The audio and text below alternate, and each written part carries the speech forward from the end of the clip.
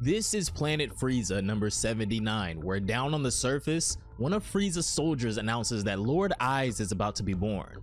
All troops nearby are called to the rejuvenation chambers. One by one, soldiers line up at the doors as the chambers swing open, and out of the room steps the son of Frieza, Aiz. If any of this sounds familiar, a few weeks ago I actually got a pretty interesting comment on a Sparking Zero video of all things that said something along the lines of, hey, I know Dragon Ball Kakami has no sign of coming back, but can you finish Dragon Ball AF? So I decided to look into this a little bit, and since I know Toyble isn't working on their version of AF anymore, it was pretty easy to locate Young Gigi's Dragon Ball AF that surprisingly has twice as many chapters now than what I covered all those years ago. Back in 2018 through 2019, I was still pretty new at all of this, but now I feel like I can give you guys a much better quality telling of Dragon Ball AF, longer than the 5-minute videos that we used to do. If you've been missing the fan manga, be sure to leave a like on the video and subscribe to the channel so you don't miss the 30+ chapters of this story that we have to go over now. And without further ado, let's hop right back into Young Gigi's Dragon Ball AF.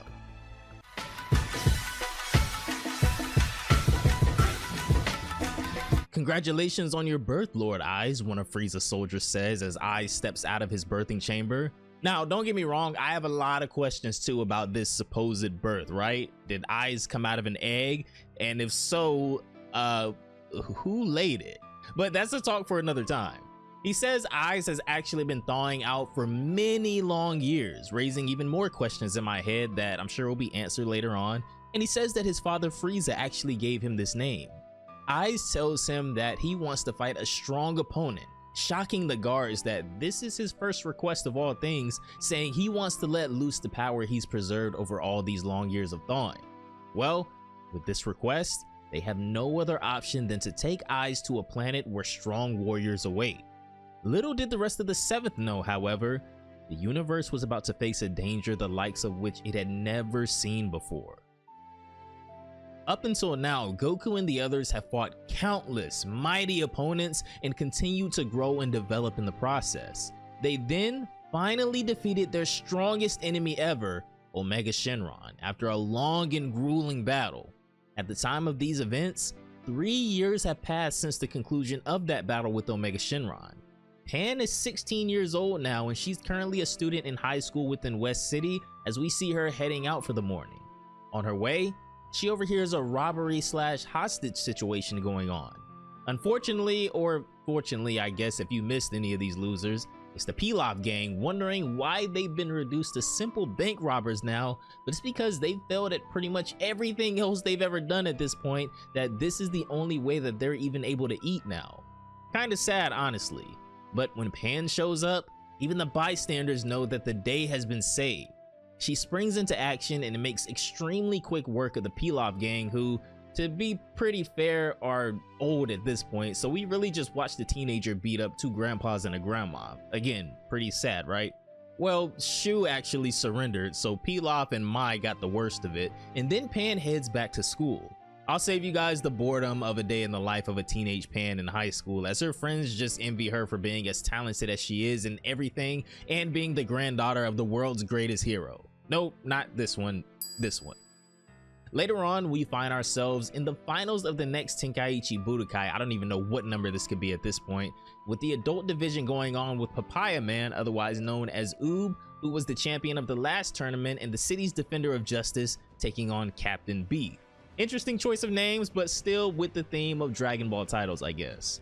I don't think I have to go into the deep intricacies of this fight for you guys to know that Oob just one-shots this guy with the same liver punch Tank gave Ryan. He's down within seconds, making Oob the back-to-back champion, garnering cheers from everyone in the crowd.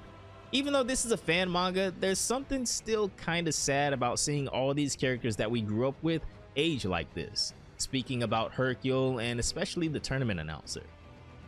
At the conclusion of the tournament, Hercule announces that Oob will actually be his successor as well, so it really does look like Oob is the future, being the successor of both Goku and now the champ himself. Back over on the random planet of strong warriors, Aiz is not amused with these weak prospects, eliminating them all one by one without breaking a sweat. And hey, does this guy look like Legic? Before Ice starts going nuclear though with his distaste for these weak opponents, the Frieza soldiers mention that maybe the Saiyan who defeated Lord Frieza could be a better match for him, the Saiyan named Goku, which catches Ice's attention. The Saiyan resides on a planet named Earth, so this is immediately the next destination for Ice and the rest of the crew. Over at Capsule Corp, Vegeta is training as usual, and he's actually reached the point where he's obtained Super Saiyan 3 as well.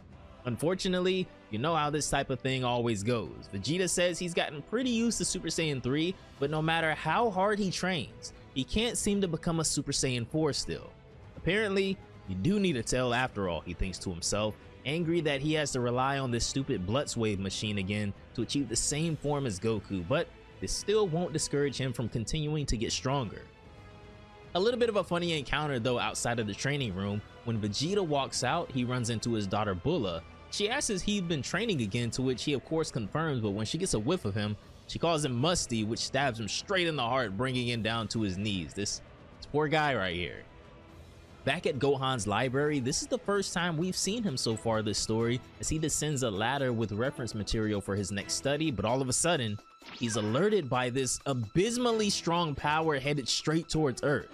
Not just Gohan though, the entirety of the Z fighters from Vegeta to Goten and Trunks and even Pan and Oob are all on edge from this massive and sinister ki headed straight towards the Earth as Aiz makes his presence known, ready to challenge Goku. Gohan drops everything, saying he's got a really bad feeling about this and heads for the landing site of the incoming ki. At the rendezvous point, Vegeta and the boys are already here, followed by Pan, Oob, and eventually Gohan being the last one to make it here, as some of these guys haven't seen each other in quite some time, notably Oob, who Vegeta takes notice of. In my own head canon, I like to think because Oob probably reminds him of Goku, but the reunion is soon broken up by the ship coming into sight and everyone getting ready for whatever or whoever awaits. To everyone's shock, this is unmistakably one of Frieza's premier ships, but the ki that they feel from on board is enough to make them all tremble. The ship flies right past everyone and lands in the distance as they remember that this is Frieza's ship. However, whoever's on board is much stronger than the Frieza they know, but they decide to pursue the landing anyway, anxious for whatever they may find. Aiz, although curious of the planet, is dead set on finding Goku at once, so they waste no time in trying to locate a large power level. All of a sudden though, their scouters pick up 6 large power levels headed straight towards them as Vegeta and the others cut them off to discover just what they're doing here. Vegeta demands to know who the hell these guys are and why they're here, and this is when one of the soldiers recognizes him as the traitor defector from Frieza Force many years ago. They then learn that shockingly, this is Frieza's son Aiz, and that he's come to this planet to kill the man who defeated his father named Goku. Coincidentally though, Aiz isn't here for revenge. He reminds me much of someone like Cell. He just wants to fight the strongest opponents he can find, which is music to Vegeta's ears as he offers to step up and take Goku's place instead. Vegeta steps up and begins transforming into Super Saiyan, and then Super Saiyan 2, and to the shock of everyone, his power keeps growing. He then transforms into Super Saiyan 3 to the surprise of everyone on the battlefield, even Aiz, as Gohan and Oob can't believe it. It's been quite a while since they've seen this form. The others stand by nervously as Vegeta and Aiz begin their battle, and at first, everything seems relatively evenly matched, but if there's one thing we know, is that this transformation is not something to rely on for the long haul. Aiz and Super Saiyan 3 Vegeta engage in such an intense back and forth that I kinda got flashbacks to Goku vs Cell in the Cell games here, with the way this battle looks like it could go either way. Eventually, Vegeta launches a massive Big Bang attack from high in the sky that homes in on his opponent on the ground, but to his shock, Aiz deflects it back into the sky. This isn't gonna be quite as easy or quick as the Z fighters may have thought, especially if Aiz is hiding even more power with the way he's able to be so evenly matched with Super Saiyan 3 Vegeta, and he hasn't powered up once, and I think that that's starting to sink in with everybody. Aiz's attitude towards all of this though is much more sadistic than they could have imagined, as he relishes every single second of this battle, saying that Vegeta is the most worthy warrior he's ever faced. For Vegeta, however, he's realizing that Aiz's power far eclipses that of Frieza's, and it doesn't look like this guy is even breaking a sweat so far. All of a sudden, a voice speaks to Gohan telepathically as Piccolo reaches out, speaking directly to him from the afterlife in his mind. He tells Gohan that Frieza actually informed him of something terrible that they all need to know. Frieza and his family come from planet Winter, where immediately after being born, and there's still no confirmation on if these guys come from eggs or not, they cover themselves with ice and enter a thawing period. The longer the thawing period lasts, the stronger the warrior being born is. He says that it seems that in Frieza's case, his thawing lasted 5 years, and for his father King Cold, 6 years. However, in the case of Ice, his thawing period was over 50 years long, 10 times that of his father Frieza, as Ice looks to finish off Vegeta and then go on to eliminate the rest of the Z Fighters, which seems quite possible in the near future without Goku. After learning how long Aiza's thawing period was once he was born thanks to Piccolo, which was 10 times the length of Frieza's by the way, Vegeta begins to fight himself by transforming into a Super Saiyan 3. In Chapter 2 of Dragon Ball AF, Down in Hell, Frieza seems pretty pleased by his son's strength as he and Piccolo watch the Z Fighter struggle against this new opponent. Looks like he's growing up splendidly. Such an adorable child, Frieza says, and even if this is how he's finally able to get revenge on the Saiyans, so be it. Back on Earth, Gohan is finally doing the math and realizing just how much stronger this guy is than Frieza, who gave them such a hard time in the past. Piccolo, however, tells him that although he has a very bad feeling about this, they shouldn't hesitate to fight him all at once together. Gohan says he understands because he also has a really bad feeling about this. Gohan tells Vegeta that they'll all help out too, but of course, Vegeta's pride would never allow him to accept help from others in a fight, so he tells them to just keep quiet and watch. Looks like Aiz is ready to continue their battle as well, with Vegeta giving Aiz his props, calling him more than capable and saying that he underestimated him at first. The fight kicks back off with Super Saiyan 3 Vegeta's speed picking up even more than before, but there's something kinda off-putting about Aiz. He may be holding his own against Super Saiyan 3 Vegeta, but it's clear one of them is exerting a lot more effort than the other. Vegeta tosses a blast at Aiz, who easily maneuvers around it and appears beside Vegeta, landing an elbow to the face. Now it's Aiz whose speed has skyrocketed more as he launches Vegeta across the battlefield and appears behind him and sends him crashing into the ground. Don't tell me that that's the extent of your power, Aiz says as he appears standing over Vegeta. If so, quite disappointed. Vegeta tells them that this isn't all his power as he gets back to his feet and makes a pretty interesting decision. I never thought I'd have to use this to deal with the likes of you, Vegeta says as he calls out to Trunks and deploys a capsule and pulls out a weapon that it's been quite a while since we've seen. Fire this at me, he tells Trunks as he tosses the Blitzwave gun at him. It's a Blitzwave generator that I had Bulma make, meaning that it's time for Vegeta to have his awakening once again. Trunks goes ahead and points the Blitzwave machine at Vegeta and fires, causing his tail to grow back and transforming him into a golden great ape. Vegeta instantly regains consciousness as like before and transforms into a Super Saiyan 4 again, shocking Aiz. That's incredible, Oob states, with Gohan and the others stunned as well. Vegeta thanks Aiz for waiting so patiently, and now he'll show him what happens when he gets serious. You're gonna regret this. Aiz admits that this is a pretty strange looking transformation, and then the two of them begin round 2. Vegeta launches himself at Aiz and shows off some overwhelming power, sending Aiz flying with a single punch and with exceptional speed, absolutely blitzing him. Next, he takes aim and fires a final shine attack at his opponent. This attack engulfs Aiz and explodes, sending a shockwave across the battlefield, and as both the Z Fighters and the Frieza Force look on in shock, thinking that Aiz may have been obliterated, once the smoke clears, however, Aiz is still in one piece, but he severely underestimated Super Saiyan 4 Vegeta, saying that there's no way he's this strong. Even the Frieza soldiers seem worried at this point, but unfortunately for Vegeta and the rest, this is nowhere near the end of this encounter. Aiz descends back to the ground across from Vegeta, with his face turning from anguish back to excitement, which throws Vegeta off. Frankly, I didn't think that you'd be this good, Aiz says, as then he admits that maybe it's time for him to get a little serious himself. Serious? Vegeta asks. Are you saying you haven't been serious up until now, with Eyes confirming? Vegeta doesn't believe him at all for some reason, but all of a sudden, Eyes' power takes a steep skyrocket. He begins to transform into this grotesque state as his body grows and morphs with horns sprouting out of his head. When he finishes, Eyes' new form looks identical to second form Frieza, but his power has gotten even more ridiculous.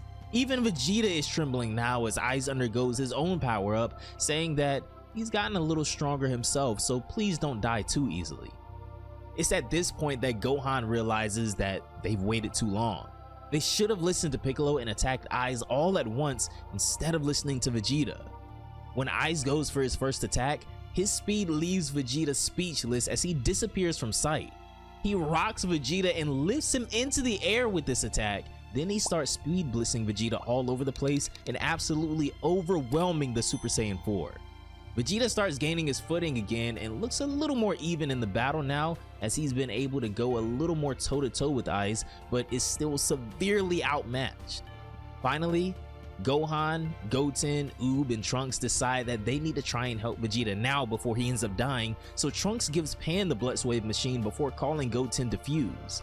Finally, we get to see adult Goten and Trunks undergo the fusion, which is something we've been waiting years for since the Dragon Ball Super superhero arc at this point in the manga, and they converge into Super Saiyan 3 Gotenks. Oob also powers up to his maximum strength and leaps into the battle with Gotenks. However, even with the two of them attacking at once, Eyes doesn't seem too worried. This is when Gohan turns to Pan, who's been contemplating this next move for the last few moments, as he tells her to fire the Blitz Wave gun at him. Pan pleads that if she does, it'll turn him into a grade 8, but Gohan tells her that it's necessary because he can't defeat Eyes the way he is now. It's an all or nothing gamble, but it's time for him to become a Super Saiyan 4 too. When Vegeta came to Earth, Gohan transformed into a grade 8, but he remembers hearing Krillin and his father's voices. Perhaps because of my Earthling blood, he goes on, I maybe have a higher chance of regaining my senses. Becoming a Super Saiyan 4 is a matter of transforming into a golden grade ape and then coming to your senses again. So when I become an Uzaru, I want you to call out to me, he tells Pan. Your voice should definitely get through to me. So she agrees and gets ready to shoot him. When Gohan gets hit with the Blitz Wave machine, he undergoes the same transformation as Vegeta as he quickly sprouts a tail and transforms into a grade ape on the battlefield. Even Eyes is taken aback by there all of a sudden being a grade 8 as Gohan starts flailing wildly and launching attacks in any which direction. This is when Pan yells out for her father to come back to his senses before he destroys everything around them, and possibly them included. However, just as he predicted, Gohan quickly regains consciousness and begins to return to his humanoid form. As everyone on the battlefield, Eyes, Vegeta, Pan, and the boys all watch in amazement, Gohan finally, and for the first time ever, transforms into a Super Saiyan 4. Now, while this may be an exciting moment for Pan, the rest of the Z Fighters, and Gohan himself, defeating Eyes as a Super Saiyan 4 is still a steep hill to climb, as we've seen by evidence of Vegeta, but Gohan is more than up for the challenge, and it even motivates Vegeta even more as well, so they all finally decide to fight together for the first time in this battle.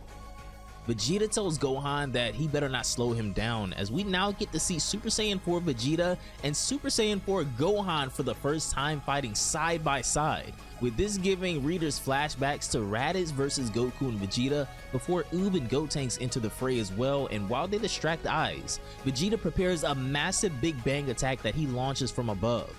Eyes catches the attack though, trying to push it back again, but this time before he's able to deflect it, Oob launches his most powerful attack, and next to him, Gotenks as well, followed finally by Gohan, launching a full-powered Super Kamehameha to end the assault as they send Eyes spiraling into a flurry of attacks that can be seen from outer space even.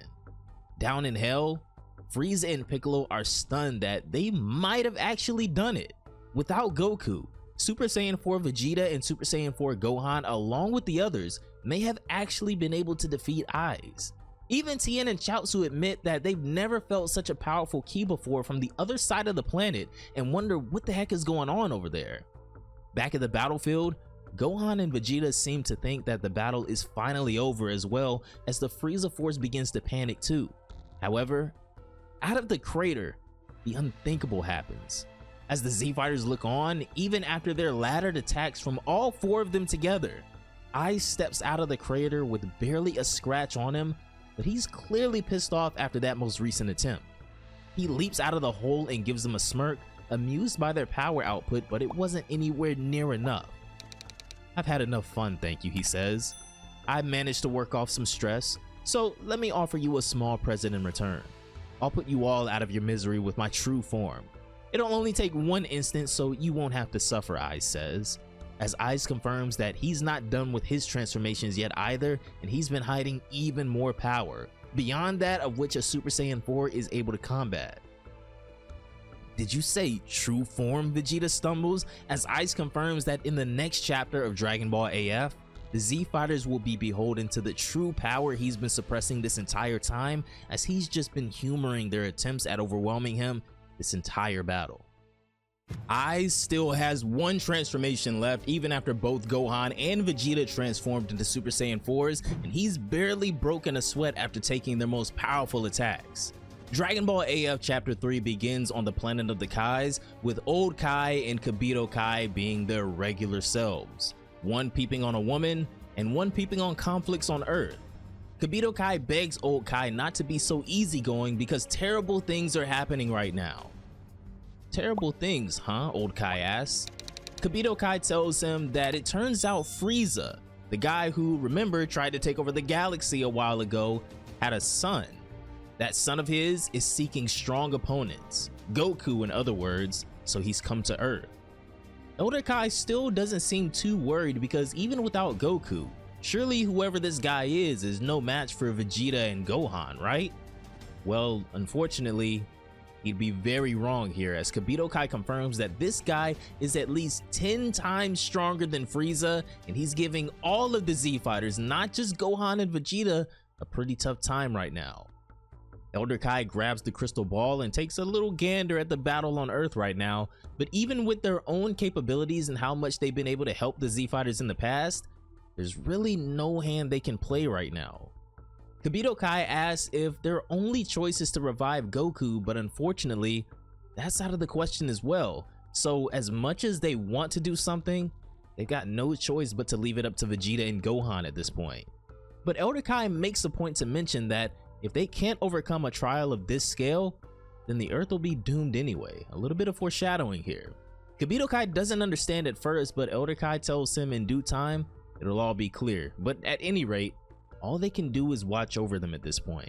So let's all watch over them and see how the Z-Fighters handle this. Be sure to leave a like on the video, subscribe to the channel for more Dragon Ball AF if you're enjoying this story, and let's hop on in. Back on planet Earth over at Kame House, Roshi couldn't have a care in the world, but Krillin and 18 can both sense massive ki clashing far off in the distance.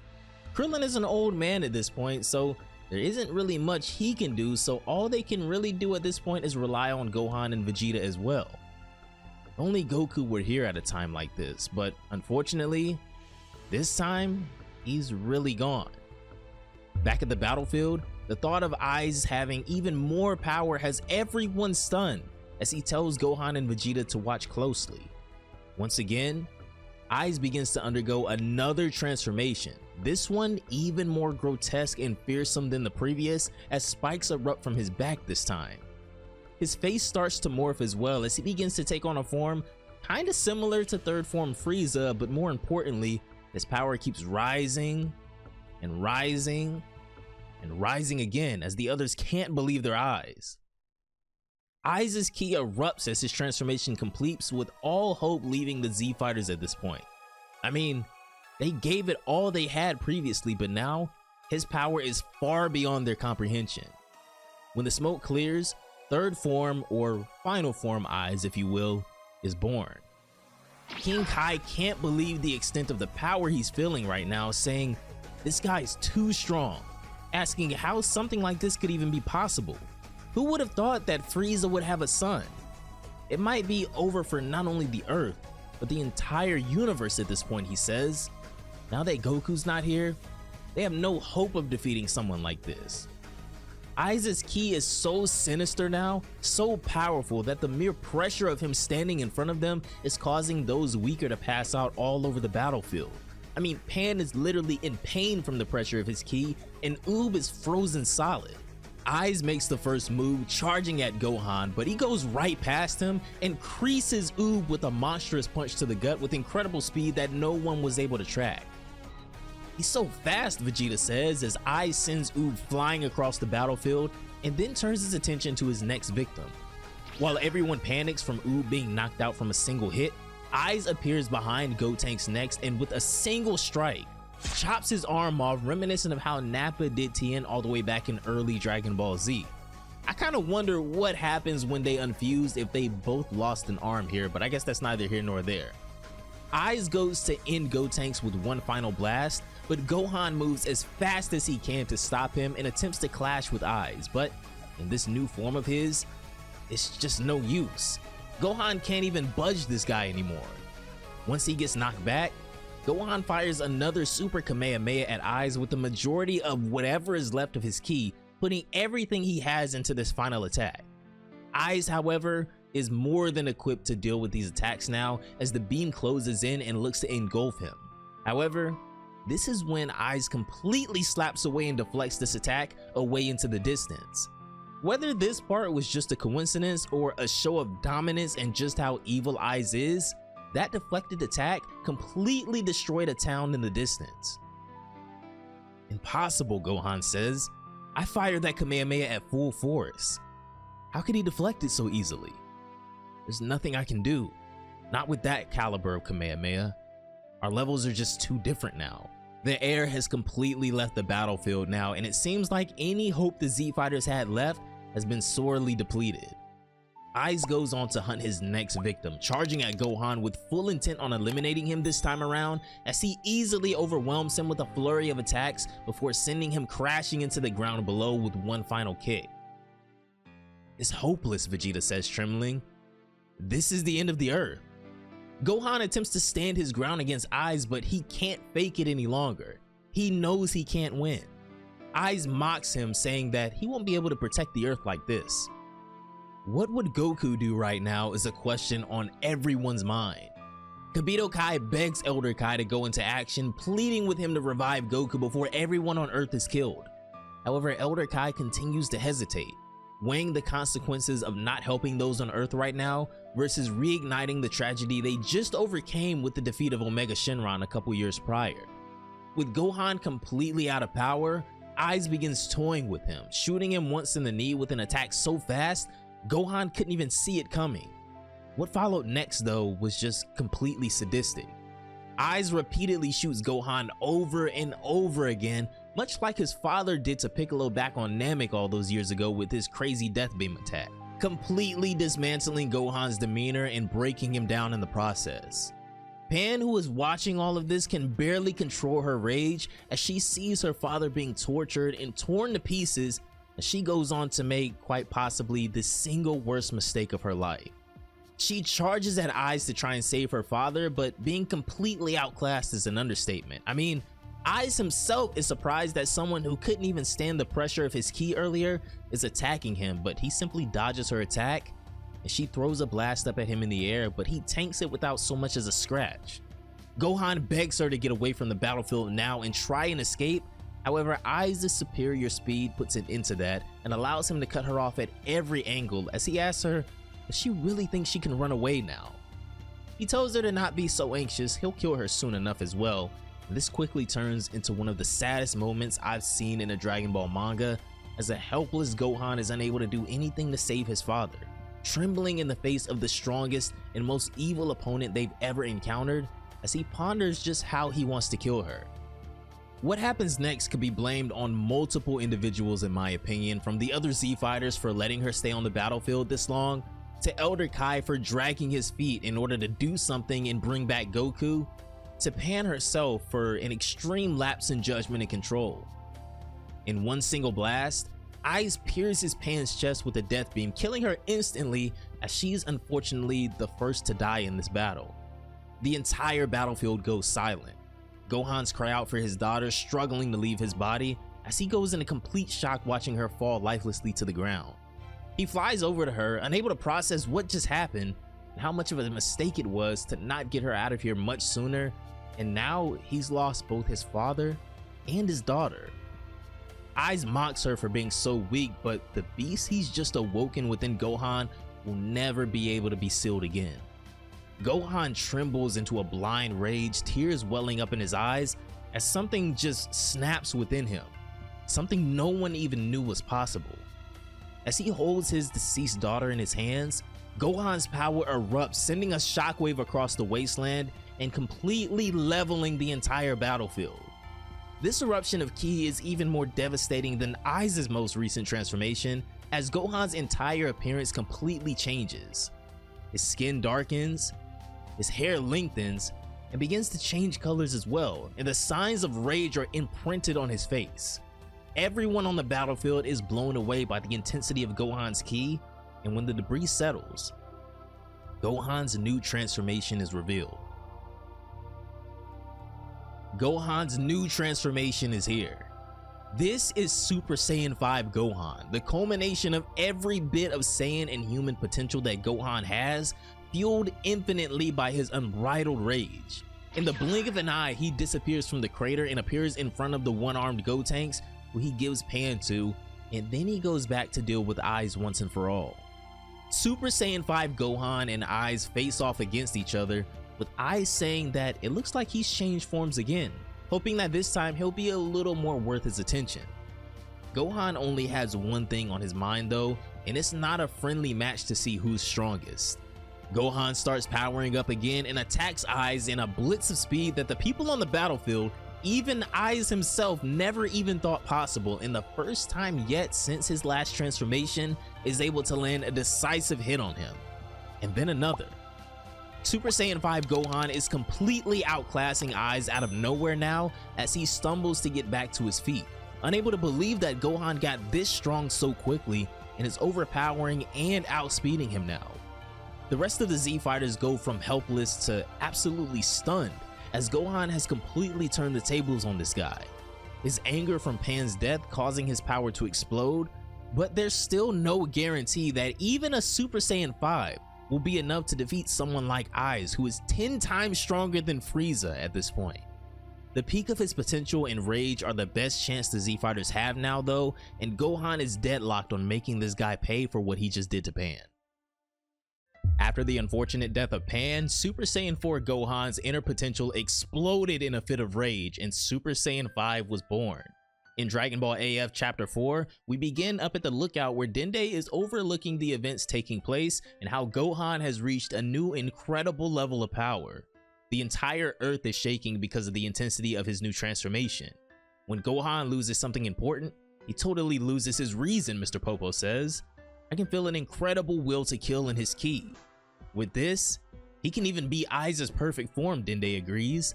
But we can't use the Earth's Dragon Balls now, so it means we can't bring Pan back to life. He takes a glance back at the Dragon Balls, wondering what would Goku do right now. Back on the battlefield, Aiz is in a panic now that Gohan's new transformation is severely overpowering him. Incredible, Vegeta says. He was still holding that much power? Gohan launches himself at Aiz again in a blitz of blinding speed and attacks him in a flurry of punches. Aiz holds his face as for the first time since his first transformation, he's actually felt pain and is driving him insane. Gohan appears above him and lands a crushing kick to the side of the face fueled by anger, sending Aiz flying into the cliffs nearby. His anger continues to spill over as Gohan powers up again, his ki constantly rising with no end in sight. Much like Dende and Mr. Popo said, the entire planet is experiencing earthquakes of devastating magnitude as all over the world, buildings are trembling and collapsing from the intensity of Gohan's power.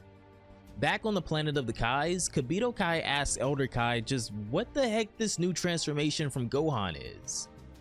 It looks like Gohan's anger released the full extent of his hidden power, he replies. This shape is what we call the Super Saiyan 5. Super Saiyan 5, Kibito Kai asks, shocked. So this is a Super Saiyan 5? so it must mean he's much stronger. Well, when Gohan forcefully became a Super Saiyan 4, his potential started to release, Elder Kai goes on. In fact, it looks like it was fully awakened by Pan's death. Kibito Kai asks that this should mean the Earth should be saved now, right? And while Elder Kai agrees that right now it seems the danger should be out of the way, this doesn't necessarily mean Earth will be without conflict. If you guys are enjoying Dragon Ball AF Remastered, consider leaving a like on the video to let me know that you guys want me to finish this story in its entirety, and don't forget to subscribe to the channel for more Dragon Ball and comic content. But without further ado, let's hop into chapter 4 of Dragon Ball AF, titled mysteriously as Goku's Whereabouts.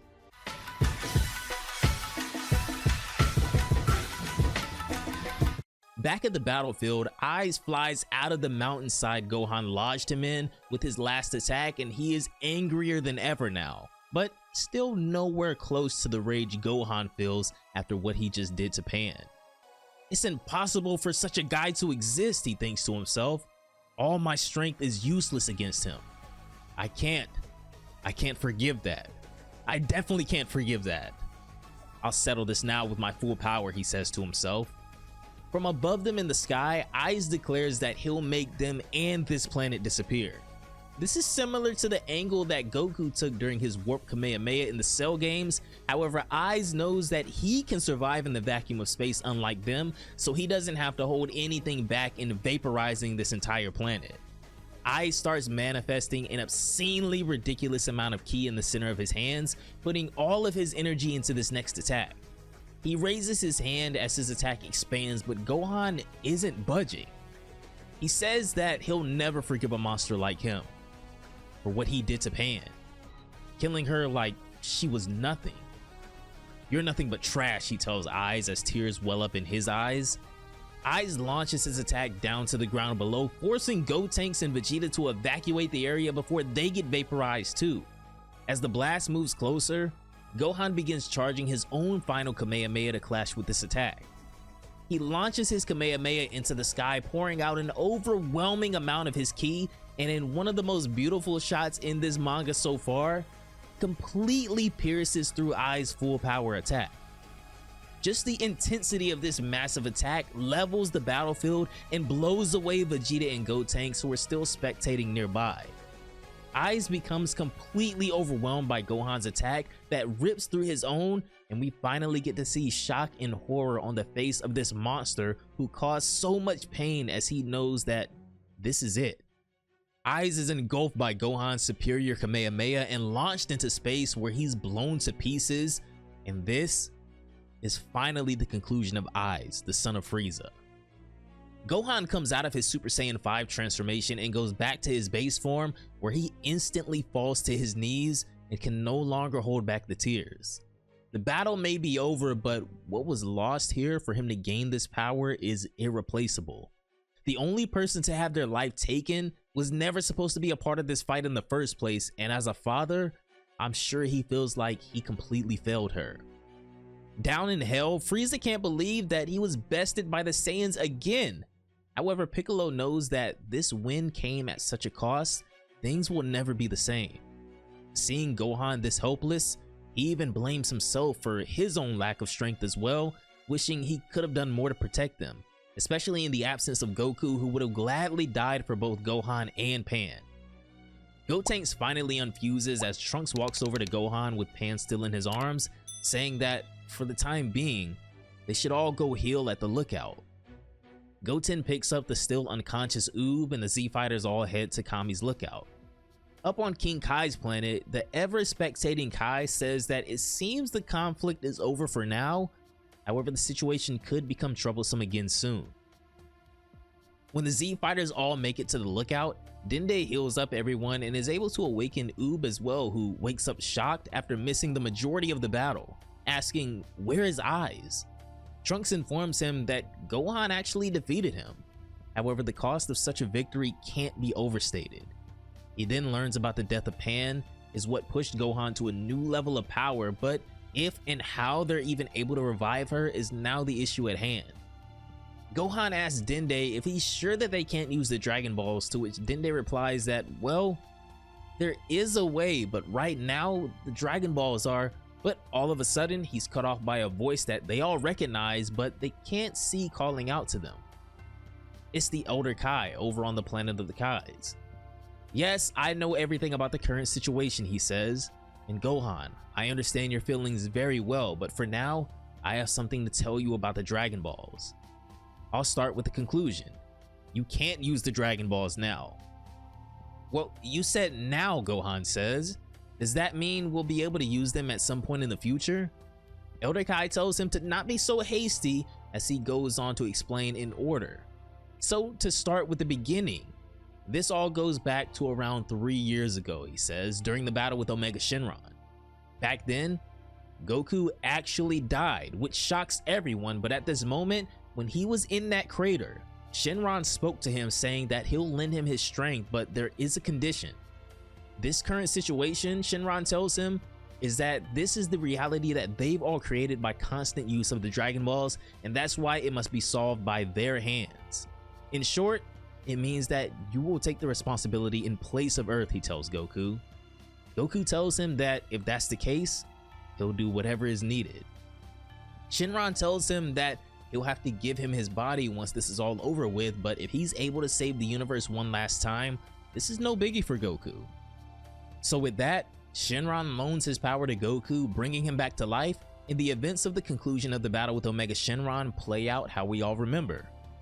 After Omega Shenron's defeat, Goku had taken responsibility by giving up his body to seal that negative energy of the Dragon Balls within himself. In short, in order to prevent the negative energy from being released again, Goku was in a constant battle using his own positive energy for all eternity. If we restore the Dragon Balls now, an evil dragon many times stronger than Omega Shenron will be released soon. And for now, you guys don't have the strength to beat that evil dragon, Elder Kai tells them. Trunks asks if Super Saiyan 5 Gohan could beat this new Shadow Dragon, to which Elder Kai replies saying that as a Super Saiyan 5, Gohan could probably beat anyone at this point. But he's afraid that Gohan isn't able to turn into a Super Saiyan 5 anymore. Not because it was a fluke or anything, but in that time, it was a miracle that he transformed because it was the first time that he was in such a state of excitation, grudge, and will to kill. He was able to transform in the first place. Now that Aiz is dead, Gohan can't just replicate that emotional state. However, Elder Kai says he has a little idea. Gohan, Vegeta, I'll train you both and then you turn into Super Saiyan 5s. You can do that? Trunks asks. I'm not entirely sure, Elder Kai responds, but I'll help you in whatever way I can. Vegeta says if the training is a success, then and only then will they break the seal on the Dragon Balls. Dende then asks if it would be possible if they could use the Namekian Dragon Balls to revive Pan, but Elder Kai swiftly replies that it's impossible to do so. Porunga is much stronger than Shenron, meaning that the negative energy released by the wishes from him would also be much stronger, and there's no doubt that if we use them again, an evil dragon would be released, far stronger than the ones released on Earth. The truth is, I'm already reluctant on restoring the Earth's Dragon Balls. However, with the situation being what it is, it's not like I can stop you from doing such either. Moreover, I don't want to put such a burden on Goku's shoulders alone. A pretty demanding journey awaits them all, as Elder Kai says that it's now the trial for all Earthlings. This time around, they all have to surpass their limits, not just Gohan and Vegeta, because this will take the best from all of them. Vegeta demands to become a Super Saiyan 5 as soon as possible and for Elder Kai to start training them immediately. However, Pan is still dead, and Gohan would like to at least let the rest of their family know what happened. So Kibito Kai suggests that maybe Vegeta can begin the training alone at first if Gohan needs a bit more time. He comes to retrieve Vegeta and the two of them leave while Gohan, Oob, Goten, and Trunks head back down to Earth to inform everyone of what's about to happen next. Back at Gohan's house, he unfortunately has to break the news to Videl and then Chi-Chi as well, in one of the saddest moments this Dragon Ball timeline has experienced since the departure of Goku for good. The next day, however, Gohan and the others begin their training in order to restore the Dragon Balls, as Gohan says that he'll do whatever it takes to bring his daughter back. In other words, Elder Kai's training is about to begin as soon as Gohan arrives alongside Vegeta, as they prepare to unseal Goku and the Dragon Balls after 3 years, bring Pan back to life, and defeat whatever dragons are released from this negative energy. Pan is dead. Super Saiyan 5 Gohan destroyed Eyes, and now, in order to bring her back, the seal has to be broken on the Dragon Balls, and that means releasing all of the negative energy Goku gave up his body to fight 3 years ago, releasing a Shadow Dragon far stronger than Omega Shenron this time. After Gohan and Vegeta left with Kibito Kai to go train and become Super Saiyan 5s, Oob, Goten, and Trunks start their training together at the lookout. For the time being, Trunks says that he and Goten should continue recovering after the battle with Eyes, so Oob can begin training on his own if he wants. And by the way, I didn't catch this previously, but it seems like neither of them lost that arm after they infused in the battle either. Goten really doesn't seem like he wants to rest, but Trunks tells him that he has a secret plan for their training, so no worries there. Not something to be shared now, however, he'll tell them all about it later. But as for right now, it's time to get to work. So, all 3 of the boys start their training, working harder than they've ever worked before, training night and day until they nearly pass out.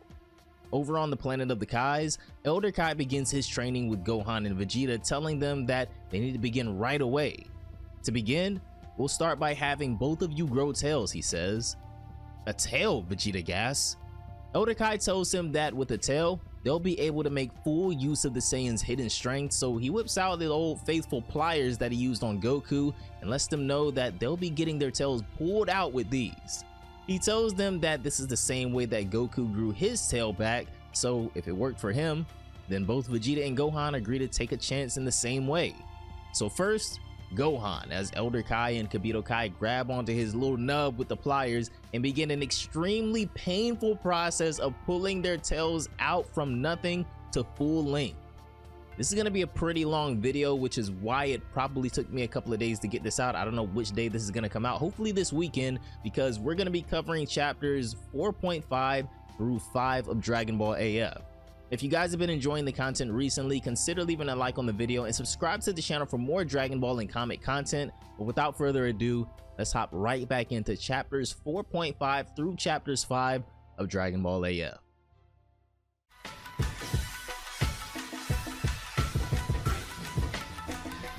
Two days have passed since Gohan and the others started training in preparation for unsealing Goku and the Dragon Balls, when all of a sudden, new opponents have now arrived on Earth. Out of a rift in the dimension, 2 demons emerge into Universe 7 who we've never seen before and who have never seen this part of reality either. So this is Earth. What a noisy place, one of them says as they listen to the hustle and bustle of a city below. Marble says as this is the first time he's ever heard sounds like this. He prepares an attack that kind of reminds me of something the Bojack gang would have pulled off and completely obliterates the town down below. And when I say obliterate, there is nothing left. No destroyed buildings, no debris, nothing. Just a perfectly symmetric crater in the ground. What a magnificent destructive power as usual, Chiyoko says to Marble, who finds a special kind of joy in bringing destruction to this new realm as he tells Chiyoko that they should make this place their new home. Immediately thanks to that attack, all of the Z-Fighters are alerted that a new threat has arrived on Earth. Even Gohan and Vegeta can feel this insane ki all the way on the planet of the Kais. This evil ki puts the boys on high alert, but since they're the only ones here, it seems like things are up to them right now, so Oob, Goten, and Trunks leave right away to meet this new threat. Besides checking on the place of the attack right now, I don't really know what to do, Trunks says. But they have to do something before the damage to the planet extends and gets even worse. Over on the planet of the Kais, it seems like Kibito Kai actually knows who these guys are, as he calls him the king of the Makai or demon realm, Marble, saying that after Deborah's death, he's the demon who became king of the Makai. From what I saw, I can tell he possesses a strength several steps above Deborah. Recently, he was quite quiet, even in the Makai or demon realm. So why did he attack all of a sudden, Kibito Kai says. Maybe they should go back to Earth to help, but Vegeta isn't buying it. He says that they don't have to go. Against opponents of this level, the others should be more than enough. This is good training for them too, he goes on. Rather than having to rely on the 2 of them every time something happens, those guys have to learn to do something on their own. "We'll stay here until we finish what we came here for," Vegeta says, with Elder Kai agreeing, saying that this is indeed a test. There are consequences to using your strength whenever the Earth is in danger. Gohan hesitates for a moment, but eventually he agrees with them and decides to stay, letting Oob, Goten, and Trunks handle this one themselves. Back on Earth, Marble and Shioko are preparing to continue the destruction, but before Marble is able to launch another attack, Trunks and the others finally catch them off guard in time to stop his next attack as they all land in front of the two of them. "I don't know who you are, but I'll never forgive those who damage my planet," Trunks says. These demons are a little different than ones we've seen before in the Dragon Ball franchise though, being uniquely obsessed with the sounds and telling the Z Fighters that they're not interested in anything they have to say, but if they want to interfere then they'll have to fight. So, simultaneously, Oob, Goten, and Trunks all power up, going full power and transforming into Super Saiyan 2s, getting ready for battle. These two demons, Marble and Shioko, appear out of nowhere from the demon realm looking to expand their home, but Goten and Trunks are now tasked with protecting the Earth and themselves along with Oob, with their first test of their training starting here.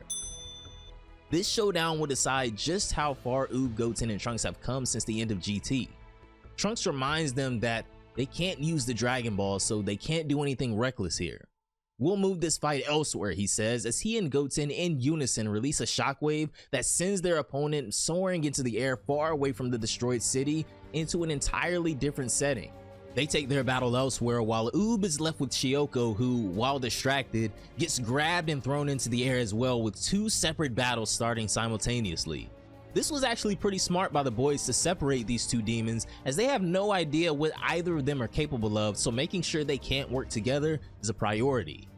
In a separate wasteland, Marble admits that he underestimated the boys, saying that perhaps he was a little too naive dealing with them initially. Anyway, time to get started and finally reveal who these two guys are. Both Goten and Trunks are taken aback at Marble's ki, as it sends chills down their spines. Goten saying that this is the first time he's ever felt a ki this unpleasant. It's far different than most opponents they faced before. Marble raises his arms as Goten and Trunks ready themselves, and he attacks, launching himself at both of them. Marble surprisingly seems to have no trouble handling both Super Saiyan 2 Goten and Trunks, putting them on the back foot, and he even begins catching them off guard, disappearing with incredible speed and then appearing behind Goten. He kicks Goten in the side of the head, nearly knocking him out before appearing beside Trunks next and crushing the side of his face with an elbow. Both of them are shaken but still conscious as Marble lands between them and sends a shockwave that sends them in opposite directions, similar to a move we saw Goku use on planet Namek versus the Ginyu Force.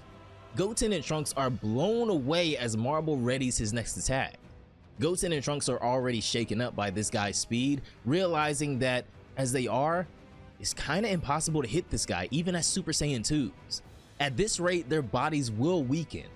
Marble says that he caught them, although there's no clear indication of exactly what he means, but all of a sudden, Goten and Trunks feel something constricting their movement. This is when they find themselves in some type of weird cubic fixture restricting their movement as Marble looks to end them with this next attack while they're vulnerable. He blasts them with a massive explosion that devastates the area around them and quite possibly them too, as the entire wasteland erupts in destruction. Over on the planet of the Kais, Gohan and Kabuto Kai are distraught as it looks like the boys may have been defeated, with even Vegeta getting angry that it looks like, as always, Goten and Trunks have neglected their training. Gohan begins to ask if they should maybe go back and help, but Vegeta stands firm in this being a wake-up call for them. Let them be. If they're worth anything, they'll figure it out and overcome this just as he, Gohan, and Goku always have before them. But to ease Gohan's nerves a little bit, he reminds them that they haven't gotten serious yet, so it's fine.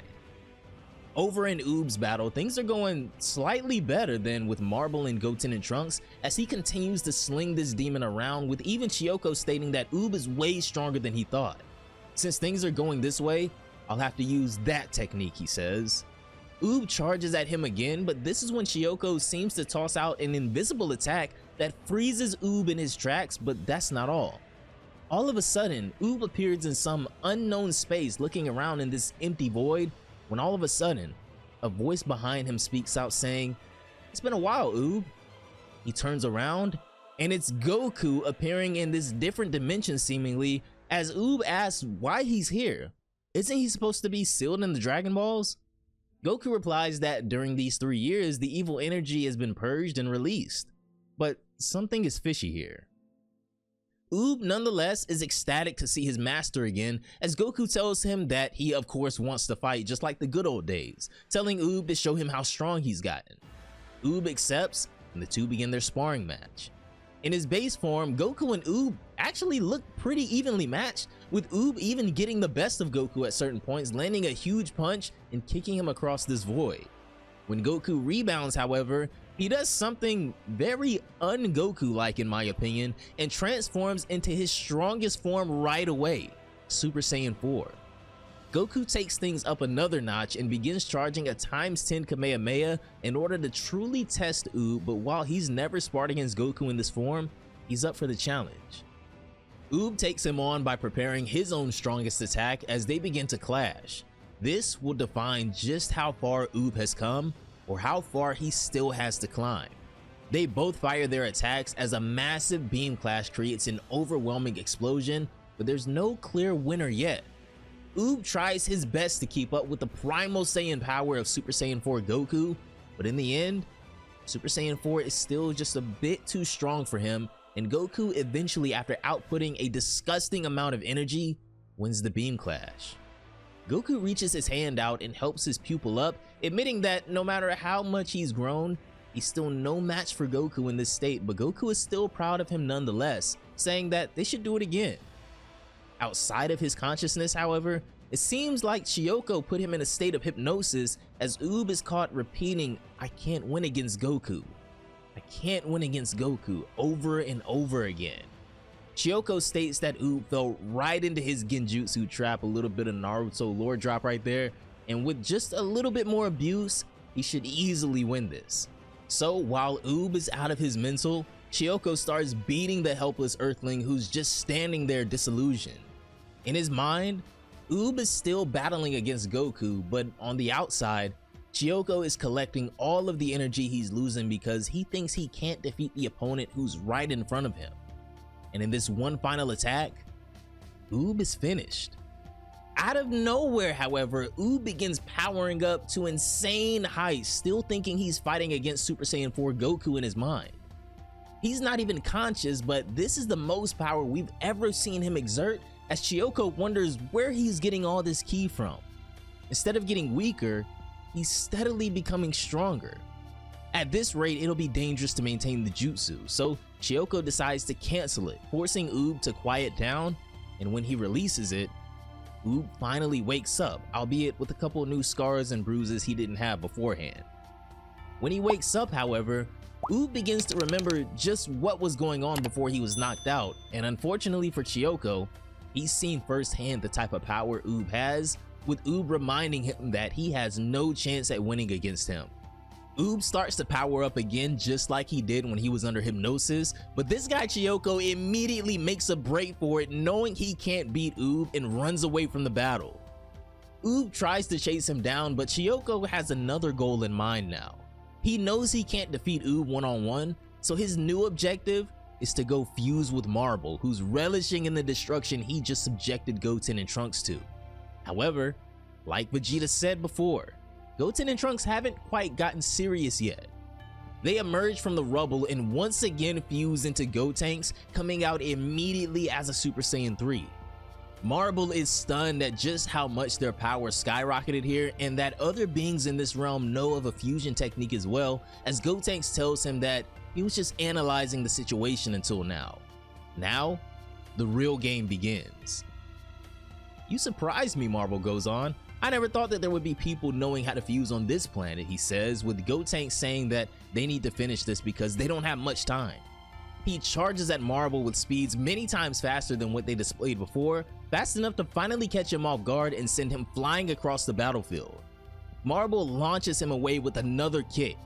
Gotenks, however, then locks him up in a galactic donuts volley, trapping him in his Ultra Boo volley attack. He tosses him into the air and then spikes the trapped demon down into the ground, making an absolutely massive crater. Marble comes out of the crater angered at the embarrassment Gotenks just put him through, as even Gotenks is surprised that this guy is still kicking, saying he's certainly a tough one, tougher than they imagined at least. Well, even you won't survive this one, Gotenks says as they start preparing their strongest attack. Marble thinks to himself that he didn't expect Gotenks to be this strong, but he still has a trick up his sleeve as well. All of a sudden, Chiyoko enters the scene, still running away from Oob, who is right behind him. Chiyoko brags that although they did pretty well, they can't win against the both of them together. Oob tells them there's no point in bluffing. They've already both been overpowered. But this is when Marble and Chiyoko show them their true power and what they've been really hiding up their sleeve. The two demons fuse together in a flash of blinding light that blinds Gotenks and Oob as they feel the frightening combined power of these two merging before us. This new form is far more terrifying than fighting the two of them separately, both physically and their ki. This is the demon's true form, as he says that he'll be delighted to show them the real difference between their strength now. He charges at Gotenks with speed even greater than what Marble showed prior and catches the fusion off guard with a devastating punch, and then Oob is stunned at their opponent's new speed as Gotenks is barely able to dodge the next attack, but Marble appears over him and sends him flying into the ground. His strength and speed are incredible, Oob says, shocked and frozen from the intensity of this new fused demon strength, but Gotenks still has one last trick up their sleeve. Over on the Supreme Kai's planet, Gohan and Vegeta are at their wits' end and finally decide that maybe they do need to go back to Earth and save the boys after this new fusion is proving a bit too strong for them, as Vegeta tells them it's time to go. However, this time, it's Kibito Kai telling them to just wait a little longer, because he senses that Gotenks is okay, and depending on what he does next, this could turn everything around, so they decide to have faith in the boys once more and watch for just a little longer. Out of the rubble, although slow, Gotenks gets back to his feet as Marble says that they may have made fun of them until they fused, but because they were much stronger than they anticipated, they had to go all out as well. I've slowly gotten bored of this fight, so let's put it into it. The real fun starts now, Marble says, but Gotenks looks oddly unbothered, cracking his fists and stretching his neck. In that case, we'll fight serious too, he says. Marble is a little confused on what they mean by that, but this is when Gotenks takes something out of his belt. He says that he wanted to use this against the evil shadow dragons, but it looks like they need it now. He takes a capsule out of his belt and reveals that he had the Blitzwave gun this entire time, tossing it to Oob and telling him to shoot them with the Blitzwaves immediately, as Marble watches confused but slightly amused as well. What the? Is that a small model of the Blitzwave generator? Gohan says, shocked, as Vegeta says that if they're trying to become Super Saiyan 4s, they better not fail, or else this whole thing is gonna be even more of a mess. Oob fires the machine at Gotenks and becomes a Great Ape, as Marble, Oob, Gohan, and Vegeta all watch in shock and amazement, waiting to see if they'll really pull it off. But just like Gohan, probably because of their human blood, it seems like Gotenks has an extremely easy time getting back under control as he reduces himself back to his humanoid form. As a red tail appears and the lining around their eyes indicate, when the smoke clears, the impossible just happened. Thanks to their planning and quick thinking, Super Saiyan 4 Gotenks, for the first time ever, is finally born. And this is absolutely amazing. Everyone is shocked to see that they actually did it. They pulled off the unthinkable. Gotenks actually became a Super Saiyan 4 damn near easier than Gohan at this point, as he says that this is their final trump card and now it's time to begin the final round. After being shot with the Blitzwaves and turning into a Great Ape, Gotenks regained his consciousness and unbelievably transformed into a Super Saiyan 4. Standing across from the fusion of Marble and Chiyoko, the spectators are in awe as one shock after another happens. Marble says that their sound and shape changed, but their power still doesn't match theirs. Gotenks admits that this transformation puts extreme limits on their fusion, so they have to finish this in a blink. Gohan and Vegeta are shook over on the planet of the Kais, wondering how these two became Super Saiyan 4 out of the blue like this when they've only trained previously for a few days. This is when we get a flashback to 2 days ago at the lookout where Oob, Goten, and Trunks are busy training their asses off. This is the hardest I've ever seen these two fight. They're really taking this seriously, knowing that Gohan and Vegeta are doing their part, so they have to do theirs as well. This is chapter 5 of Dragon Ball AF. It's been a month since we've entered the Room of Spirit and Time, Trunks says, as they take a moment to catch their breath. We finally managed to become Super Saiyan 2. I think it's about time to go on with our secret plan. Now that you mention it, you talked about it before we came here, Goten replies. What on earth is the secret plan? Trunks takes out a capsule and shows him the Bloodswave gun. It's the same one Vegeta used, as Goten instantly starts connecting the dots, realizing what Trunks had up his sleeve all along as he tells him, that's right, they're gonna become Super Saiyan 4s as well. They call over to Oob and ask him to help them out, saying that they're gonna use the Bloodswave to turn into a golden Great Ape. Trunks then says that he wants Oob to fight them while they're a Great Ape until they regain consciousness, and since he's give or take as strong as the two of them fused together, he should be the perfect training partner. Step 1 is for them to fuse. So Goten and Trunks then fuse back into Gotenks, and Oob readies the Bloodswaves machine to turn them into a golden Great Ape. All of a sudden, Gotenks absorbs the Bloodswaves and turns into a giant raging golden Great Ape, as even Oob, who has seen this numerous times already, is amazed at how powerful their ki is in this state. But if he can't handle a fight like this, there's no way he can win against a Shadow Dragon stronger than Omega Shenron, so this training means as much to him as it does to Goten and Trunks trying to become Super Saiyan 4s. As I said before, Oob is probably around as strong as Gotenks, so he holds his own against the Great Ape, and eventually we can assume that he overpowers them and brings them back to full consciousness. Unfortunately, no sign of Super Saiyan 4 yet. He asked Goten if he was still conscious when he became a golden Great Ape, with Goten confirming, but he says that he couldn't move his body voluntarily. If we're not fully conscious, we can't become a Super Saiyan 4. All of a sudden, Trunks has a breakthrough, realizing what they may have been missing this whole time. A call. He says that during the fight with Eyes, Pan kept calling Gohan's name, and because they have mixed Earthling and Saiyan blood, the likelihood for them to regain their sense is much higher than Goku and Vegeta's, much like Gohan. That's why they'll ask Oob to call out to them. If they can grab that chance, they'll certainly become Super Saiyan 4s eventually, right? Long shot, but still worth a try. So over the next few days, Oob, Goten, and Trunks continue their training. Oob versus the Great Ape over and over again as the journey to become a Super Saiyan 4 continues, and then, after that third day, something amazing happens. After calling out to Gotenks during another grueling training session, Super Saiyan 4 Gotenks was finally born. Finally, the results of their training had paid off. They finally mastered Super Saiyan 4. In the present day, Gotenks charges at Marble to try and hurry and end this before the time limit runs out on their fusion. Right away, despite what Marble thought prior, he easily starts to overpower him with ridiculous speed and strength.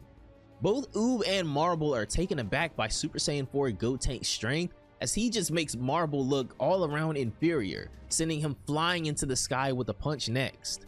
Then, Gotenks starts forming a familiar hand sign, putting his fingers into the formation of a burning attack as he takes aim and then fires a ×10 burning Kamehameha at their opponent. One of the most beautiful shots of the entire manga so far, in my opinion, as, young Gigi is just showing off at this point. But this attack completely devastates Marble. Gotenks and Oob maybe begin celebrating a bit too early though. Don't worry, because if you also thought this was finally over, you aren't alone. Over on the planet of the Supreme Kai, Gohan and the others also jumped the gun a little bit, but Marble isn't dead yet. Out of the smoke from that giant explosion, although he's in terrible shape right now, Marble is still very much alive, albeit barely. Gotenks is shocked that he was able to survive their most powerful attack, and unfortunately, used up the majority of their ki and reduced their fusion time drastically as well, causing them to separate before they could finish their opponent. A very similar situation as with what happened with Gogeta and Omega Shenron. Unfortunately for Goten and Trunks, Shenron isn't there to lend them their power and save them. The only silver lining, however, is that Marble is in just as bad a shape as they are. This is when Oob steps in between them, tagging in for the rest of the battle, saying that he'll be Marble's next opponent from now on. Oob says that Marble has taken far too much damage to be able to defeat him now. Oob wastes no time and begins charging his strongest attack, looking to completely wipe out Marble for good this time with a super Kamehameha, as Trunks and the others look on desperately. Marble tries to use the rest of their strength to combat Oob's next attack with his remaining ki, as the two engage in one final clash to decide who will be the victor for the showdown. Oob's full power is still untapped, and one of the greatest mysteries still remaining in Dragon Ball, as he reaches deep down and utilizes depths of his own strength he never even thought possible at this point. He says that it's clear Marble's power has dropped drastically over the course of their battle, but he won't hesitate to do what he needs to do to protect the Earth, and with one overwhelming force of ki, he blasts Marble to nothingness, leaving nothing but a crater from his attack behind, sealing victory for the Earthlings once again, as Goten and Trunks can finally celebrate. Gohan and the others can finally celebrate as well over on the planet of the Kais, ecstatic that the boys were able to prove themselves without their help, but Vegeta isn't too impressed and wants to get back to training right away. The boys then head back to Kami's lookout to heal up and rest, but even though they've reached new heights and managed to save the Earth without Goku and the others, their greatest tests were still yet to come. Back at the lookout, after the boys are all healed and rested, it's time to get back to work, as Trunks admits to Goten that during the fight with Marble, even after all the training they did, their bodies still seem to be pretty out of shape. That's probably also the reason why we were only able to maintain our Super Saiyan 4 transformation for a short time. From here on, they agree, let's just focus on recovering our basic strength, so they get back to training as hard as they physically are able to pretty much immediately. Nearby, instead of only focusing on his body though, Oob meditates, thinking to himself that during the battle, a mysterious power came out of him, but he wonders just what the heck that was. Somehow, it felt really nostalgic to him. There must be some unknown power I've yet to realize, he says. Only I could draw out that power by training more and more. Over on the planet of the Kais, Gohan and Vegeta have finally completed the process of having their tails dragged out of their bodies by force. It took quite a while, but it's finally done. But that's only the first step of their training. Now, they have to actually begin that training, so Elder Kai tells them that the next step is for them to be able to voluntarily transform into Super Saiyan 4. This is the part of the training where Vegeta is actually pretty far ahead of Gohan, who has only had a single instance of transforming into a Super Saiyan 4 and a Super Saiyan 5. Vegeta goes ahead and transforms into a Super Saiyan 4 with no problem whatsoever, saying that as long as he has a tail, he knows the trick to transforming into a Super Saiyan 4. So since he's actually a bit ahead of Gohan and Gohan still has to be able to transform into a Super Saiyan 4 at will, Elder Kai goes ahead and explains the next part of their training to them. First of all, Gohan, he begins, you need to transform into a Super Saiyan 4, and Vegeta, you'll go into emotional control training. Elder Kai says that he'll put Vegeta under a spell, and if he's able to break it on his own, then he'll have passed the training. By the way, while this spell is affecting someone, I can't cast other spells, he goes on, so this works out pretty well with Gohan having to work on firstly transforming into a Super Saiyan 4. He says that overwhelming rage and murderous intent will be necessary to trigger a transformation into Super Saiyan 5. That's why if you're able to control your emotions, you should be able to transform.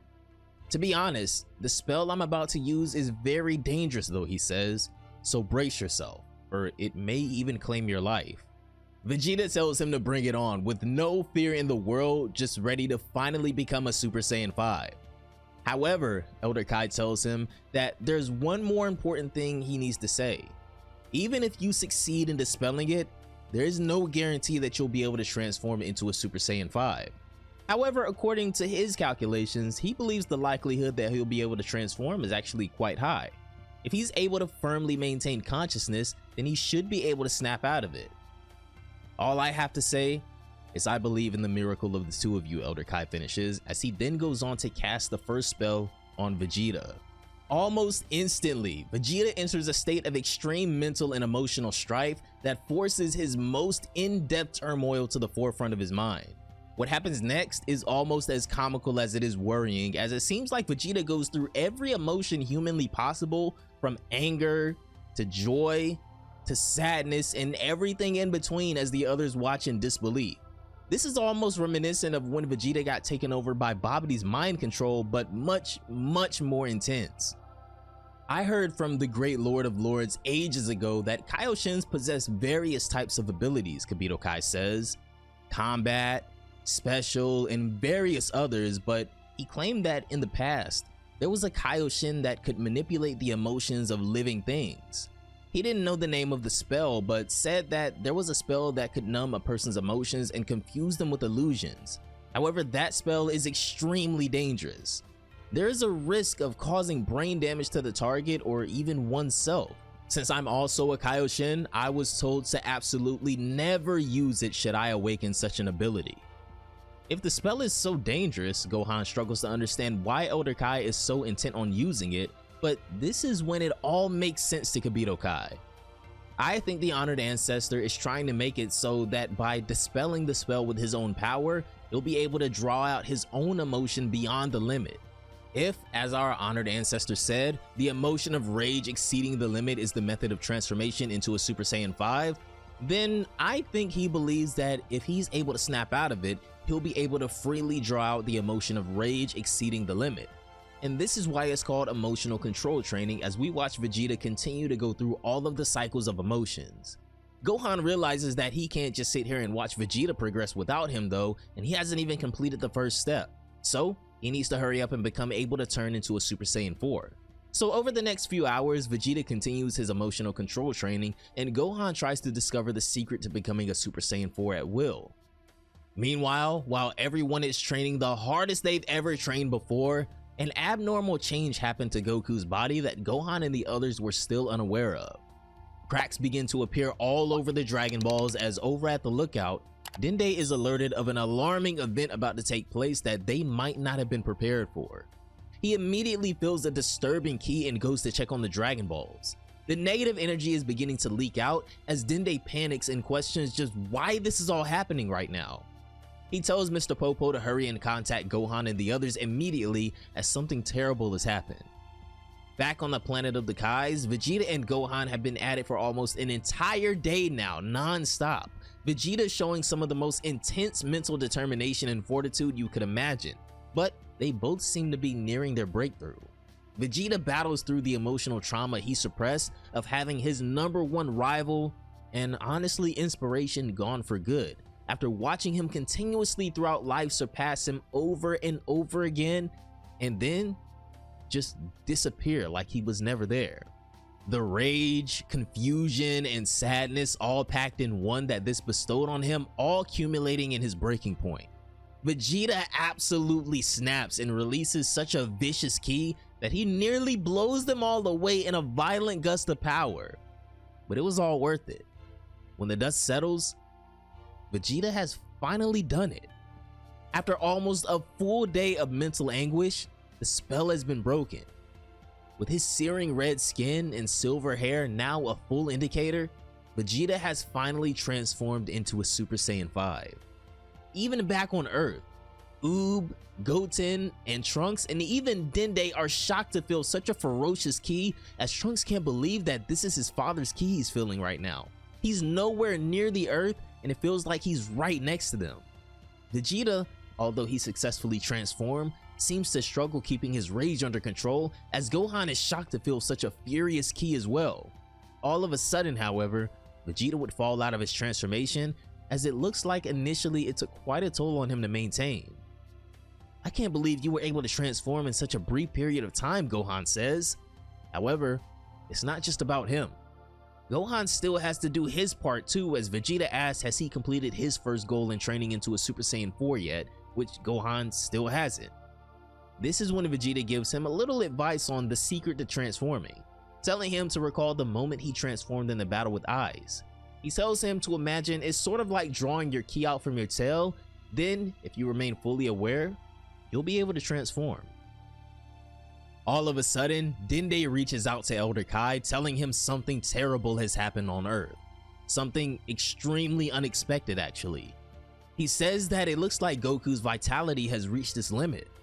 Elder Kai and the others start freaking out, demanding to know exactly what this means, so Dende explains that during these past 3 years, Goku has been holding back the negative energy from overflowing by continually releasing his own positive energy, but that seems to have a limit. It seems that Goku's vitality didn't last because the evil energy was just more powerful than expected. Probably, I think Goku's vitality will only last for another 3 days, he tells them, as their training timeline just became a hell of a lot shorter than expected. In another 3 days, Goku will be completely overtaken by the evil energy, and the seal on the evil dragon will also likely be done. So, this means they've only got about a day left to finish training and undo the seal ahead of time, or else Goku's very being will be in danger. So at this point, it can't be helped. Gohan must master transforming into not only a Super Saiyan 4, but catch up to Super Saiyan 5 Vegeta as well within the remaining day. First, he needs to transform into a Super Saiyan 4, then he can take his shot at dispelling the emotional training spell. This has all been a lot on Elder Kai over the past day as well, so Kibito Kai heals him while Gohan tries to heed Vegeta's advice and put himself back into the state he was when he transformed against Aiz. Like Vegeta said, imagine gathering ki from your tail and maintain full awareness. His face begins to change, and a different type of power than what we've seen him tap into before begins to emerge as the ever-talented Gohan transforms into a Super Saiyan 4 at will, finally for the first time ever, with a little help from Vegeta, of course. However, they don't have much time to celebrate this achievement though, with their time being of the essence now, so they get started with the next part immediately. Elder Kai casts a spell on Gohan, who, just like Vegeta, begins going through a vicious cycle of various different emotions, but maybe, just like the Super Saiyan 4 transformation, maybe this will be slightly easier for him because of his mix of Saiyan and human blood. Time continues to pass as the Z Fighters train as hard as they can to get everything they're able to out of these last few hours, hoping that Gohan is able to beat the clock as almost 24 hours have passed now. Vegeta reassures Kibito Kai though that with the powerful sentiment Gohan already possesses, he should be able to transform soon enough. The sheer anger, sadness, and determination of losing Pan is more than enough to keep Gohan laser focused on his goal of overcoming this spell and becoming a Super Saiyan 5, as he recalls the same emotions he felt during the battle with Aiz. And just as Vegeta predicted, within the next few moments, Gohan will return to being a Super Saiyan 5 as well. Soon after, Gohan and Vegeta would join the others at the lookout to confront this challenge that awaits them, as now that their training has been a success, it's time to break the seal on the Dragon Balls. Gohan does the honors, and with no objections, he summons Shenron, effectively breaking the seal on the Dragon Balls and Goku, as a thick black smoke emerges from the cracks of the Dragon Balls, and at last, the seal has been undone.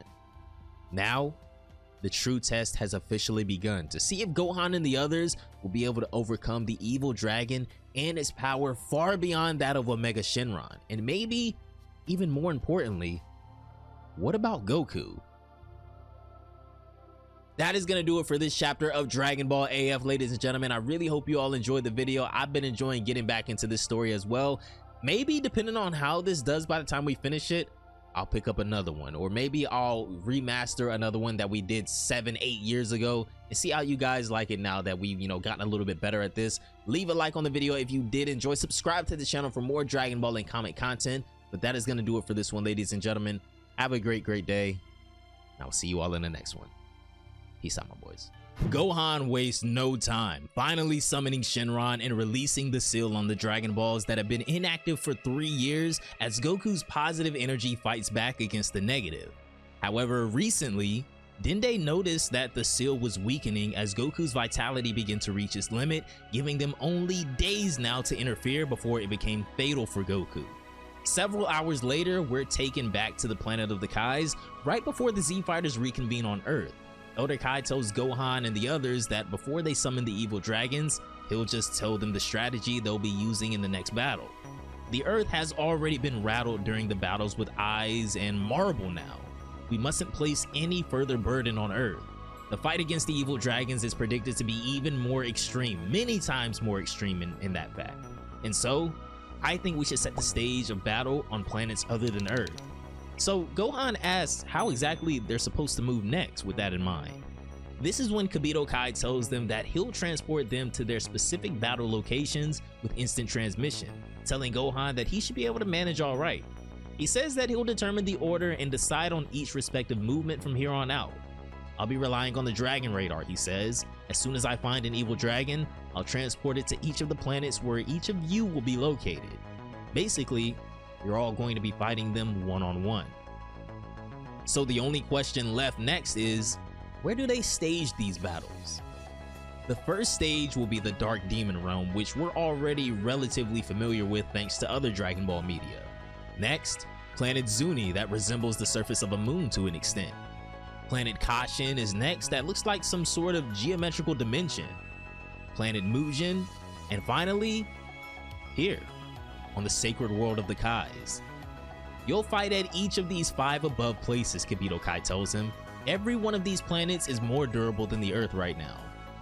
Gohan wonders why only 5 places when there's supposed to be 7 evil dragons, right?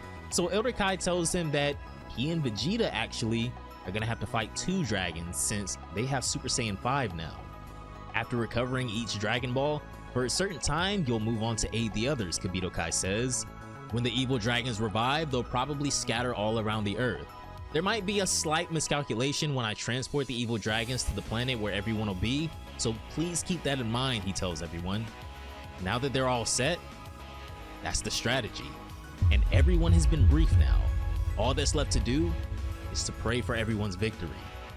And with everyone set to go, their training finally completed. This takes us back to the present day where the seal has been broken and the evil energy from the Dragon Balls has been released. Welcome to Chapter 7 of Dragon Ball AF, guys, and I've been seeing that you all have been increasingly enjoying each and every chapter that we do. I have a lot of stuff to do over the holidays, and I'll probably come back and make a pretty big announcement soon. So if this is my last video for a few days, don't worry, I will be back and we will finish this story and keep grinding out other games like Squadra and Sparking Zero as updates come along. But without further ado, let's hop right back into Chapter 7 of Dragon Ball AF. With the seal on the Dragon Balls being undone and a new, much darker looking version of Shenron appearing, the Z Fighters all take a collective gulp as they're in it now. There's no turning back, but hopefully they've acted soon enough to also save Goku. Dark Shenron awakens and the first thing he does is spit something out of his mouth. On the ground of the lookout, we see that it's actually the body of Goku that he spit out, to the shock of everyone as Gohan rushes over to check and see if he's still alive or not. Thankfully, he is still breathing. He's just unconscious and, funny enough, still in his kid form even after all this time. The dragon admits that Goku was indeed a thorn in their side, and finally they've been released from him as well.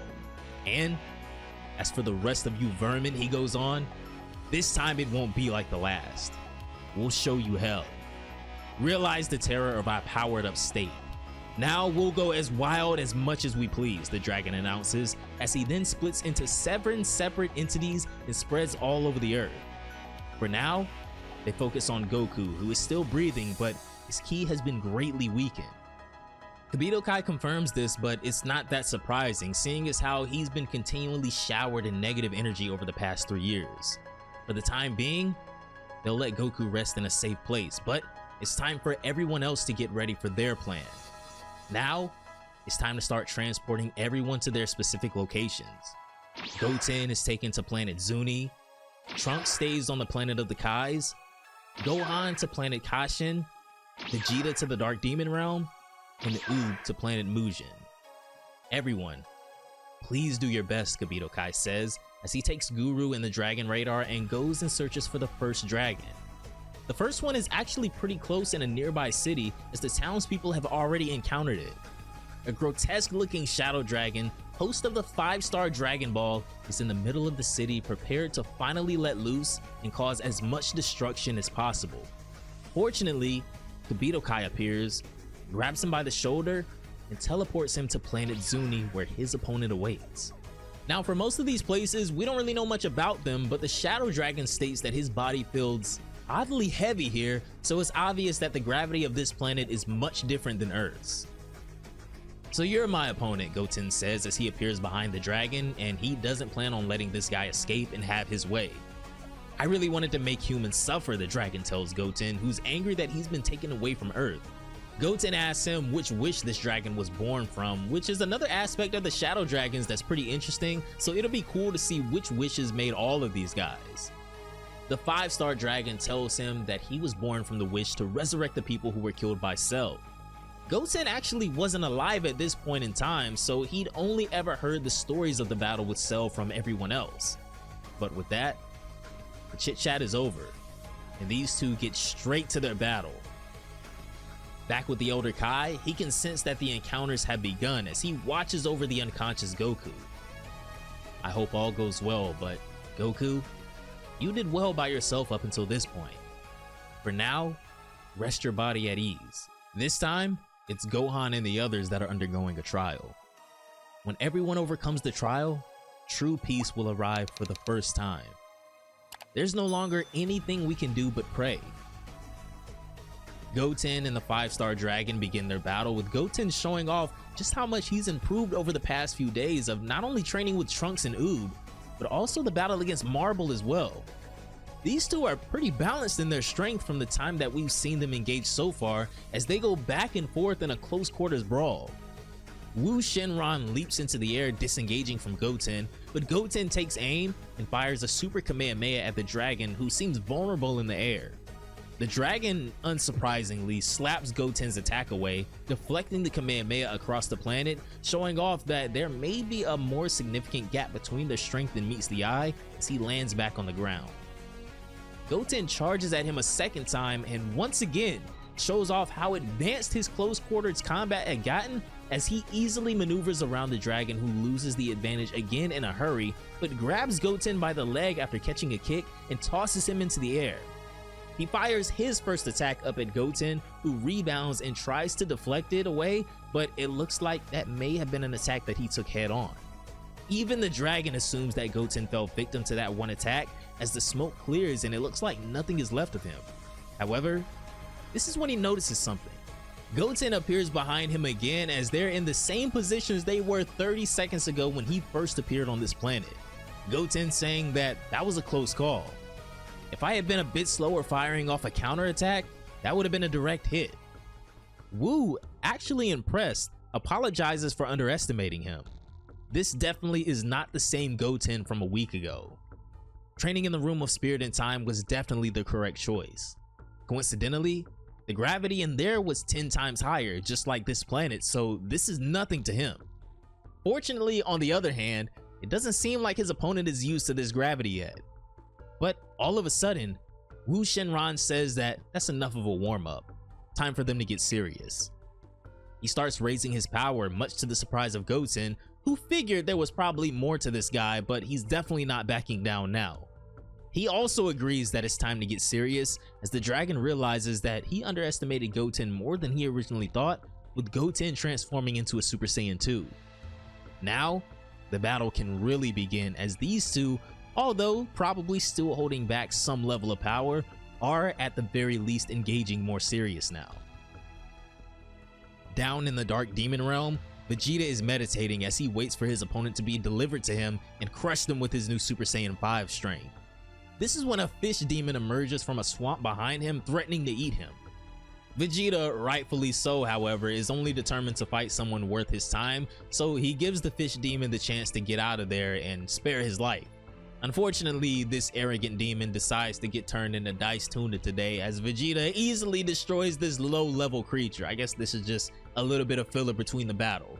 An extremely gruesome way to go, but I mean, hey, Vegeta did kind of give him a chance, right? Back at the battle between Goten and Wu Shenron, these two are absolutely going at it, as this clash has become even more vicious than before. The dragon picks up the pace and leaps behind Goten, finally landing a punch and sending Goten flying across the battlefield and crashing into the ground below. However, It's gonna take a lot more than that to end this version of Goten. He leaps back into the air and powers up again as he gets ready to fire another attack at the dragon. Goten starts preparing another super Kamehameha, this time much stronger than the last, in order to get some type of leverage over the Shadow Dragon if he can overpower him. Instead of trying to deflect it though, Wu Shenron gets ready to clash it with his own attack. As Goten fires his attack, the Shadow Dragon fires a pretty massive flame ball at him, the both of them firing off a ridiculous amount of energy at each other. When the two attacks collide, a massive power struggle begins. I mean, just look at the size difference between these two attacks. However, Goten's training and being a Super Saiyan 2 is allowing him to really hold his own here, no matter how strong this new Shadow Dragon is. He refuses to lose here, fighting tooth and nail to overpower this opponent, channeling not only his brother Gohan, but his father here as well, refusing to disappoint them as Goten gives it everything he has. As these two forces pour an outrageous amount of power, a massive explosion erupts from the collision. The smoke and debris settle to display that these two, Goten and Wu Shenron, are dead even. No one could overwhelm the other, even with their strongest attacks clashing. Goten knew this would be a formidable foe, but after all of this training, he's surprised that he's having such a hard time with him.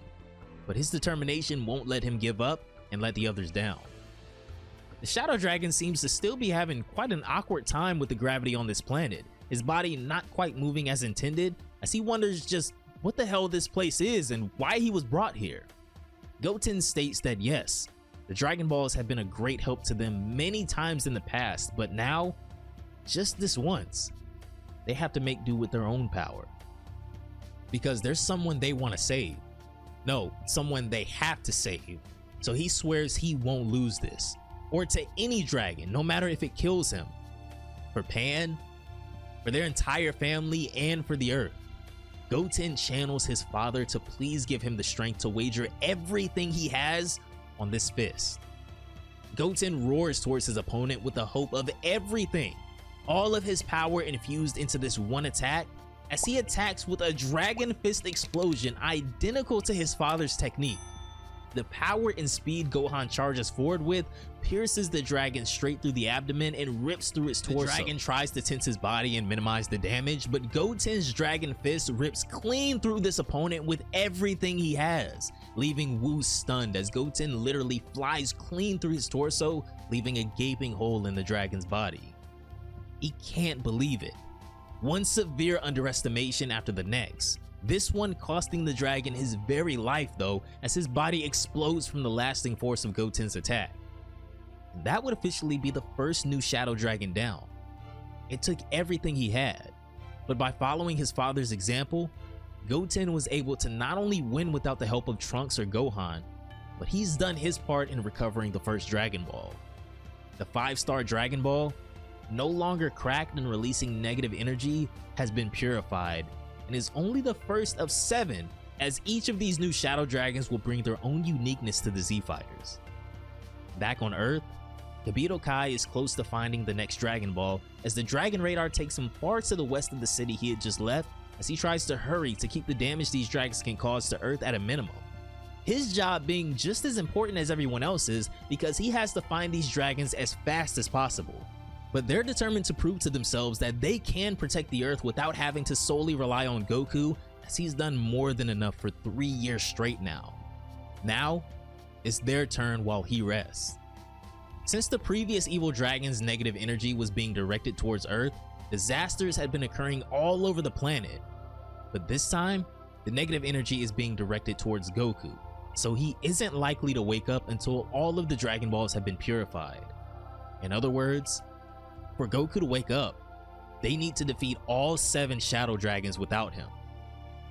Goku's vitality is already nearing its limit, Kibito Kai thinks to himself. We have to purify the negative energy as soon as possible or Goku will be in grave danger. This leads us to our next encounter, over on the planet of the Kais. Trunks senses that Goten has done it. As he expected, Goten was able to safely defeat his opponent, and next, it's his turn as he awaits Kibito Kai's arrival with the next Shadow Dragon.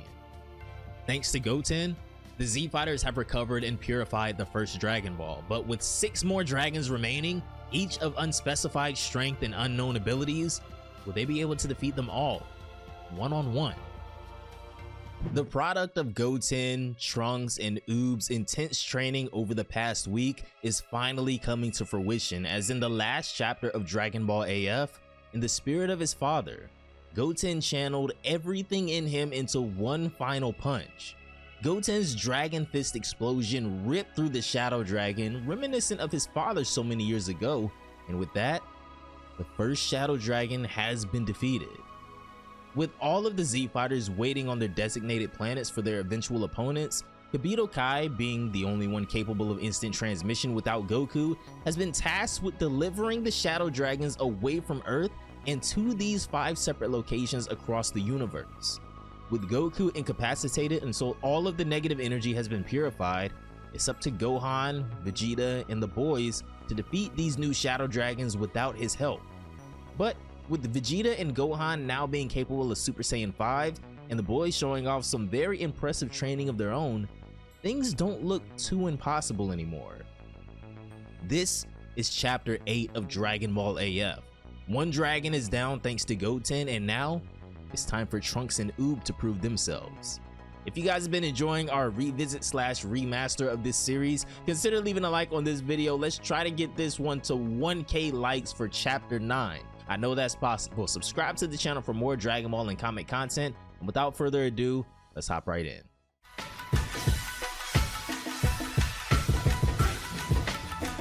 After the defeat of Wu Shenron, Kibito Kai is back on Earth, moving as fast as he can to locate the next dragon before more damage can take place. Down below on the ground in a nearby city, the next Shadow Dragon is already terrorizing humans, as they can be seen scattering away from this dragon who's kinda built like a sumo wrestler. He says that tormenting humans is the best feeling ever, as he charges up a massive attack to level the city and kill everyone nearby.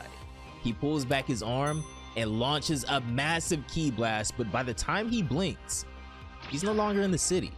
He's been brought to the planet of the Kais. He turns around and is met by Trunks, who is patiently awaiting his arrival. Trunks introduces himself and declares that this will be where the dragon's grave is. Did you say grave? Know your place. I'll shut that mouth of yours soon enough, the dragon tells him. Trunks acknowledges that this guy probably went pretty wild on Earth, and with the amount of time it took him to get here, I won't forgive you, he says. I'll defeat you for certain. I better hurry up and get out of here so I can get back to tormenting those Earthlings some more, the dragon replies, which angers Trunks. He instantly starts powering up as his power explodes, creating a massive crater beneath his feet. Even the Shadow Dragon is shocked at Trunks' power up as his ki erupts, casting a blinding light over the battlefield. And when the dust and wind settle, Trunks, much like Goten, has undergone his Super Saiyan 2 transformation. I happen to be in a hurry myself, so bring it on, Trunks tells him. I'll just say this, the only way you're getting back to Earth is over my dead body. The Shadow Dragon, of course, takes no objections to that, saying that he won't be fooled by Trunks' deceptive change in appearance. But this dragon seems to have a pretty deceptive appearance of his own, as his first move happens at a speed so fast that Trunks is caught off guard and unable to track him. The dragon appears behind Trunks and elbows him in the back of the head, nearly knocking him out, sending him stumbling across the battlefield, and before he can regain his footing, uses his insane speed once again to jump in front of him and gives him an uppercut. Finally, he finishes his combo by delivering a crushing palm strike to Trunks' torso that stuns him and sends him soaring across the Supreme Kai's planet through many hills and mountains. Over on planet Mujin, Oob has simultaneously been introduced to his opponent, as well as Kibito Kai is beginning to pick up the pace a little bit. The 6-star dragon stands before him, as Oob is pretty much just kind of looking into this guy's belly button that holds the Dragon Ball, as the dragon asks, wasn't he just in a different place? Oob is stunned by this guy's size and appearance, as there has to be something up with this guy's abilities. I mean, he just now took notice of Oob. Oob tells him that he bears no grudge, but he has to defeat him to protect the Earth. This dragon seems to be a little more stunted than the other ones we've been exposed to, for lack of better words, as he doesn't seem as naturally destructive and harmful at first, and it's kind of messing up Oob's flow. He's been pumping himself up to get ready to destroy some evil, and this dragon is a lot more innocent than he was prepared for. Listen up, Oob tells him. We're putting our lives at stake to wage battle for the Dragon Balls, right?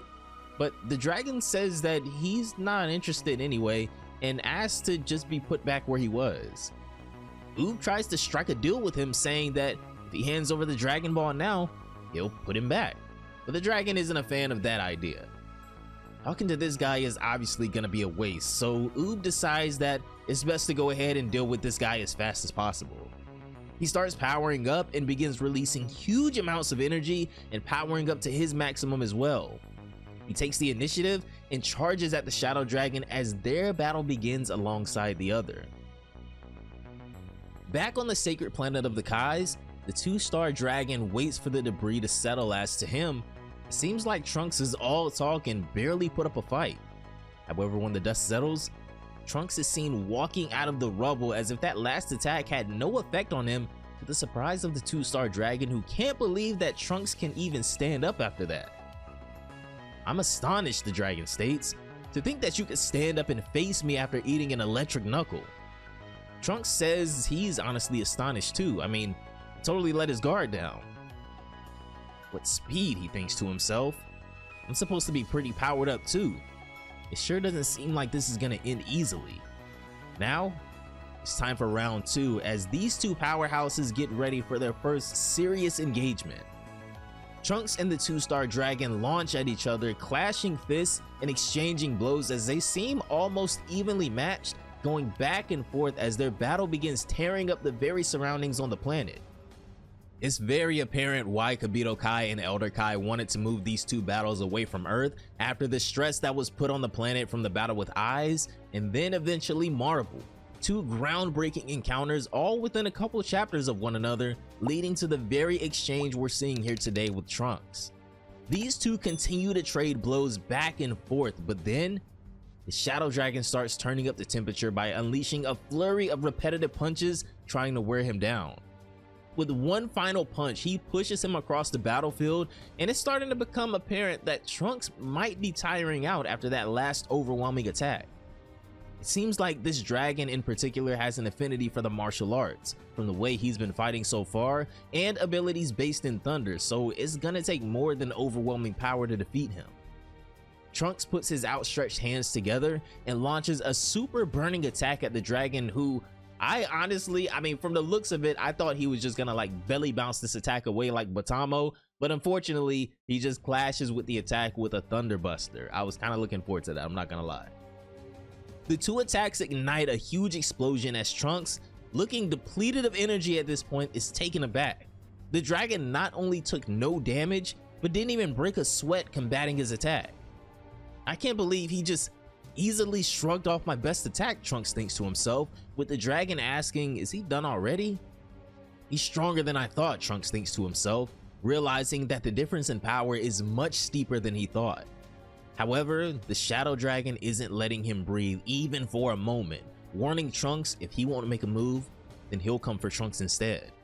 He launches himself at Trunks and punches the ground beneath him, creating a massive crater underneath him, putting Trunks on defense now.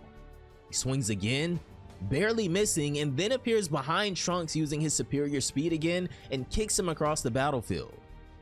But Trunks once again gets back to his feet, with it quickly becoming clear that he has to have something more up his sleeve, since he and Goten trained together and Goten had his own secret weapon as well. Over in another realm, Elder Kai is spectating the battle with Trunks on the Sacred World, impressed with his strength now.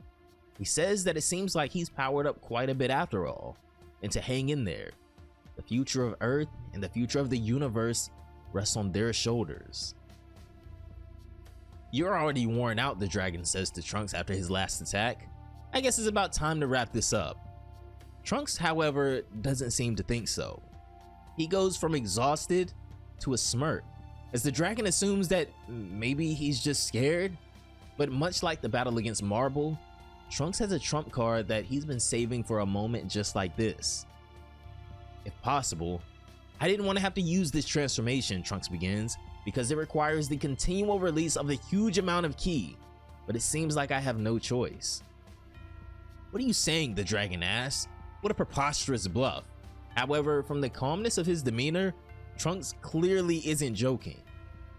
Before I show you how serious I am, I want to ask you one thing, however, Trunks says. When the hell were you born from the negative energy? The dragon smirks and says that he was born from the negative energy when the wish of those known as Pilaf, Shu, and Mai to make them just a bit younger was granted. Funnily enough, Trunks just barely recognizes those names, saying that he thinks he heard those somewhere, but whatever. Let's just get this started, he says. I'm gonna show you how serious I really am right now. Trunks begins powering up, but not in a normal sense. The power he's releasing now sends a shockwave throughout the galaxy. His ki output begins to reach alarming levels that not only shock the Shadow Dragon, who asked for this mind you, but over in the Demon Realm, Vegeta smirks after feeling that large ki from Trunks, noticing that it's his son undergoing this game-changing transformation. It seems he's finally trained seriously, he comments. However, the evil dragon or whatever also seems to be more powerful than we envisioned. Even on planet Kashin, Gohan can feel Trunks' ki as well, as even he's astounded that this is the result of the boys' training. They've grown so much.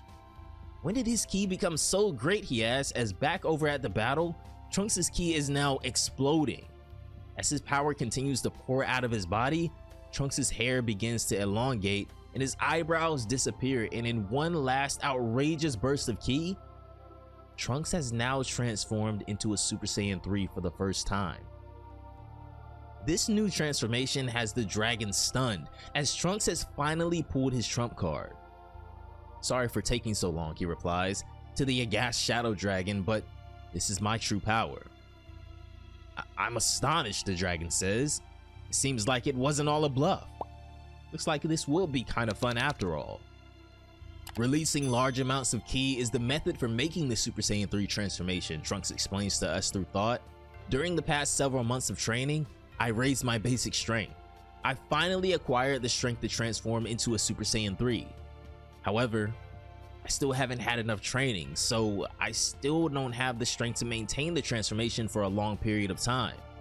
If the fight gets drawn out long enough, I'll lose the opportunity for victory, and with that, the final battle begins with Super Saiyan 3 Trunks charging at the Shadow Dragon. This time, his power is completely overwhelming as he has the upper hand, landing punches and kicks that absolutely deck the Shadow Dragon. Finally, he fires a blast that the Shadow Dragon clashes with his own thunder attack as this battle reaches its final chapter.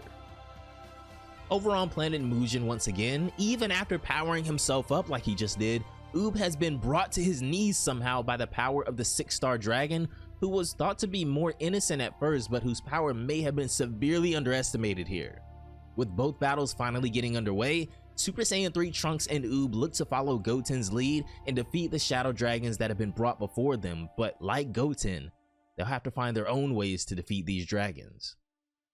Goten shows off a new technique, Trunks finally unveils his new transformation, and now it's Oob's turn. Over on the planet of the Kais, after personally bearing witness to the greater than expected power of the evil dragon, Trunks transformed into a Super Saiyan 3 as a last resort. Trunks continues his onslaught against the Shadow Dragon with his new overwhelming power, landing a sinking kick to the gut and punching the dragon in the face. Trunks is just absolutely hammering this guy with overbearing power thanks to Super Saiyan 3, but in the back of all of our minds, there's still the threat and worry that he won't be able to maintain this form for much longer with how much ki he's outputting. Trunks continues unleashing a barrage of attacks on him, and in one final crushing punch, nearly pierces through him. The force of Trunks' full power punch almost knocks the dragon out and sends him skidding across the battlefield. What's with this guy, the dragon thinks to himself, panicked.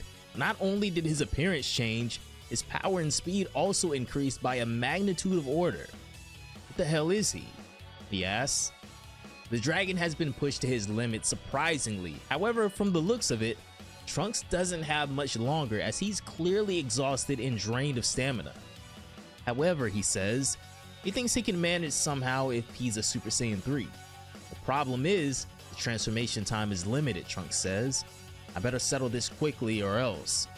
I'll settle this at once, he says, as it seems like Trunks' next attack is gonna be all or nothing.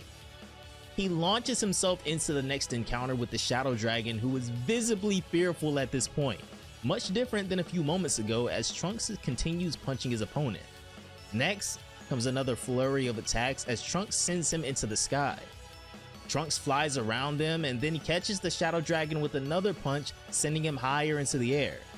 He chases him higher into the air as the dragon recovers. However, Trunks flies around him, completely dodging the dragon's counterattack, but Trunks' movement is kind of akin to the boost Goku receives while using Kaioken, as he's just zipping all around this guy now, ping-ponging him all over the battlefield. He takes aim down into the rubble where he just sent the dragon and charges up a massive Buster Cannon, pouring as much ki as he can into this attack, trying to finish the battle as soon as possible, but is this going to be a mistake remains to be seen.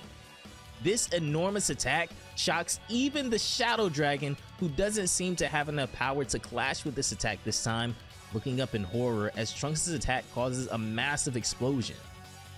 This is it. Trunks put everything he had into that last attack, and now he's completely exhausted. He starts to panic as he begins losing power at an alarming rate, and before you know it, Trunks has lost his Super Saiyan 3 transformation, returning back to his base form.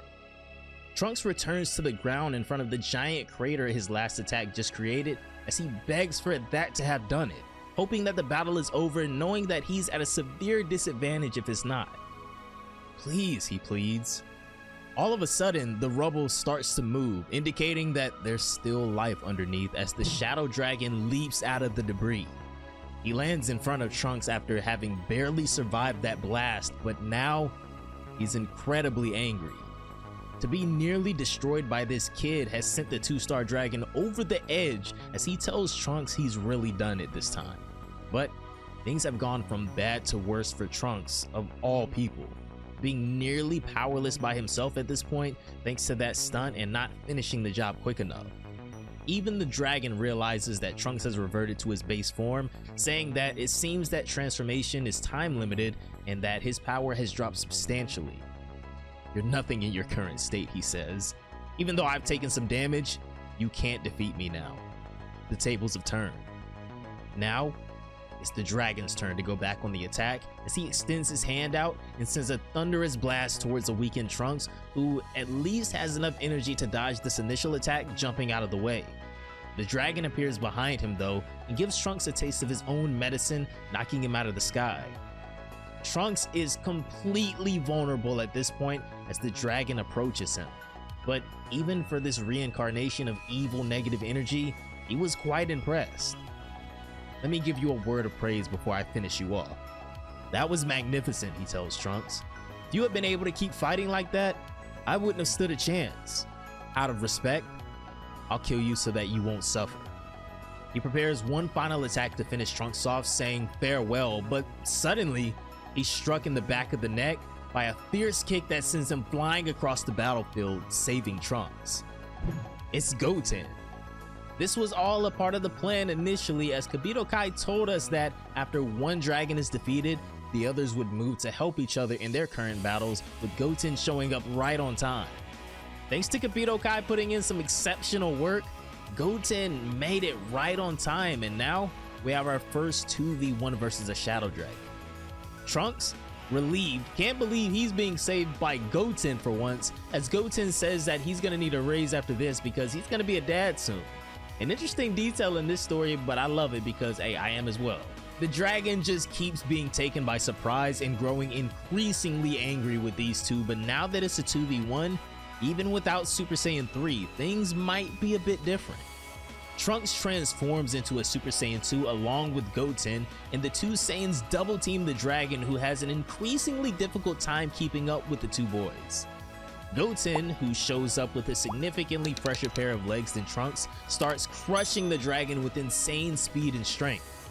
Then, Trunks joins the assault as these two absolutely overwhelm this dragon with their teamwork together, sending the dragon crashing into the ground.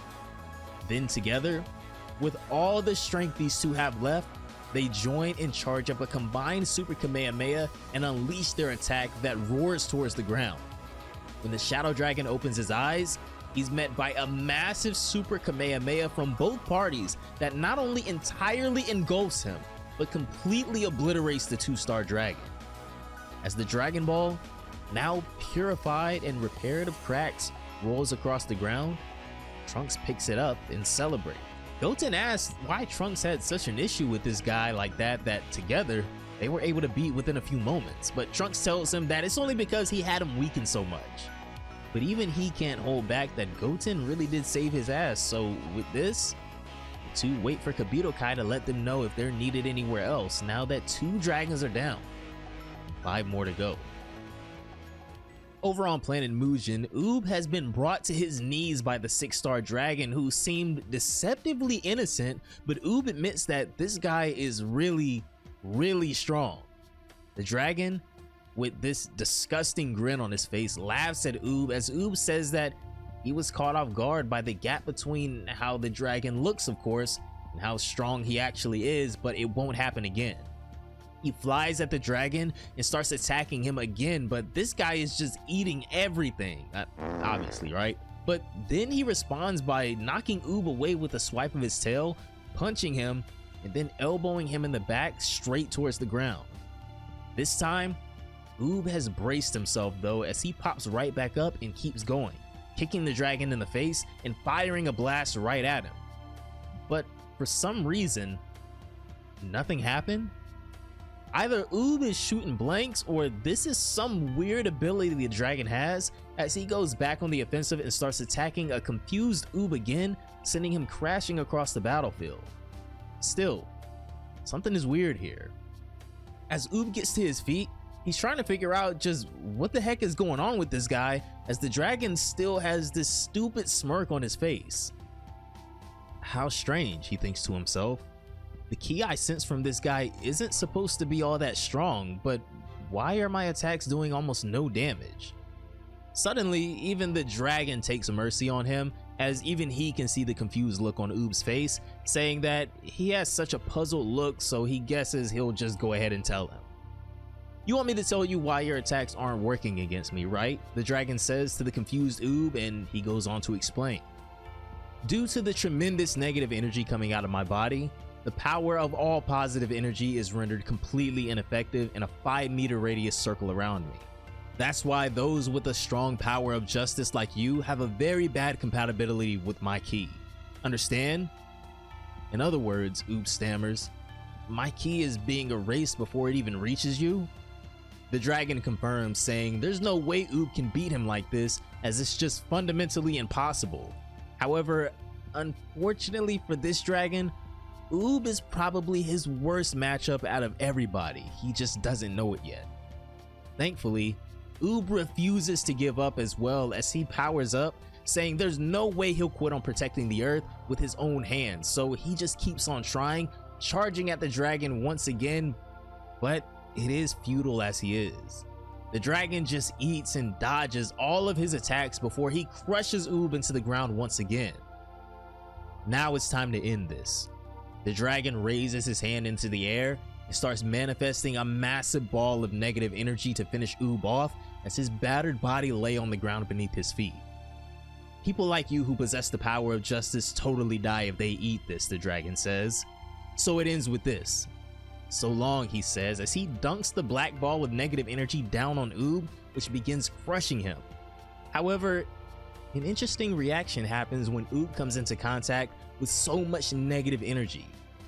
Deep in his psyche, Oob wonders just what happened to him as he's unconscious and why he's here.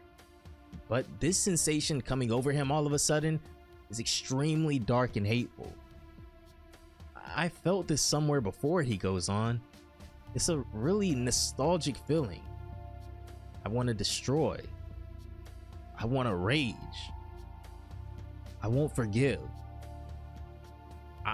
I'm a Majin, he roars as a feral darkness overcomes him and his energy explodes in the real world.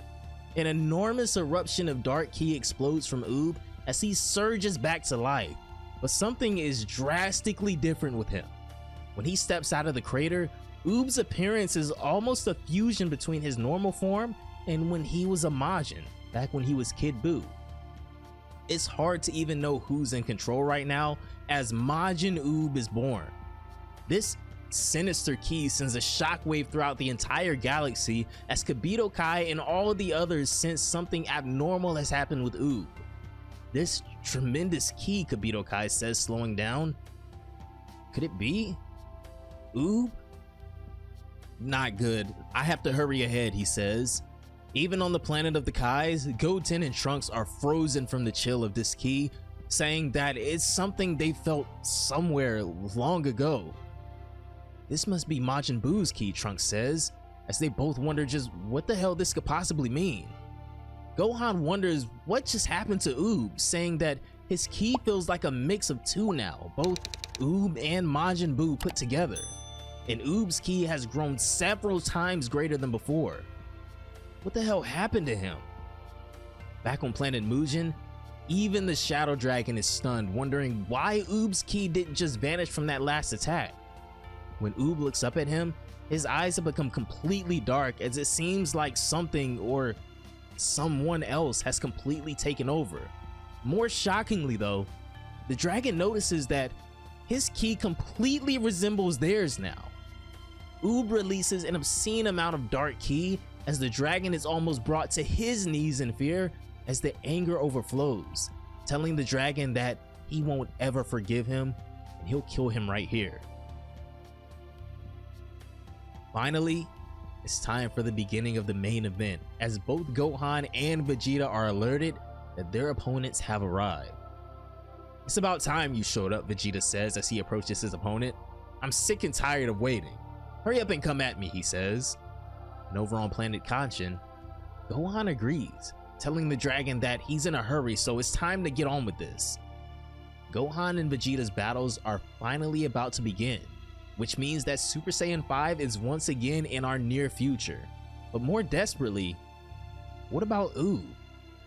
What or who will even be able to snap him out of this, even if he does beat the Shadow Dragon? Oob's new Majin form just sent shockwaves throughout the galaxy, as throughout all other locations where battles are currently happening and even on Earth, the Z fighters are stunned at what they're feeling. A few seconds ago, he stood no chance against the 6-star Shadow Dragon, but after awakening his inner negative energy, he possesses a similar ki to them now, giving him the ability to finally damage this guy. Over on the planet of the Kais, although 2 dragons have been defeated, things are only getting more intense as Elder Kai watches Oob, panicking over what may be happening with him. He's been completely taken over by evil, Elder Kai declares, looking into his crystal ball. Is it evil ki? What the hell does this mean? How should I explain this?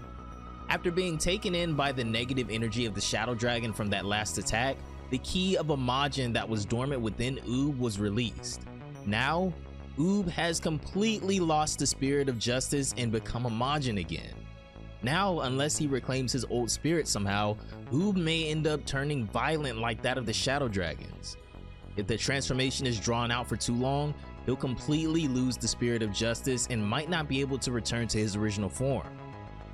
Another troublesome incident, he ends, as back on planet Mujin, Oob's negative energy is reaching a tipping point, growing larger and larger, with steam even coming out of his head just like when he used to be purely a Majin. The Shadow Dragon is kinda just shitting bricks right now, with Oob's negative energy rivaling their own as Oob leaps at him and finally is able to land a powerful punch, attacking with negative energy instead of his positive energy. Oob sends the Shadow Dragon flying across the battlefield, leaving a giant drag mark in the ground from sliding across the wasteland. Before he's able to get back up, Oob lands right behind him and extends his arm, shooting a massive blast at point-blank range. I've never seen Oob release this much power before, as his attack engulfs the entire battlefield, leveling the wasteland for miles out. However, the Shadow Dragon narrowly escaped the attack and flies into the air above the battlefield. He's barely hanging on at this point as he comments on how terrifying Oob's power and speed have gotten. if it comes to this, I have to use my most powerful attack." The dragon raises his hand above him in the air, clasping them together and concentrating an absurd amount of negative energy in his hands into a giant death ball overhead. He launches it down at the ground at Oob, who hasn't moved a muscle even in the face of this overwhelming attack barreling towards him. He charges up and readies his own attack, gathering his own negative energy in the palm of his hands, and fires off an even more massive beam up into the air, straight into the sky. The two attacks clash with one another, creating an enormous struggle between the two, but it quickly becomes clear that the dragon is on the losing end of this. The both of them are outputting ridiculous amounts of negative energy, but Oob's overwhelming power begins pushing back the death ball. In one more push, Oob completely obliterates the 6-star shadow dragon, singeing the rest of his body and turning him into nothingness. However, even though this ended up being a battle of negative energy versus negative energy, the Dragon Ball drops to the ground, completely purified. As for Oob, he's still completely overtaken by evil as his Majin side refuses to subside. "This isn't good," Elder Kai says. "As I thought, it seems he can't go back to his original form by himself. We have to do something, or there's no telling what Oob will do." This is when he realizes something that might actually work. It's a long shot, but they need to do something. He reaches out to Kibito Kai via telepathy, who's over on Earth searching for the last 2 shadow dragons. "There's something I urgently need you to bring," he says. We don't get to necessarily hear what he says to Kibito Kai, but I'm sure he's giving him the entire rundown on what's happening with Oob. Back on planet Mujin, Oob is still pretty much in a feral state as he fights internally to gain back control of his own mind. He struggles to calm down and revert back to normal as memories of his past that accelerated his rage are pushed to the forefront of his mind. This is when Kibito Kai shows up with a bottle of the ultra divine water and splashes Oob in the face with it. This is what the Elder Kai's plan was, to combat the negative energy surging within Oob. He begins to slowly gain back his senses and finally snaps back to normal, suppressing the negative energy once more. Fortunately, Oob was able to defeat the dragon and revert to normal without causing another disaster, so for now, things seem to have worked out just fine as the 2 final battles go underway. Over in the Dark Demon Realm, Vegeta is first as his opponent, a very well-drawn dragon, appears as she steps over a cliffside, asking Vegeta just where this place is. Vegeta, unfazed, barks back saying that it doesn't matter where they are, she's gonna die now. "Let me ask you before I kill you though," he says. "When the hell were you born from the negative energy?" The dragon replies saying that she was born from the negative energy when the wish to remove the bombs inside the bodies of androids 17 and 18 were granted. "I see," Vegeta replies. "Very well, I'll finish you off in no time, small fry." She comments on his attitude and needs to be disciplined, but unfortunately for her, Vegeta has been itching for this moment ever since his training ended, saying that he won't be showing any mercy even to a woman. He begins powering up and transforms into a Super Saiyan 2 as he gets ready to kick this off, telling her to be prepared to die. He charges at her and honestly stuns her with his impressive speed and appears in front of her as she's barely able to block the first attack. As for the second punch, Vegeta lands a direct hit, being completely serious about not going easy on her. Then, he delivers another punch to her stomach and finally sends her flying into the air with a kick. She stops herself mid-flight and then starts coughing up what looks to be some type of thread or webbing in her hand into a ball around her fist. Vegeta looks almost as lost as I am as the dragon tells him don't get too carried away. She attacks him with her reinforced fist, throwing a punch that packs a lot more power than Vegeta expected, probably due to the reinforcement of whatever that webbing was that she used, and even though Vegeta blocks it, he's sent flying by her insane strength. Vegeta is able to stop himself short, but the insane power behind that punch can't be understated. The dragon isn't too happy with that last engagement either, the way Vegeta just viciously attacks her even though she's a lady, saying that she won't forgive him and that she's gonna kill him this time. She shoots more threading from her mouth, this time straight at Vegeta, who leaps higher into the sky and dodges them. He appears some ways behind her and turns around, trying to shoot him again, but Vegeta easily dodges all her attacks. This time, he appears right behind her, showing off more impressive speed, the ability to manipulate special thread. And it seems that in terms of punching force, it can harden enough to rival Steel, Vegeta says, showing off some impressive observational skills. It would be troublesome if I got caught, but you can't catch me with that degree of speed. You're incredibly confident, she says to Vegeta, but I wonder if you can really evade my thread. She tries again, charging at Vegeta, swinging again with her threaded fist, but it's far too slow for Vegeta. He appears behind her again, but she's able to avoid his kick by flipping away this time. She tries to shoot him with her threads again, but once again, Vegeta is far too fast and disappears once more before getting behind her again and punching her, then throwing another punch in the stomach that stuns her and sends her flying across the demon realm. She crashes into the ground as Vegeta descends down ahead of where she landed. She gets up slowly out of the rubble as Vegeta is pretty much just toying with her at this point, saying why not just surrender now and hand over the Dragon Ball. You know, continuing this further is a waste of time, he goes on. However, she just bursts out laughing to Vegeta's shock. She calls him a naive man, saying that he still hasn't noticed it. All of a sudden, her clear net constricts around Vegeta, binding him in an attack that it seems like she's been setting up this whole time. I can manipulate more than one kind of thread, she says to him. I set a countless number of those clear threads before the fight started and throughout the fight. You only recognized the visible threads and you didn't even notice the invisible ones, she said. Of course, those threads are not just threads, she goes on. They're so durable they can't be cut with incomplete power.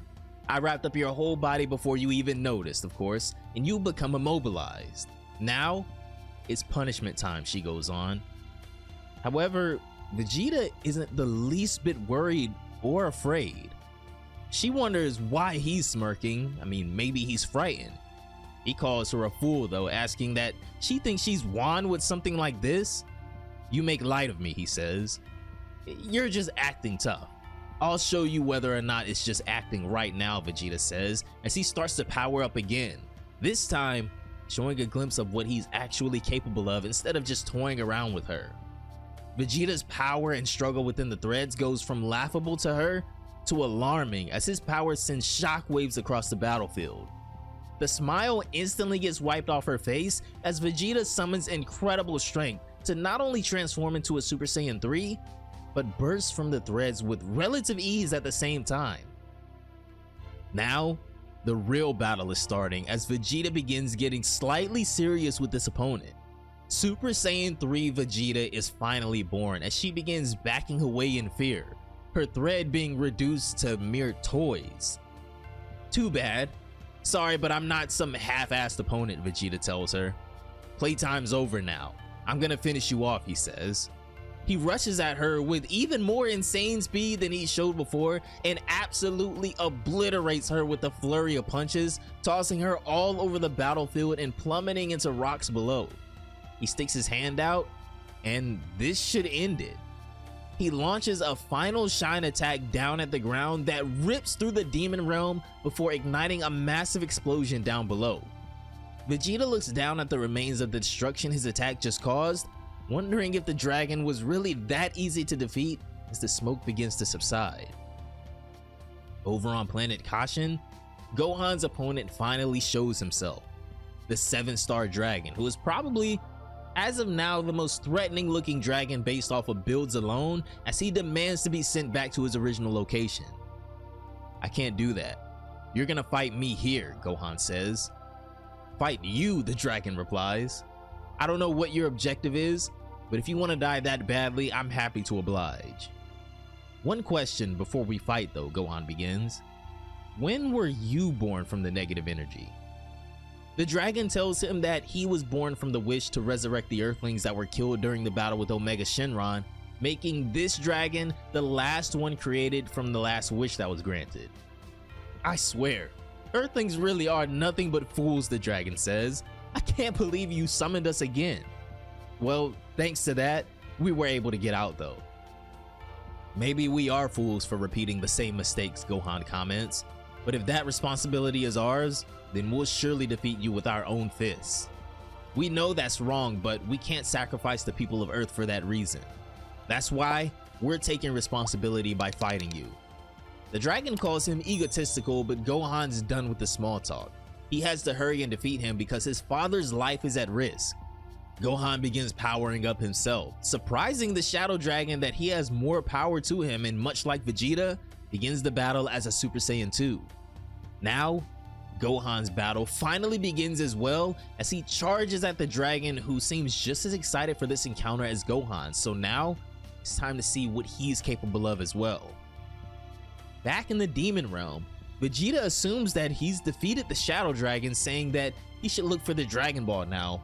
However, this is when he feels an extremely sinister negative energy coming from the site that the Shadow Dragon took his final shine attack.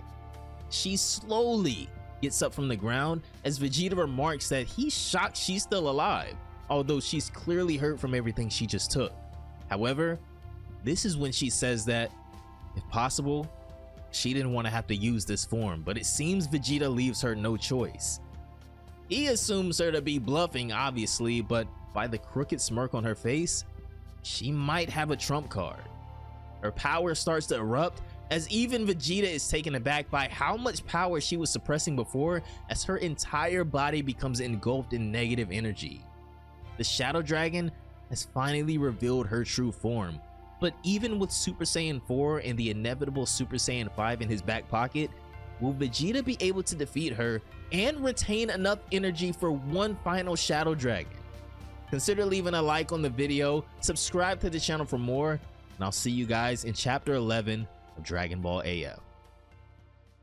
3 Shadow Dragons have been defeated and 4 remain in Dragon Ball AF. Oob, Goten, and Trunks have all done their jobs in defeating their opponents.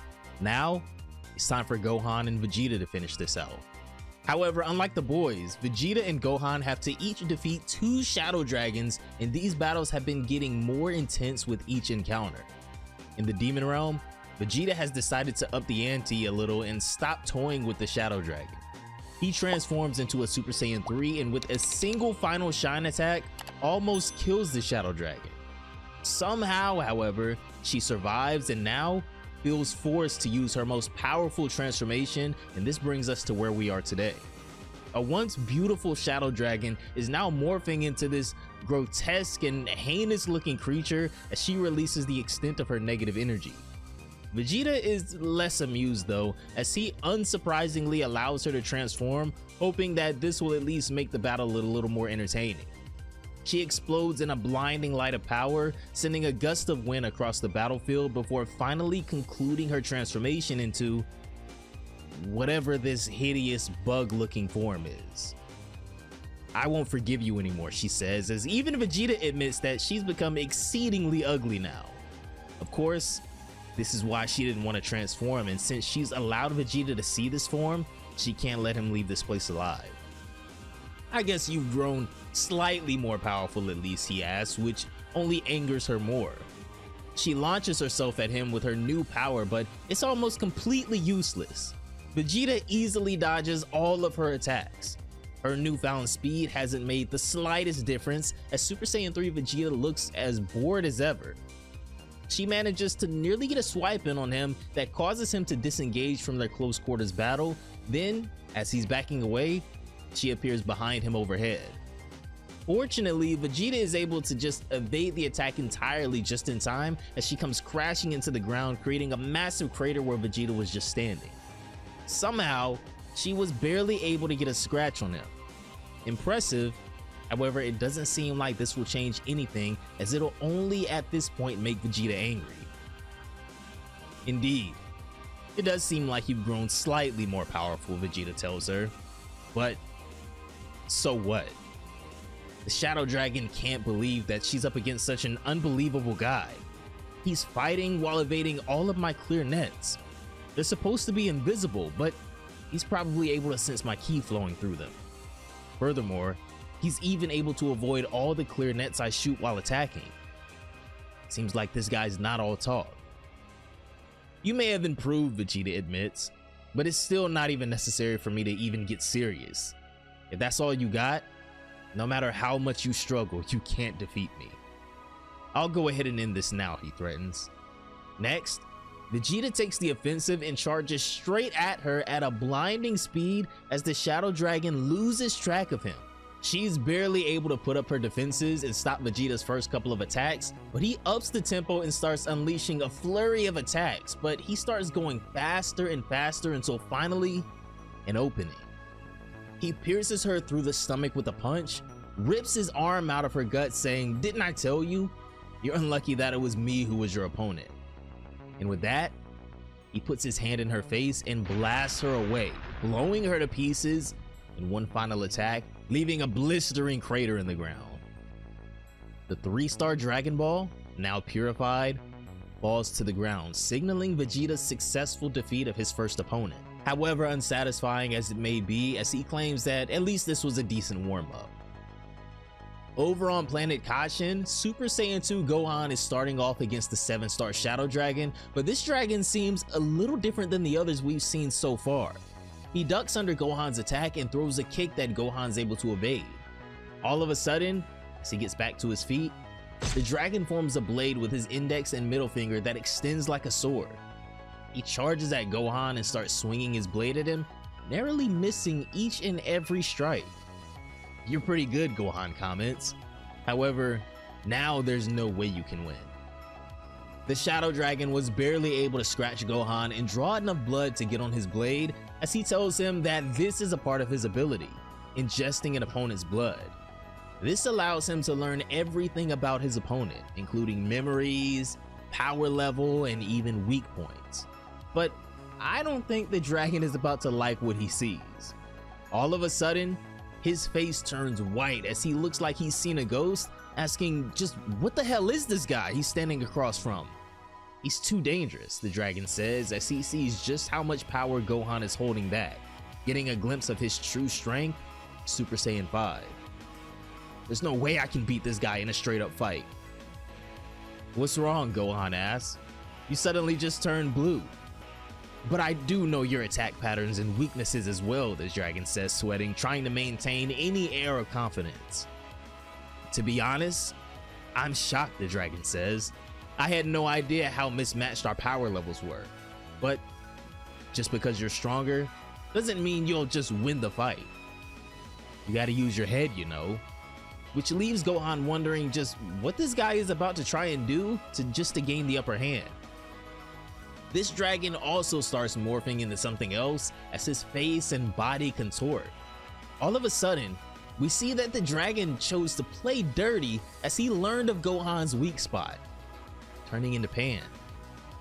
Gohan doesn't even know how to react as he knows that this isn't his daughter, but seeing her face again after witnessing her be killed a few chapters back definitely works on his emotions. "I just told you a moment ago," the dragon says. "I know everything about you, including your weak points." "My weak points? You think that form is my weak point?" Gohan says, trying to maintain control of the fight. This is when Pan, or the dragon, but we'll just call her Pan for right now since he's transformed, starts attacking Gohan, who for now hesitates on fighting back. Even she calls him out for not counterattacking at all, knowing that there's no way he can win if he doesn't fight back. "Calm down," he says to himself. "Even if it looks like Pan, it's not her on the inside." Suddenly, he finally throws a punch that sends his fake daughter flying across the battlefield. "It's just as I thought after all," the dragon says. "That wasn't a serious attack at all, was it?" accusing Gohan of still holding back.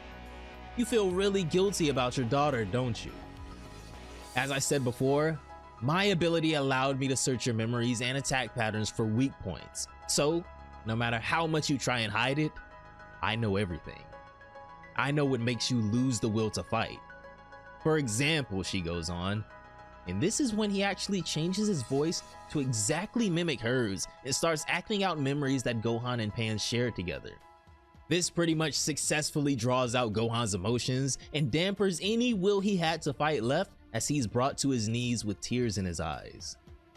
"It seems you've completely lost the will to fight," she says as he provokes him, saying that there is of course no way that he could kill his daughter twice.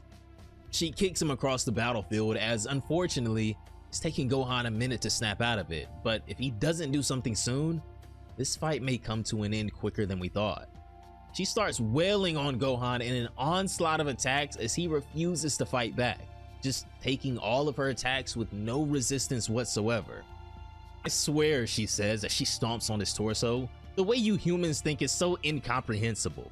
Love and bonds are good for nothing. Why throw your life away for someone else? That's why you've always had to rely on us. Learn from your own damn mistakes already," she continues, stomping on him as Gohan has almost completely lost the will to even contest her attacks anymore as he just lays there helplessly.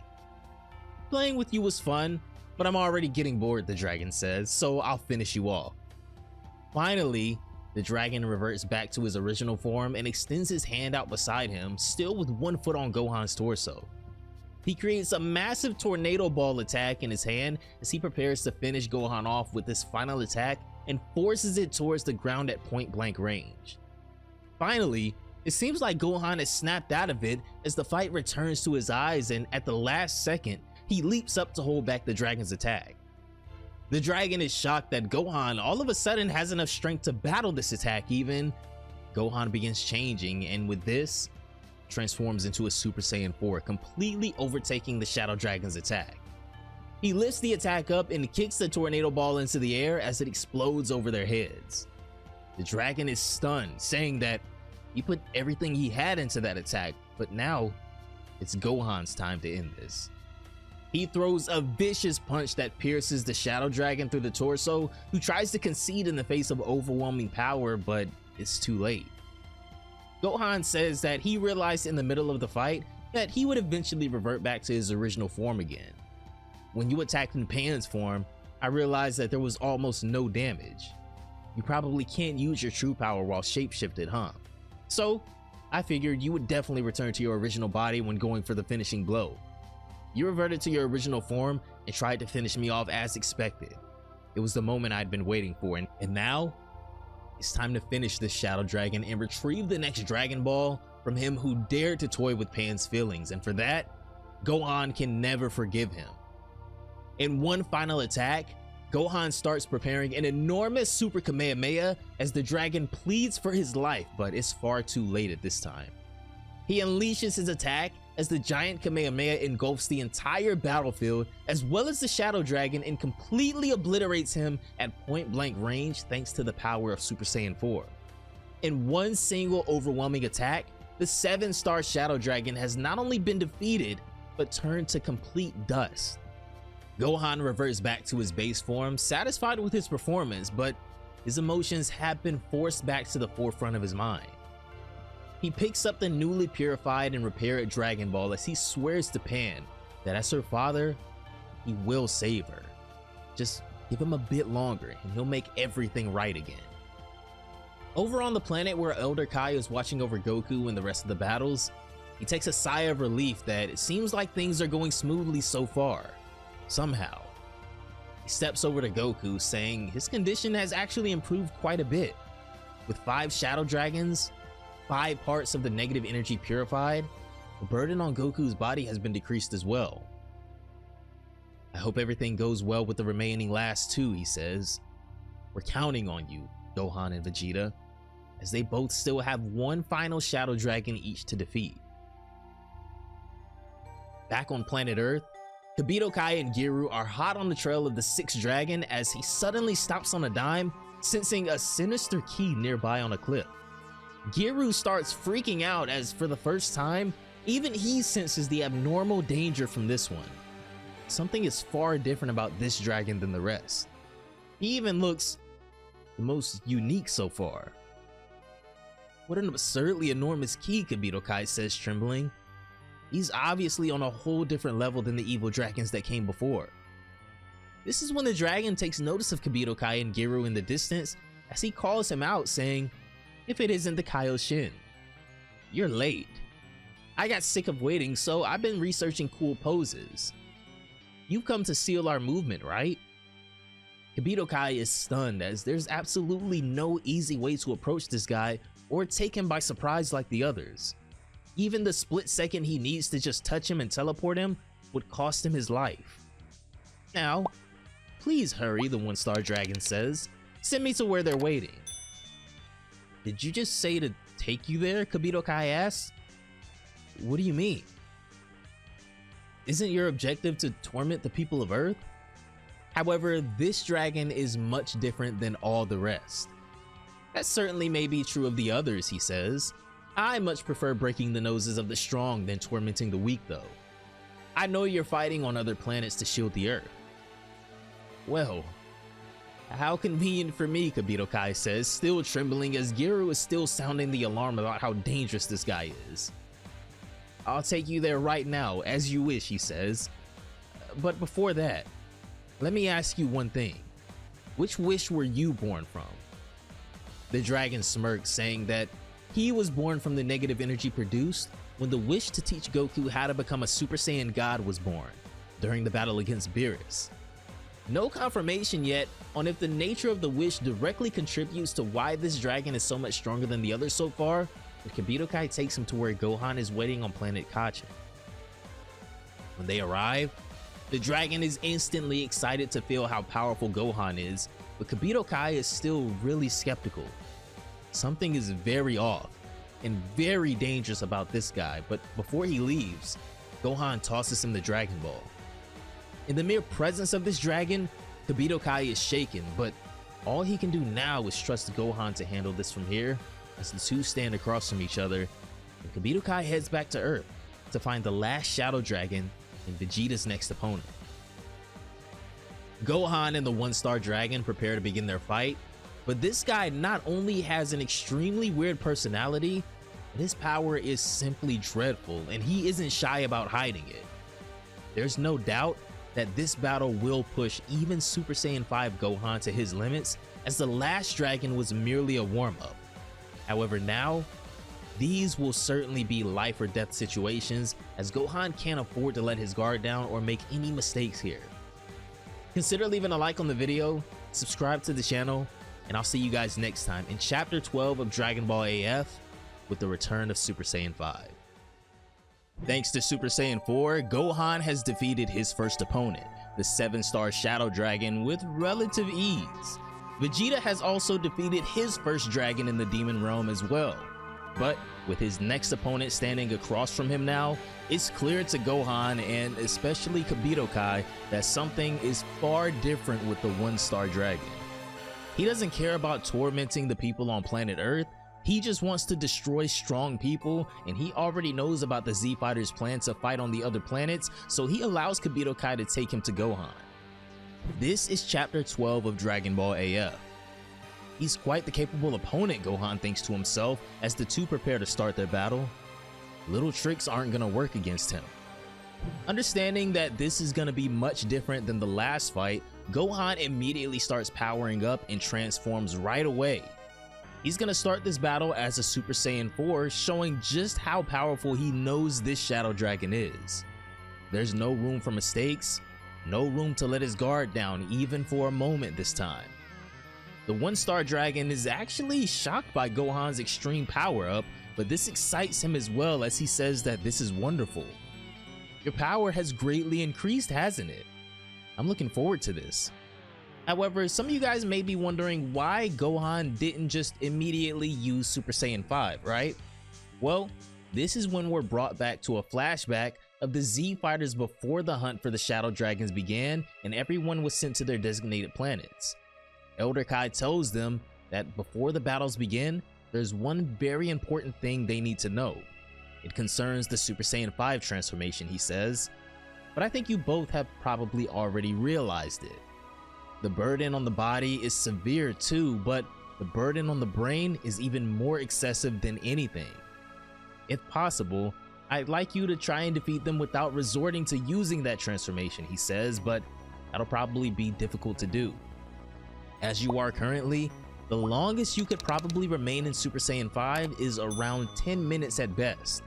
Otherwise, if you maintain the form for much longer, I fear that there will be serious side effects on your body and your brain.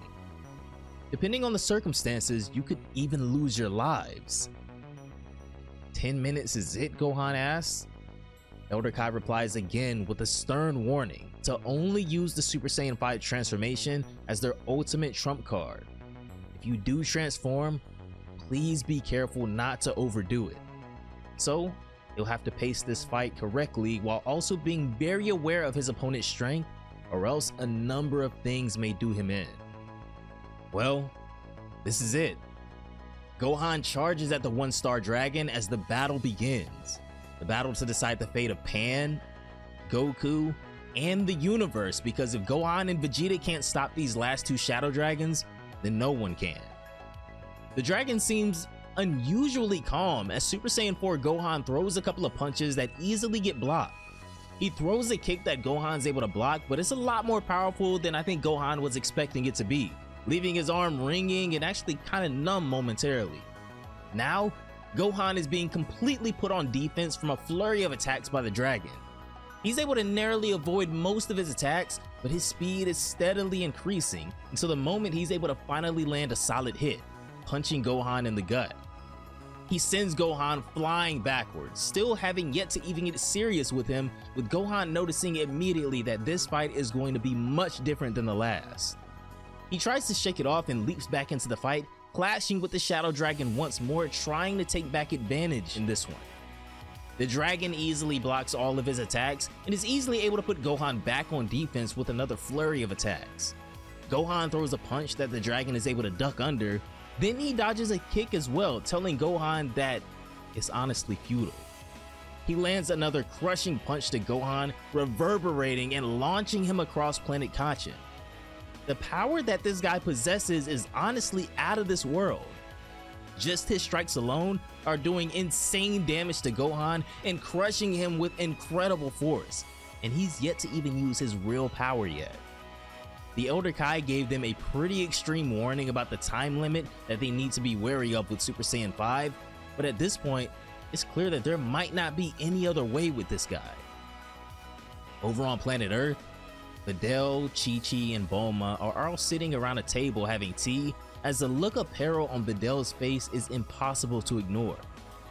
Chi-Chi tries to snap her out of it by saying that things will be okay and that they'll work out. "I understand how you feel," she says, "but fretting won't help." "Gohan will beat all the bad guys and revive Pan for sure," she says, but even Bulma has to admit that this is pretty unbearable. There's nothing they can do but sit around and wait. Back on planet Kachin, Gohan is trembling trying to get back to his feet as the dragon tries to even give him some tips. He tells Gohan that the way he's fighting right now is no good. If you do such large attacks, you'll leave yourself vulnerable and unwittingly tire yourself out.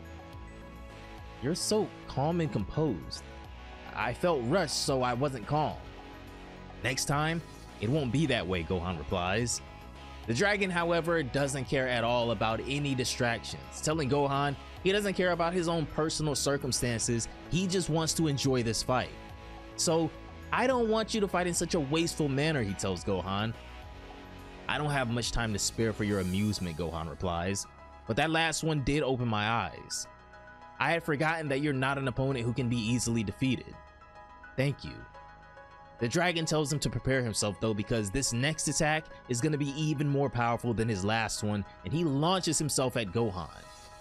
Gohan stands his ground this time though, waiting for the dragon to throw his next attack and narrowly avoids it.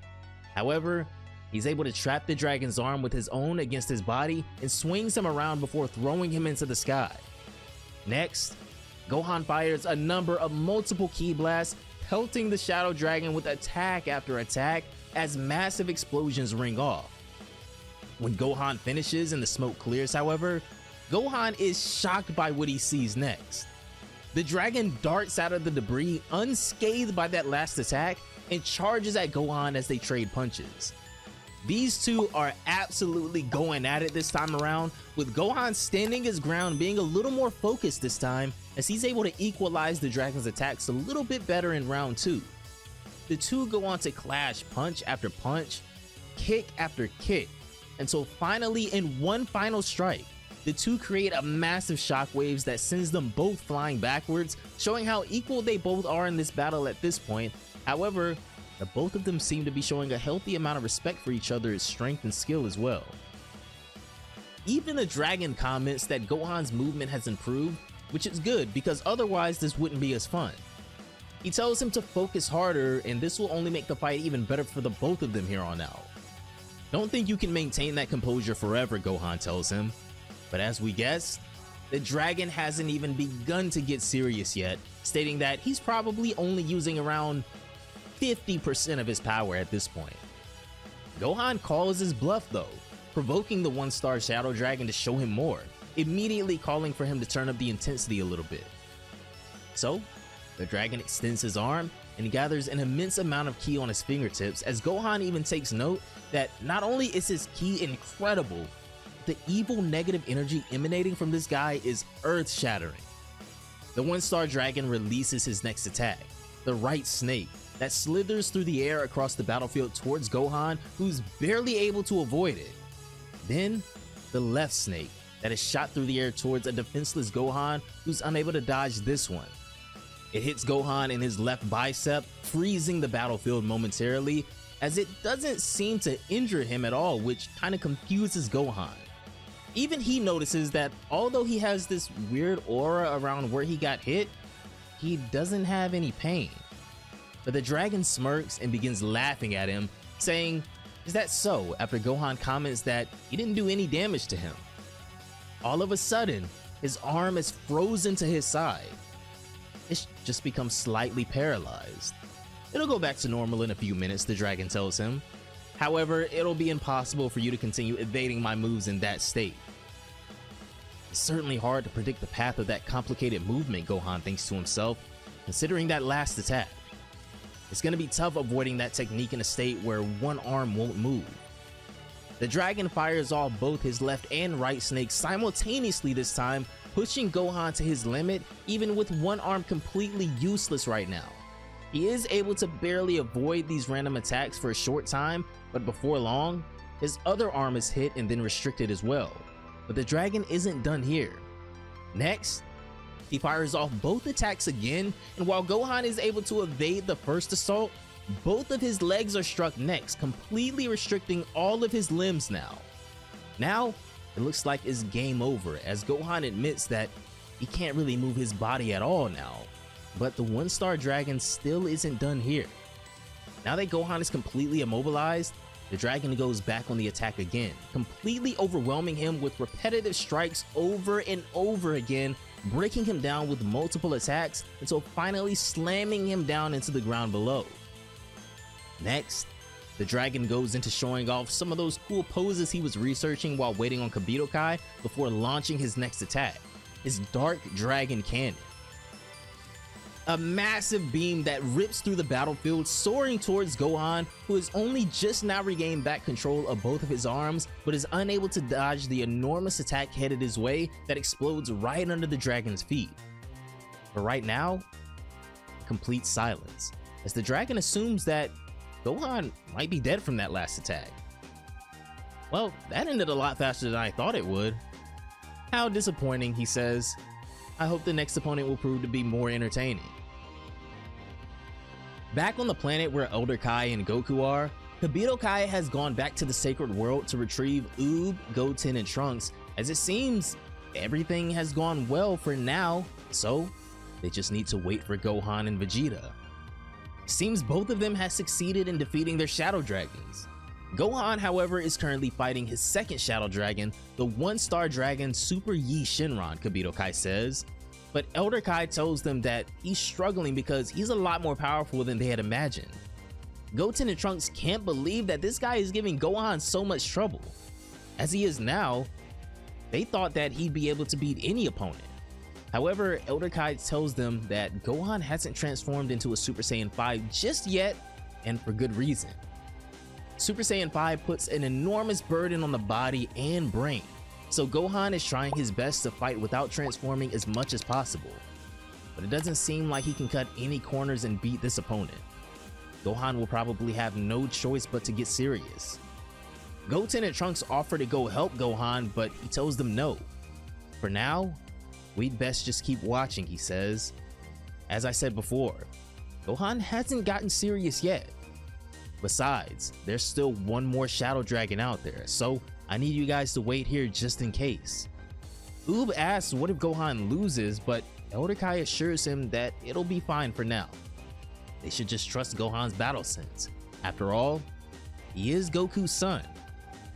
So for now, they leave things in his hands as Kibito Kai prepares to head back to Earth and find the final Shadow Dragon to deliver them to Vegeta. Over on planet Kashin, Gohan finally shows himself again after regaining control of all of his limbs back, leaping out of the smoke. The dragon is even more excited now that it seems like he had underestimated Gohan initially. Looks like there's still plenty of fun in store, he goes on. Gohan just looks up and smiles at him, telling him that just as he was hiding his true power, I wasn't serious yet myself. The Shadow Dragon strikes another pose as he says that if that's the case, then please don't hesitate. Come at me seriously. I might be able to get serious myself, he laughs. Well, as he wished, Gohan finally takes the weights off and starts to release his true power. The one-star dragon certainly didn't seem to expect this, as even he's taken aback by the massive ki that Gohan had been holding back this whole time as he undergoes another transformation. Over in the realm where Oob and the others are, they can feel Gohan's raging ki even as far away as they are currently. Even down in the demon realm, Vegeta can feel that Gohan seems to have finally been pushed to use this transformation, signaling that whomever he's fighting is more powerful than he expected. As he uses the rage and emotion of losing Pan as a trigger, in one burst of overwhelming power and light, Gohan has finally returned to Super Saiyan 5. The Shadow Dragon is infatuated with Gohan's new form and true power, as this is exactly what he'd been waiting for, saying how wonderful this is. At last, Gohan is getting serious, as everyone is now watching this fight on the edge of their seats. The raging beast, Super Saiyan 5 Gohan, has finally been born. The Shadow Dragon is so excited he can barely contain himself as he says that this is beyond his greatest imagination. I'm thrilled. Now I'll have to get serious too, or else. However, now that Gohan has more control over Super Saiyan 5 than his initial transformation, he's able to command his power better than ever. He releases even more power in a furious cyclone of ki that puts quite the worried look on the Shadow Dragon's face. Even after his transformation, Gohan still had more power to release, as the Shadow Dragon is seen trembling now. Gohan telling him that this will be over soon enough, so he better brace himself. As Oob, Goten, and Trunks watch the conclusion of Gohan's battle with Elder Kai, Vegeta patiently awaits his final opponent and his chance to show his true power with Super Saiyan 5 as well. Now that Gohan has gotten serious, someone will die here, but time is of the essence. A battle of the highest level and degree is about to take place in chapter 13 of Dragon Ball AF, so be sure to like the video, subscribe to the channel, and turn on those notifications so you don't miss the conclusion of this epic fight. 2 more Shadow Dragons remain. Thanks to the horrifying and honestly blood-chilling power of the one-star dragon though, Gohan has been forced to transform into a Super Saiyan 5 despite the Elder Kai's warning. This transformation not only bears a heavy burden on the body, but even more so on the mind. So if he is to transform, try to finish things in under 10 minutes. Back on Earth, as Kibito Kai goes in search of the last Shadow Dragon and Vegeta's final opponent, he notices the furious power of Super Saiyan 5 Gohan all the way over here. This tremendous ki. It's Gohan, he says. It appears the fight has finally gotten serious. However, it seems the evil dragon is really powering up. I hope everything goes well, but anyways, according to the radar, it's a bit further south.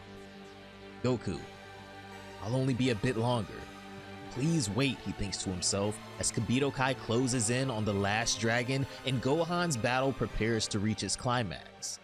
Welcome to chapter 13 of Dragon Ball AF, and really quickly before we begin, I want to say, since I've seen this question a few times now, that this entire series is in a playlist for you guys. It's been that way since the first video. I'll be sure to put it at the top of the screen right now and maybe pin it in the comments too, but without further ado, let's hop right in.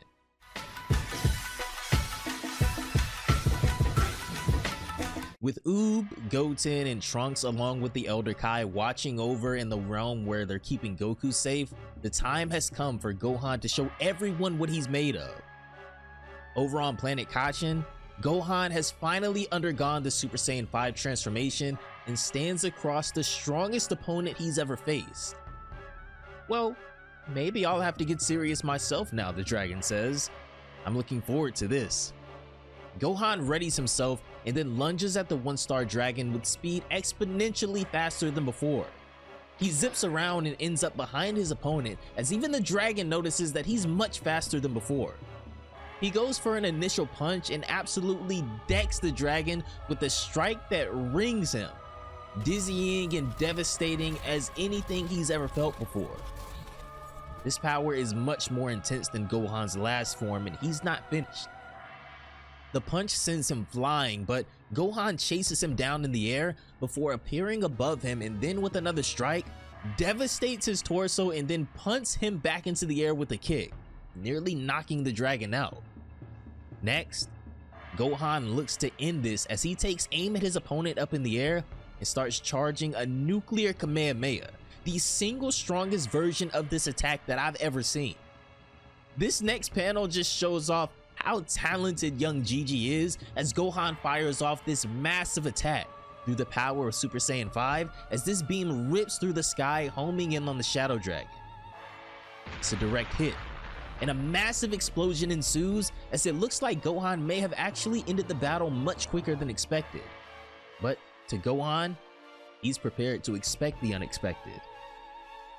Back in the realm where everyone is watching, Goten and Trunks can't help but kind of glaze Gohan's strength, saying that it's overwhelming and assuming that he's easily defeated the dragon now. However, Elder Kai doesn't necessarily think so just yet. As expected, when the smoke dies down, the one-star dragon is still there, and although he's taken a bit of damage, this wasn't nearly enough to put him down as he and Gohan stare back at each other before getting started again. The dragon starts literally dancing from excitement as he says that this is the best thing ever. This is the power I've been waiting for, he cheers. It seems it would be no problem for you as you currently are. Very well. Let me show you my true power as well, he says. All of a sudden, the one-star dragon starts powering up as well, finally deciding to get serious to match the strength of Super Saiyan 5 Gohan. A whirlwind of ki erupts from around him that sends a sinister shockwave of negative energy across the battlefield. His muscles begin to swell, and to the shock of everyone, he transforms. The blistering negative energy that just erupted from the dragon sends chills down the spines of the spectators as even Gohan realizes that this will be the toughest fight of his life as the dragon releases his true power. Now then, let this be our final battle, he says as he looks down at Gohan, ready to finally cut loose against an opponent worthy of his true power. Gohan prepares himself as the dragon launches himself down at him with frightening speed. He slices through the battlefield, but Gohan is prepared, and when he lands his first strike on him, they trade blows, both landing dizzying strikes on each other. The amount of power being released in the clashes from these two trading blows creates many shockwaves with each punch as these two just kind of slug it out one after another, back to back, punch after punch for minutes at this point. They even turn up the intensity more, trading blows back to back, but suddenly, he disappears, to the shock of the dragon. Next, Gohan would appear beneath him and levels him with a surprise punch and then sends him flying with another kick again, overwhelming the dragon with one combo at a time as, in my opinion, just based off of how things are going right now, Gohan might be able to do this, but he has to do it fast. He chases him down in the air again and unleashes a flurry of attacks on the dragon, creasing him from his overwhelming onslaught. The spectators are loving Gohan's showcase, with Goten and Trunks commenting on how breathtaking and intense this battle is and cheering him on every step of the way. With one more decisive blow, Gohan crushes the one-star dragon with one more punch that almost knocks his lights out and very clearly displays the gap in power between these two. It sends him skidding across the battlefield as Gohan's power output slows down finally. And with that, it becomes clear.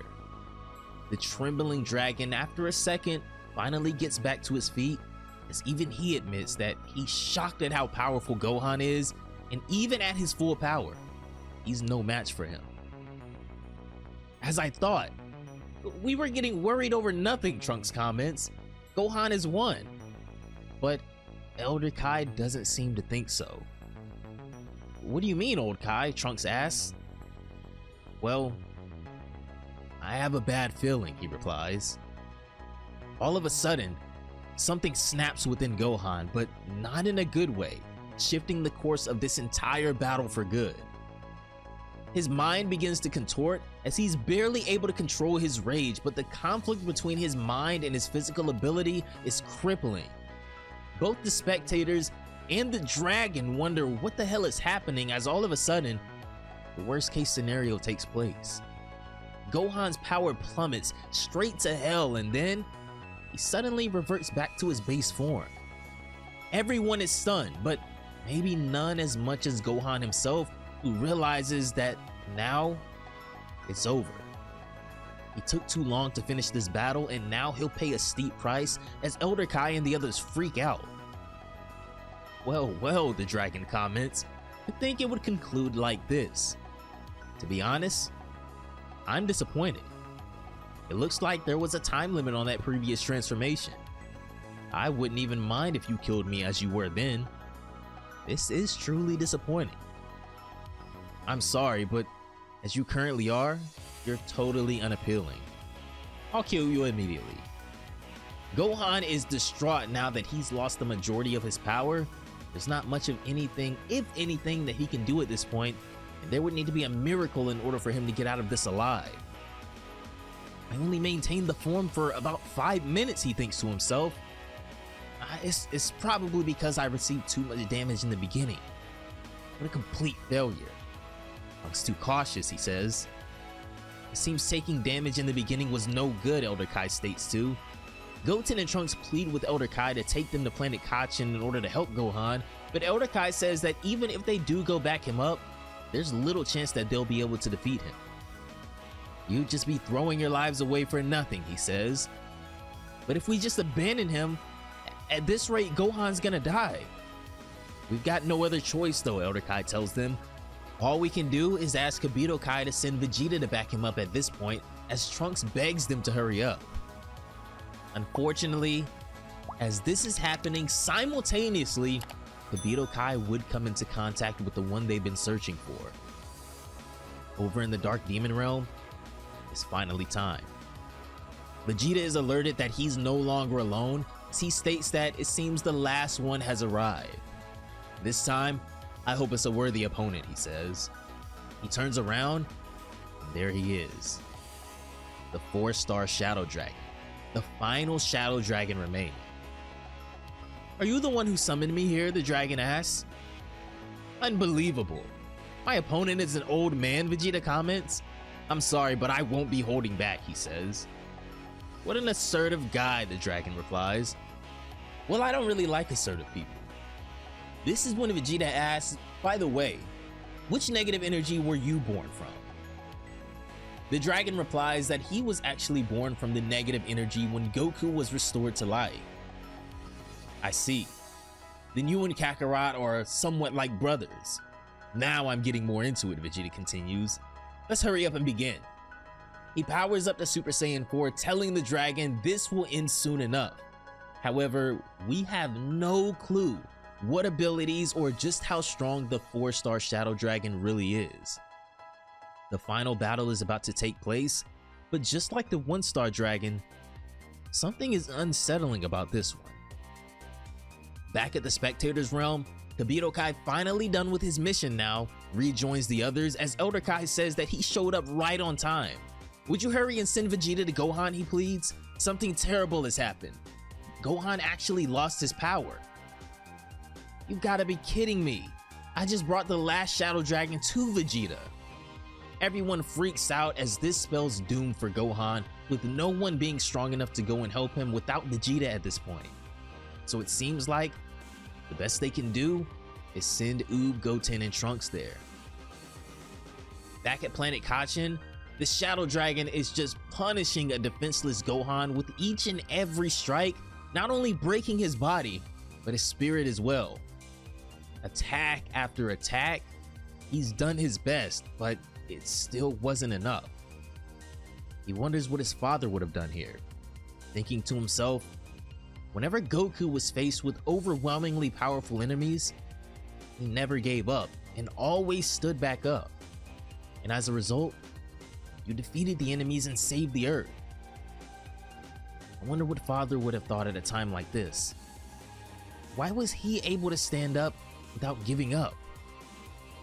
How can I beat this guy? How can I save Pan and save the Earth, he thinks to himself. Father, please teach me the method for defeating such powerful foes. What would Goku do, even as he stares death in the face? The dragon prepares to finish him with his next attack, but suddenly, a look of calmness and realization comes over Gohan's face that even surprises the dragon. What's wrong? Have you lost your mind or something? He asks. Gohan replies that right now, he feels like he understands how his father must have felt. What are you talking about? The dragon asks. Gohan replies that he understands how to beat this guy.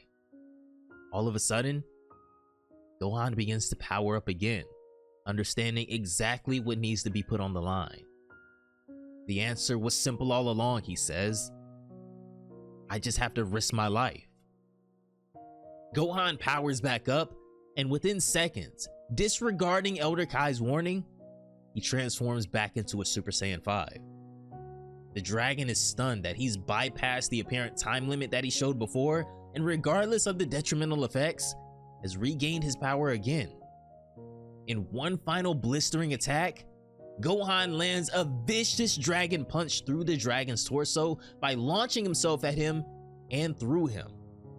In one of the most insane shots, Gohan completely obliterates the one-star Shadow Dragon with the remainder of his power and life force, as his transformation fades one final time and Gohan's lifeless body falls to the ground as he passes with a smile on his face.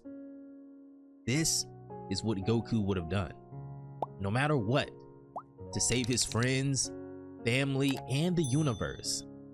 His life is worth it. Suddenly, over on planet Earth, Videl almost senses that something has happened.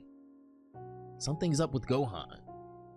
Chi-Chi tries to reassure her that Gohan will take care of everything, but a wife knows when something is wrong, especially when she's already went through one tragedy recently. Kibito Kai and the others arrive right as the battle ends between Gohan and the Shadow Dragon, but they're a few seconds too late. Kibito Kai tries to revive him with his powers, but it's too late. However, even as upset as Goten and Trunks are, Gohan felt like this was a necessary sacrifice to achieve their goal. It wasn't their faults for not being strong enough. This is what they trained for. They were all prepared to make this sacrifice if need be. It just so happens that it was Gohan who made that ultimate sacrifice. All of a sudden, his eyes open. Even though there's one more Shadow Dragon left, it seems that the negative energy has weakened enough to allow him to regain his consciousness. Elder Kai comments that with as much as a mess as losing Gohan, they may be doomed in this final fight. However, a miracle has just taken place. As if they switched places, as Gohan dies, Goku wakes up, and he looks as serious as ever. Elder Kai and the others freak out as Goku's awakening just changed everything. Elder Kai offers to give him a rundown, but even though he was unconscious, Goku heard everything, even what happened to Pan and Gohan. Goku tells him to not worry, just leave the rest to him. When everyone else feared the worst after Gohan's death is when Goku finally awakened from his slumber, overcoming the remaining amount of negative energy binding him and returning to the mortal world. Now, with his family shattered, Goku's resolve can't be broken, and he's ready to end this once and for all, to restore peace to Earth and the universe. Once again next time in Chapter 14 of Dragon Ball AF. Super Saiyan 5 Gohan, while having defeated 2 Shadow Dragons, has fallen in battle as he put his very life on the line to finish this mission and save Pan. Although the warning about the Super Saiyan 5 transformation from Elder Kai was very clear, Gohan would eventually come to terms with what the difference is between him and Goku in these situations, exactly what needed to be put on the line to win this battle: his life. This is chapter 14 of Dragon Ball AF, and the Shadow Dragon saga is coming to a climax. Gohan's lifeless body may lie on the surface of planet Kachin, but how did we get here? Father, Gohan calls out while the Shadow Dragon is waiting on him. I'm certain I heard it at that moment. Father's voice, he says. All of a sudden, a familiar voice calls out to him. Gohan, it says. It's Goku. Father, is that you? Gohan asks.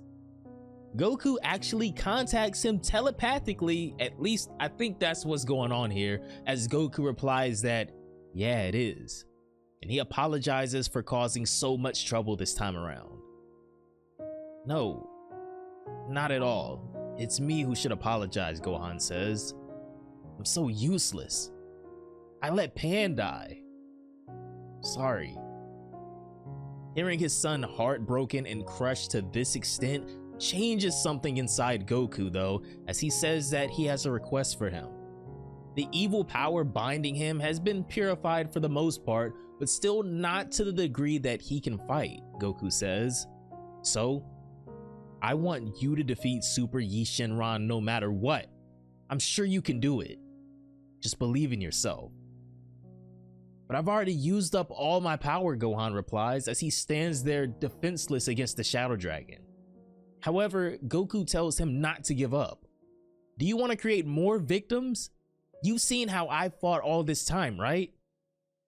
This is when Gohan starts to remember how each and every time Goku was pit against an opponent stronger than him, he did whatever it took to find a way to win, even if it cost him everything.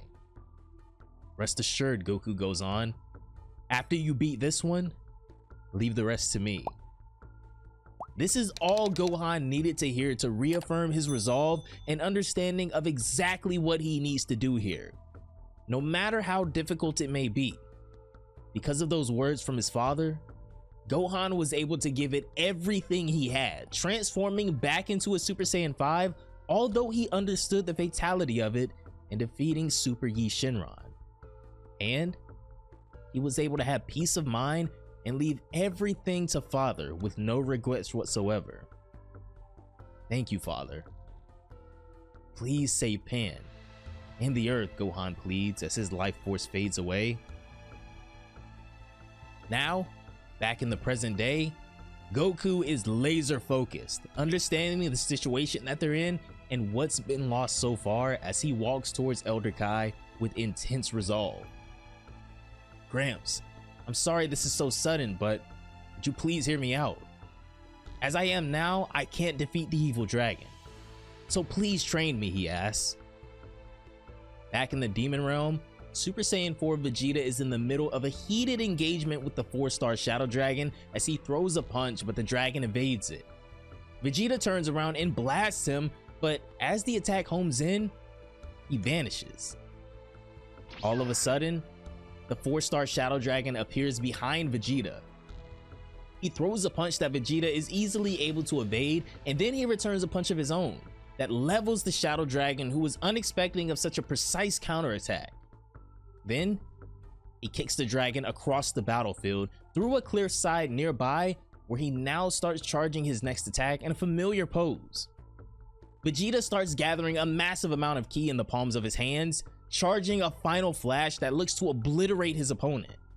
When he releases the blast, it rips through the battlefield, soaring towards his opponent, creating a massive explosion that erupts throughout the Demon Realm. As the smoke subsides, Vegeta, thinking that he's already won, said that the dragon was actually weaker than he thought. What a letdown. All of a sudden, the Shadow Dragon leaps out of the debris into the sky above, looking down at Vegeta with that same sinister smirk on his face. Unfortunately, it doesn't seem that that last attack did much of anything. So, I guess you're tougher than I thought, Vegeta says.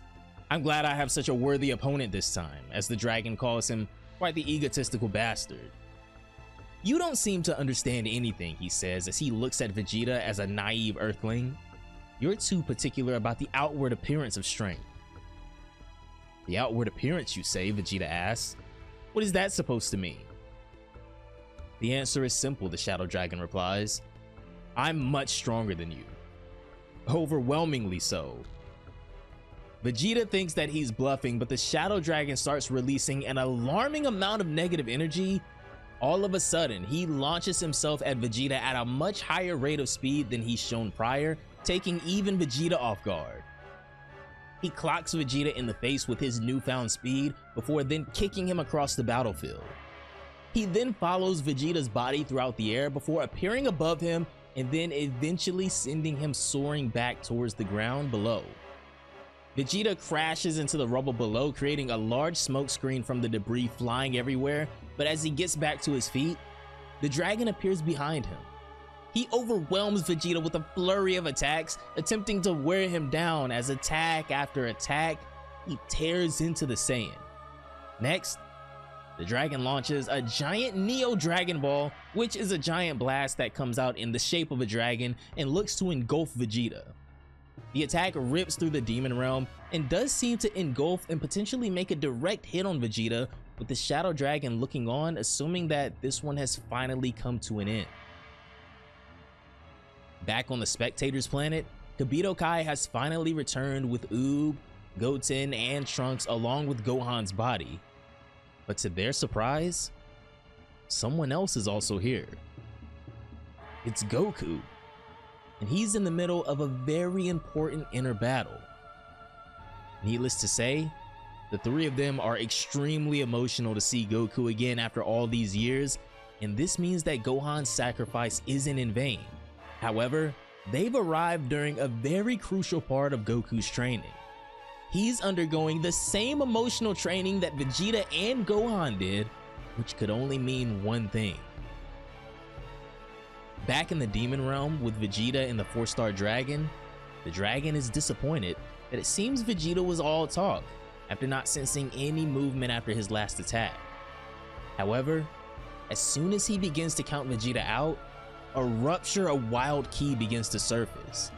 A furious wave of rage erupts from the explosion site where Vegeta took that last attack, as finally, Super Saiyan 5 Vegeta is born once again. Although I will say, in my opinion, this should have happened a few encounters ago because we saw what waiting too long did to Gohan in his fight. Hopefully though, Vegeta's massive amount of experience over Gohan will make a slight difference in this one.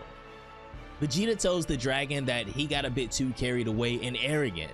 Now, he's gonna crush him to death.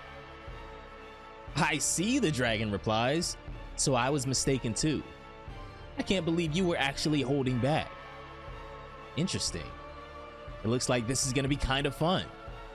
Vegeta, however, is in no mood to prolong this battle, understanding the negatives that could come of it if so. So, he charges at the dragon in a bid to end this once and for all. With the exponential increase in his speed, even the dragon is unprepared by how much Vegeta just powered up, and he's taken aback by how fast he's gotten. Vegeta lands a vicious combo on the dragon, crippling him with an onslaught of attacks before finally charging up and landing a creasing kick to his midsection. This kick sends the dragon sliding backwards across the demon realm. He doesn't stop there though. He charges at the dragon again and keeps the assault going, overwhelming the dragon but also exerting an absurd amount of stamina and ki that can't be overlooked. Vegeta launches him into the air with another kick before appearing over the dragon, showing his impressive speed once again. Next, now at point blank range, Vegeta prepares to blast the dragon with a devastating final shine attack. His attack blows the Shadow Dragon away down into the rubble below, as it looks like he may have actually not only done some serious damage to him this time, but possibly even destroyed the Shadow Dragon. A massive mushroom cloud erupts from the site of the explosion, and a giant crater is created as Vegeta looks on to see what's become of his opponent. However, This still hasn't done the 4-star Shadow Dragon in, as we can see him stepping out of the smoke in the crater shortly thereafter. "I'm shocked," he says. "It seems you have indeed powered up considerably even. Now it's time for me to get a little more serious." He leaps back up to where Vegeta is, as unfortunately, it seems like Vegeta may have made that same mistake as Gohan, saying that the damage he took before was a little more than he initially thought. "We're gonna settle this immediately," he says, as he knows his time limit is running out. This is when the dragon readies himself and starts raising his own power level to the shock of Vegeta. His negative energy aura perfectly encapsulates the shape of his body, almost like an aura of armor engulfing him. This is his dragon jacket, as he calls it. Vegeta kinda making fun of his name a little, but with what the dragon is doing at full power and Vegeta's power slowly depleting, this isn't a joke anymore. The dragon dares him to charge at him again, now that they're finally both at full power, with the two clashing in the middle of the battlefield, causing one of those huge Tenkaichi 3 shockwaves that destroys the land around them. Now, the dragon is able to easily counter and tank most of Vegeta's attacks, as there still isn't one person in control, but this has easily become a battle of endurance at this point. These two continue to go back and forth, trying everything they can to wear the other down, but at the same time, both enjoying the intensity of a battle this high level as well. They clash once more in the middle of the battlefield, creating another huge crater before separating to end another round. Vegeta decides that it's time to wrap this up, as his time as a Super Saiyan 5 is rapidly coming to an end, so he gets in his galactic gun stance. However, the dragon, still with this unshakable smirk on his face, prepares his attack too. Vegeta fires his Super Gallic gun, met by the 4-star dragon's Neo Dragon Ball, a giant beam in the shape of a dragon, as their two attacks collide in the middle of the demon realm in an epic beam struggle. While this beam struggle may not exactly declare the winner, both Vegeta and the dragon are exhausting extreme levels of ki. Vegeta tries to overwhelm the dragon, dumping the majority of the ki he has left in an attempt to engulf the dragon's attack, but the 4-star dragon returns the same intensity with his attack as well. This game of mercy ending in what seems to be a stalemate as the attacks explode in the center of the struggle.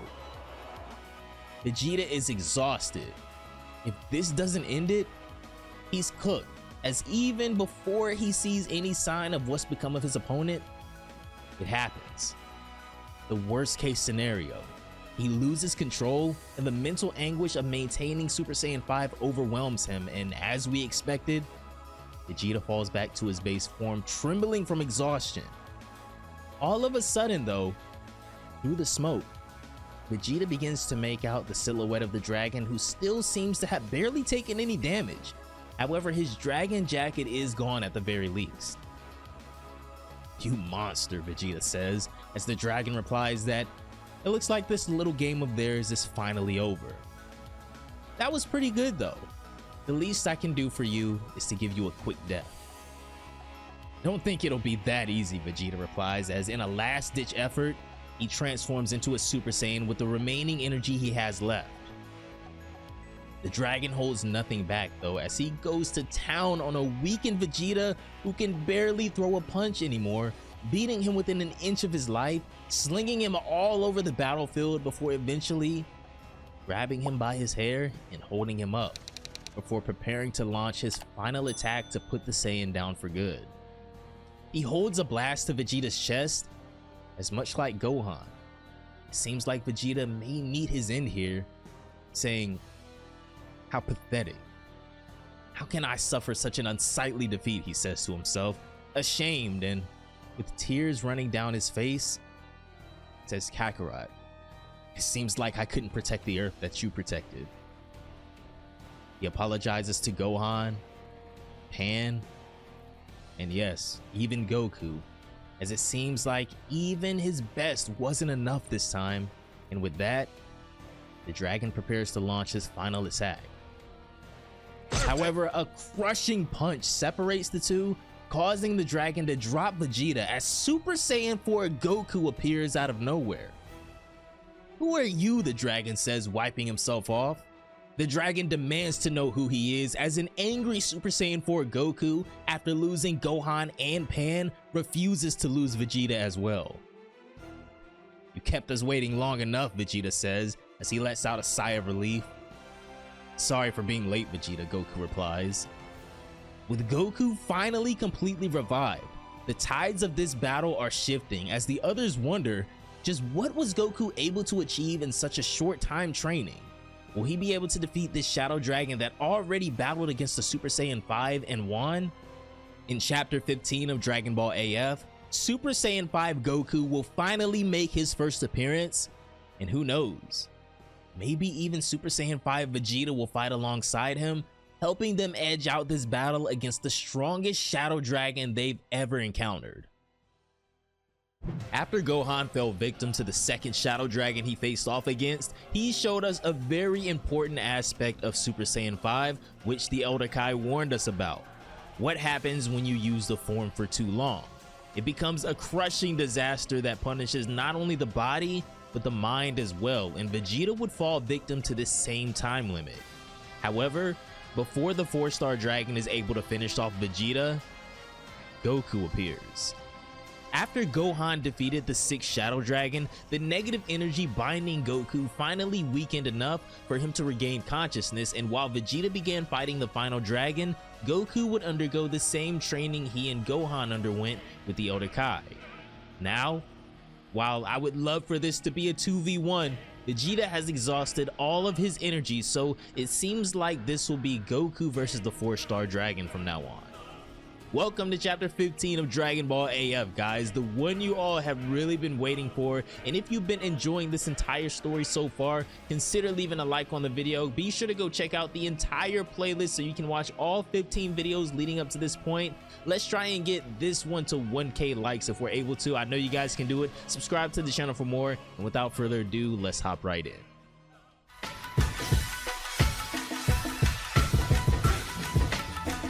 As Goku and Vegeta stand across from their final opponent, the 4-star dragon, it's now clearly up to Goku once again to end this threat.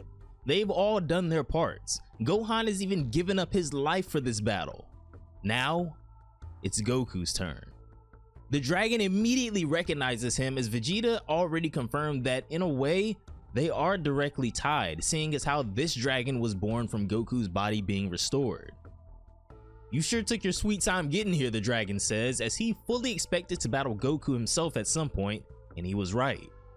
"You've really been a thorn in our side. Do you want to settle this right here?" Goku replies that there's one thing he wants to make clear before they do fight though. Up until now, they've been really indebted to the Dragon Balls. For the longest time throughout history, again and again, over and over throughout the years. From the early days of Dragon Ball, throughout Dragon Ball Z and Dragon Ball GT, and even Dragon Ball Super, they've always been saved by the Dragon Balls. "I'm really grateful," he admits. "So this time, for sure, we'll protect world peace with our own power," he declares. "This is the end. Let's settle this." The dragon obliges as he powers up again and reapplies his dragon jacket aura that he used against Vegeta. But even with his still vastly powerful negative energy, Goku isn't budged. "Bluff all you want," the dragon says, "but it all comes down to whether or not you can defeat me. I'll play around with you for a bit." Over on the spectators planet, Oob, Goten, and Trunks are on the edge of their seats as the final battle is finally beginning. Even Vegeta can't help but be intrigued at what Goku might be able to accomplish now. The Kais, the boys, and Vegeta are all laser focused on the battle at hand. Now, it begins as Goku and the dragon both charge at each other at full speed, with the first attack being thrown. Super Saiyan 4 Goku throws a punch that's easily blocked by the dragon, but Goku's speed and awareness are equally as impressive as he dodges all of the dragon's attacks too. He decks the dragon in the face with a devastating punch before sending him flying across the demon realm with a kick. The dragon catches himself, but by the time he looks up, Goku is charging a Kamehameha times 10. However, due to his training and being fresh on the battlefield, this one is much larger than before. The dragon, Vegeta, and all of the spectators are shocked at Goku's power output as he launches his attack. Goku's Kamehameha times 10 roars across the landscape, headed straight towards the dragon before causing an enormous explosion that seems to stem from a direct hit, possibly. A crater is left from the pathway of Goku's insane attack, but it seems like he knows that this is still far from over. Interestingly enough, the dragon is right beside the crater made from Goku's last attack, as even he's shocked, asking, was that supposed to miss on purpose? Goku looks down at his hands in slight what seems to be confusion as well, but he brushes it off by saying that it's been quite some time since his last fight, so his aim was a little off. I'll get you next time. Vegeta, however, doesn't seem so convinced as he wonders just what the hell is going on. What happened to Kakarot? He should be in Super Saiyan 4, Vegeta thinks to himself, trembling from exhaustion and a slight bit of anxiety. Yet, what is this surging power? He's obviously like a completely different person now.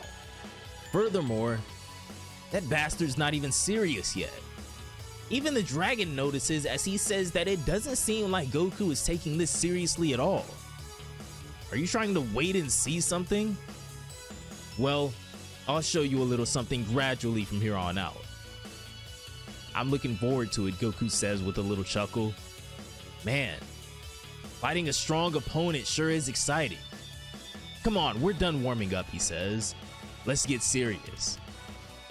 Goku charges at the dragon again, this time showing an insanely more impressive degree of speed and appearing right in front of the dragon, landing another punch. Then, he releases an onslaught of attacks with a flurry of punches before finally kicking him, sending him flying again. Goku soars across the battlefield, chasing the dragon and flying over him before stuffing him into the ground below with a devastating punch that implants the dragon into the wasteland.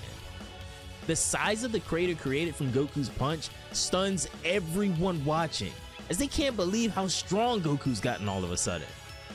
Goku stands over the dragon, who slowly gets back up to his feet, saying that it seems he's far more powerful than the one before, speaking of Vegeta. So now you understand, Goku says. Show me your true power too then, knowing that the dragon has been suppressing his strength as well. So that's it. I see, Vegeta says as he brutally analyzes every aspect of what Goku is doing. What the hell is that bastard Kakarot thinking? This is when we're brought to a flashback from 2 hours earlier as Goku woke up on the Spectators planet. He of course asked Elder Kai to train him in the same way he did Gohan and Vegeta, wanting to become a Super Saiyan 5 as well. Yeah, that's my intention, he admits. I see, Elder Kai replies, but I have a bad feeling about the dragon this time. Perhaps not even a Super Saiyan 5 will be a match for him. But this is when Goku shocks him by saying he knows, and that's why he plans on surpassing Super Saiyan 5. Of course, Elder Kai has no idea what he's talking about, and this is when Goku explains that he discovered something about the secret of the Saiyan transformations after sensing everyone's fights while unconscious. There was something in common every time we did a transformation that went over the limit. Something in common, you say? What could that be, Elder Kai asks. Goku goes on to explain that through Super Saiyan and Super Saiyan 2, rage was the trigger for the transformation to manifest. For Super Saiyan 3, it was the feeling of pleasure. And for Super Saiyan 4, it was the feeling and emotion of sorrow. Basically, Goku goes on, Saiyans are able to go over the limit due to emotional arousal.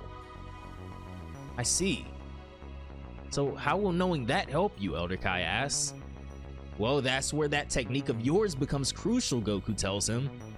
I'm gonna draw out my power by controlling all of these emotions.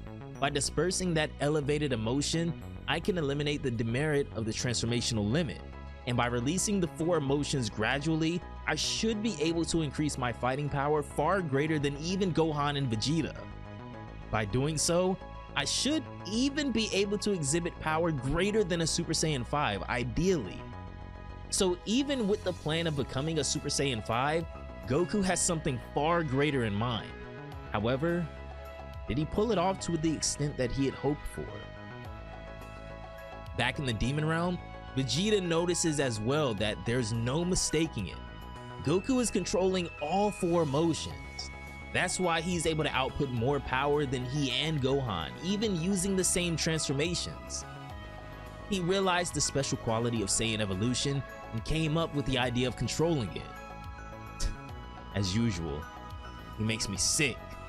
Just when I thought I had reached his level, he surpassed me, Vegeta goes on, and in such a short amount of time too. He then can't help but admit, even with a smile on his face, he's been completely and utterly beaten by Goku. Hang in there, Kakarot, he says. Grant our wishes. Back at the battlefield where Goku and the dragon are, the dragon obliges showing Goku his true power as well and begins powering up once more. This time, however, even Goku is admittedly surprised at how much power his opponent was holding back, as the dragon's negative energy almost blows him away, but yet, still exciting for Goku. The dragon powers up his dragon jacket to max output and the two resume their battle. Goku admits that the dragon is far stronger than he expected, but he's still excited nonetheless. The dragon is actually able to outspeed Goku to a far extent and punches him in the stomach before unleashing a flurry of punches. He sends Goku flying with a kick through multiple mountains. Next, he launches multiple dragons at the site where Goku landed, causing a huge explosion. The spectators are shocked as Goku seems to have been outmaneuvered and overwhelmed, creating a massive hole in the ground. Even Vegeta can't believe the scale of this battle he's watching right now. Just as he thought Goku would easily defeat their opponent, the Shadow Dragon's true power is even more devastating than he had imagined. I truly hope that this doesn't turn out to be the 3rd time in a row that we see the same mistake being made. However, as Goku slowly flies out of the crater, clearly having taken some damage, I really don't know at this point.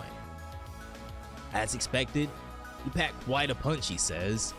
The dragon agrees that he too is far tougher than he thought as well. But Goku mentions that, as he thought prior, getting this done is going to be futile in the form that he's currently in, so it's time that he actually takes things serious. Finally, Goku begins powering up and transforming as Vegeta waits nearby to see if Goku actually did it. Suddenly, within the blink of an eye, almost as if he's mastered the form in record time, Goku's entire appearance changes. And then, Super Saiyan 5 Goku is finally born for the first time in Dragon Ball AF. However, his power is much more potent than we've seen otherwise. The 3rd Super Saiyan 5 is here, but this is much different. Vegeta is stunned as he realizes too that Goku's power is far greater than they had expected. To think that there would be such a difference in power, he thinks to himself. Kakarot has won.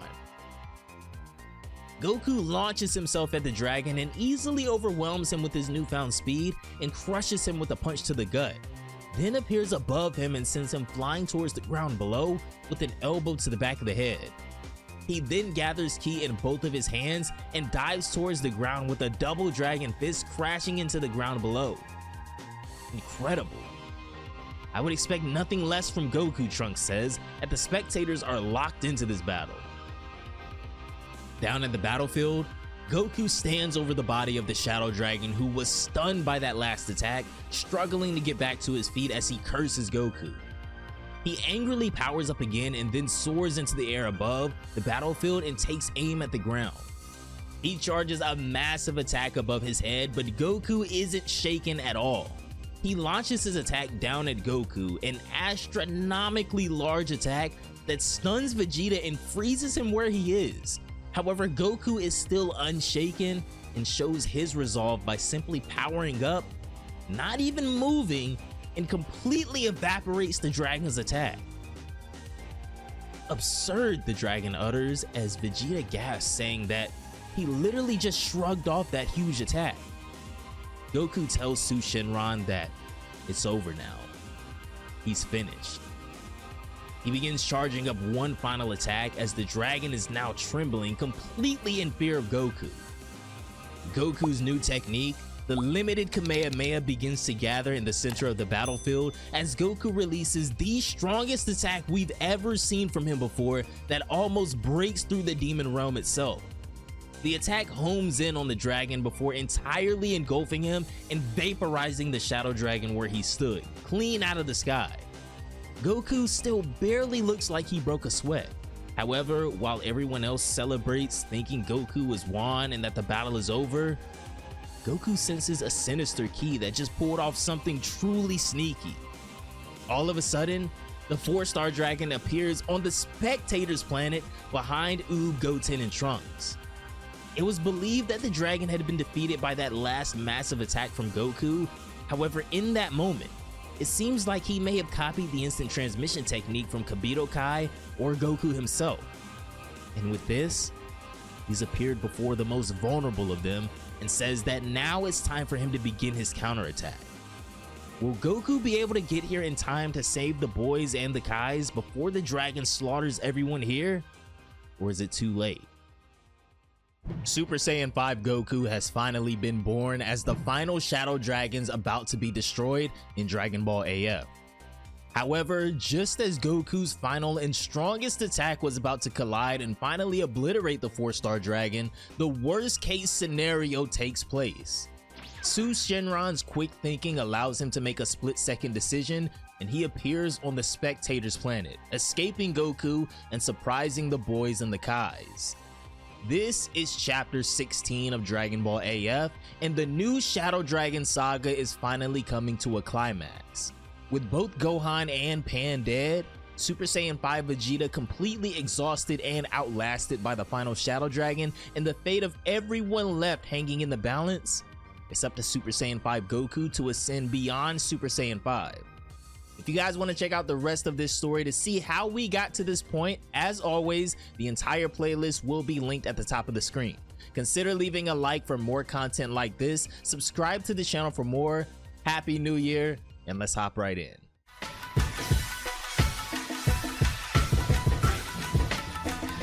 After being driven into a corner, Su Shenron appeared in front of Elder Kai, Kibito Kai, and the others. But no one could have imagined why he showed up here in this moment besides narrowly escaping Goku. The spectators are stunned as they know they're no match for this guy, and the damage he would be able to do in the few seconds it would take Goku to get here is unimaginable. Nonetheless, the boys immediately spring into action, powering up and getting ready to hold off this guy the best they can. The dragon, however, tells them to just cool out. He doesn't have time to bother with them right now. What?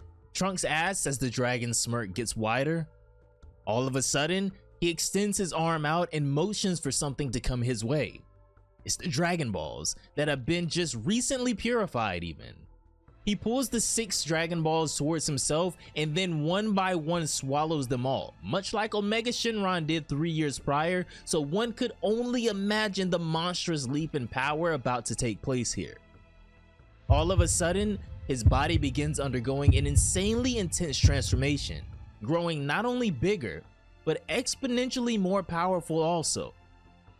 This is when finally, Super Saiyan 5 Goku appears on the spectators planet along with Vegeta, but they notice, unfortunately, he's too late. An intense amount of negative energy erupts from the 4-star Shadow Dragon as his fusion with the rest of the Dragon Balls completes. Trunks, Oob, Goten, and Kibito Kai are stunned as this new transformation is even more fearsome than every Shadow Dragon they've encountered so far. When his eyes finally open, Super Su Shenron is finally born, but we'll call him Omega Su Shenron to make it easy. The look of worry is no longer present on the Shadow Dragon's face, as his newfound power might prove too much for even the ascended Super Saiyan 5 Goku. This guy is incredible, Goku says. I've never felt such an immense ki before. Vegeta knows that things are about to get even worse than before, so he tells the boys that they need to get out of the way now. So he and the boys get out of the way and fly off into the distance, Trunks wishing for Goku to do his best as they get out of harm's way.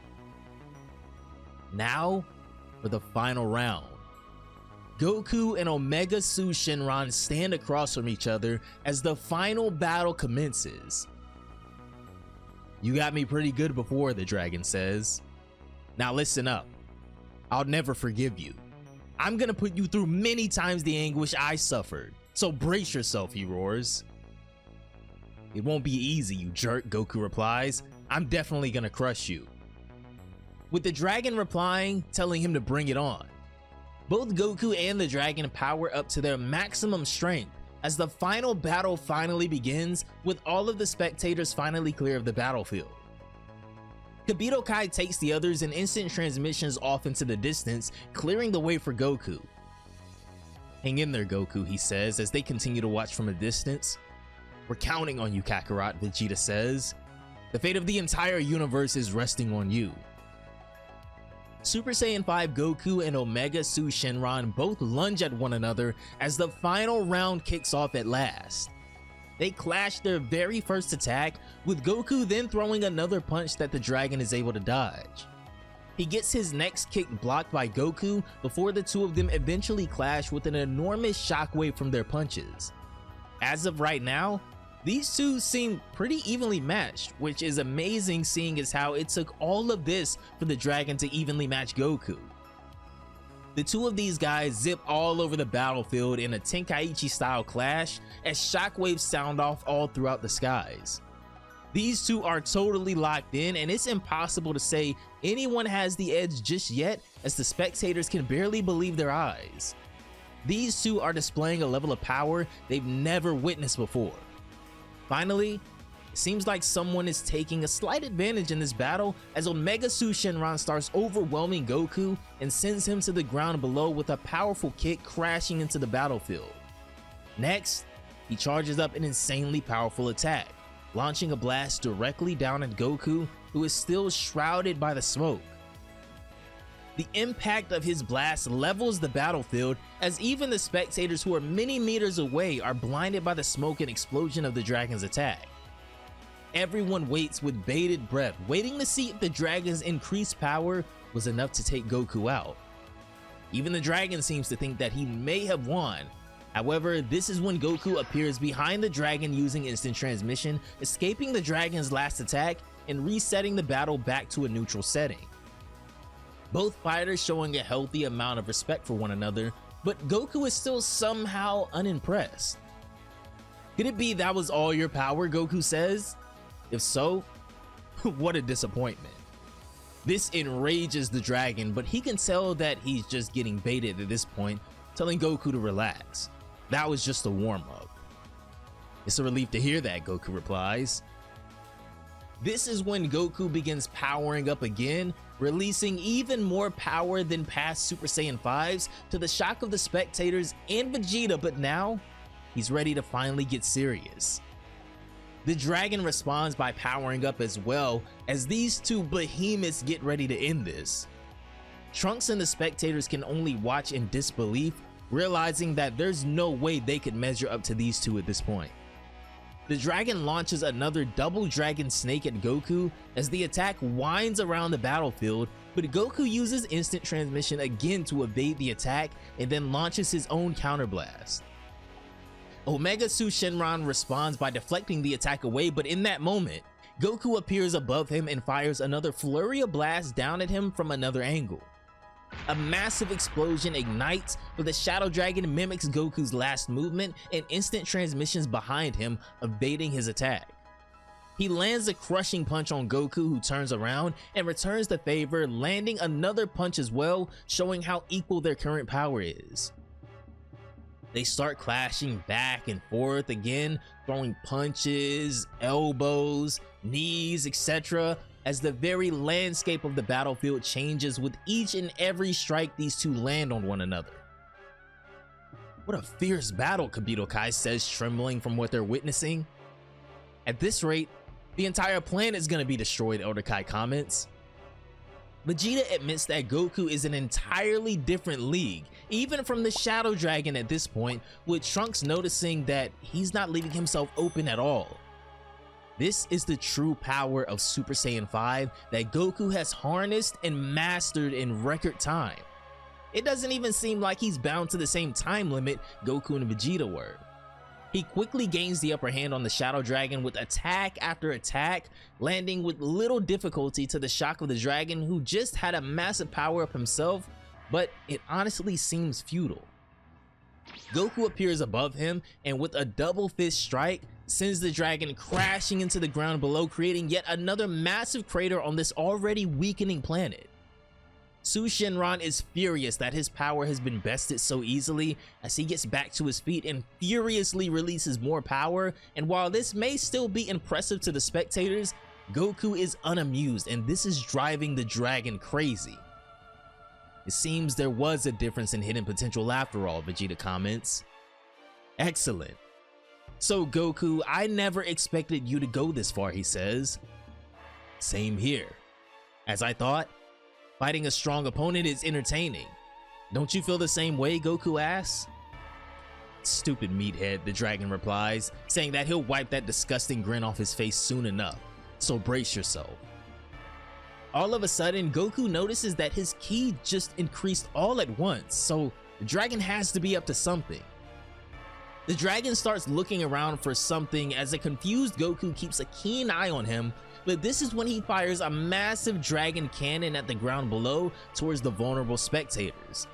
It seems that his primary target is Trunks, and if this attack makes contact, it will surely kill him. Goku tries to instant transmission and get to him as soon as possible, but the speed of this attack is too great, and instead of being able to get Trunks out of the way, Goku has no choice but to tank the attack himself as a massive explosion erupts from the collisions. This is the first bit of actual damage Goku has taken in this battle, as he was barely able to save Trunks from that attack. However, it's weakened him massively, and unfortunately, this allowed the dragon to figure out Goku's true weak point: his friends. You used a dirty trick, Goku comments as he turns around angrily as Trunks blames himself for that last attack. And now that Goku is weak, the dragon launches himself into another attack, and the strength difference this time is absurd. He crushes Goku with a punch to the stomach and then goes into a flurry of attacks. Didn't I just say I was gonna make you pay for all that I suffered? The dragon roars as he finally has the upper hand. With each strike, he continues wearing Goku down. With his last punch, it seems like he may be able to completely turn the tables on Goku. However, that smirk still hasn't left his face, and most notably, Goku is still in Super Saiyan 5. Knowing that they have to move now if they have any hope of this battle not slipping away, Vegeta tells Goten and Trunks that they need to funnel their ki to Goku in order to restore him back to full power. Goku is sent crashing back into the ground below, and then the dragon begins charging his final attack, saying he's preparing to finish off Goku. But before he's able to launch this devastating blow, Oob appears in front of him, saying that his battle is with him now, buying Goku and the others as much time as possible. What do you think you're doing, you piece of trash? The dragon says to Oob, who knows that at this rate, he won't even be able to stall for time. Now's not the time to worry about the consequences, he says to himself, and this is when he undergoes his Majin transformation once more, releasing an intense negative energy that even surprises Omega Su Shenron, as Oob shows an impressive amount of control over his new power. Over on the sidelines, the remaining Saiyans have gathered around Goku in their strongest forms: Super Saiyan 5 Vegeta, Super Saiyan 3 Trunks, and Super Saiyan 2 Goten, funneling their ki to him to not only heal him, but to create an even more powerful version of Super Saiyan 5. His power becomes so intense that the dragon instantly takes notice of it as he looks down at the ground and sees the large aura erupting from the Saiyans. "So that's it," he exclaims. "I won't let you get away with that," he says as he breaks away from Oob and rushes to break up the ritual. Oob tries to stop him, but the dragon is far out of his league at this point. He easily evades his attacks and then elbows him in the back of the neck as the two clash, but down on the ground with the Saiyans, something amazing happens. Vegeta, Goten, and Trunks open their eyes as two more beings' auras suddenly appear, joining hands with them. Super Saiyan 5 Gohan and Pan appear as well, offering their Saiyan energy to Goku too in the spiritual form, as 5 Saiyans pour their energy into Super Saiyan 5 Goku. This is when Goku raises his head and finally opens his eyes, saying, "Sorry everyone, you saved me though," as the dragon knows that his time is up. Now that Goku has been supercharged, he's doomed in chapter 17 of Dragon Ball AF. So once again guys, Happy New Year. Thank you all so much for all of the support this year. I know we've tried a bunch of different stuff on the channel, but it's good to end the year off on something that we've been known for, right? And I really hope you guys are enjoying this story. We'll be done with this arc in the next chapter or two, I think, and then we'll just go straight into the next arc. I'm not gonna put all of these into one movie just yet, unless you guys let me know down below in the comments, do you want the Shadow Dragon arc of Dragon Ball AF in its own movie before we start the next arc? Or do you just want to wait until we're done with the whole thing and then we just make one long movie, which I was gonna do anyway. I would just put the Shadow Dragon arc movie at the beginning and then make part 2 of Dragon Ball AF its own movie, and then at the end of everything we'll just merge everything together, and that will be the entire story of Dragon Ball AF. So let me know how you guys want me to do that. Once again, Happy New Year. Thank you all so much for the support this year and the past 8 years that we've been doing this. Have a great day, and I will see you all in the next one.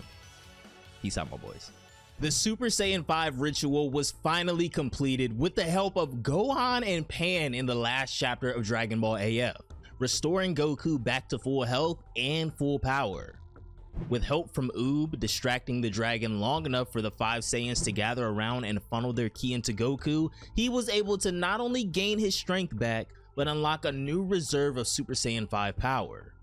Now, Goku has obtained the ultimate force by absorbing the Saiyan power of everyone else.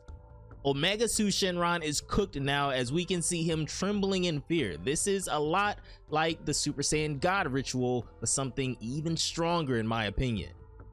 Goku calls out to him saying that last time they promised Shenron that the next time for certain the Earthlings would protect the world with their own hands. So this next attack is the final, he declares.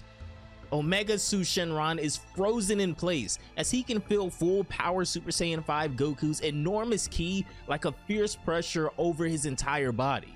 But something is far different with his ki this time besides it just being larger. Everything we've got is going into this one attack, Goku roars. He launches himself at the dragon, whose eyes almost bulge out of his head as Goku's ki emanates the essence of every Saiyan he absorbed energy from. This first attack displays the silhouette of Pan, as her ferocity can be seen and felt through Goku's kick straight to his gut. This first attack creases the Shadow Dragon and forces him to cough up blood. The next attack, Goten's silhouette can be seen as his power supercharges Goku's punch, decking the Shadow Dragon with a crushing strike to the face. Next is Trunks, whose power surges through Goku and ignites a furious elbow that almost knocks the dragon out cold. The Super Saiyan 5 duo, Goku and Vegeta, can be seen after this as their primal power landing a knee to the chin and sending the Shadow Dragon flying across the battlefield. And finally, Gohan's power takes shape as Goku ends his combo with a devastating uppercut. With the dragon soaring into the air, Goku rushes into the skies to chase him with one final attack, with the power of all Saiyans coursing through him, and pierces through the Shadow Dragon with a limit breaker primal dragon fist.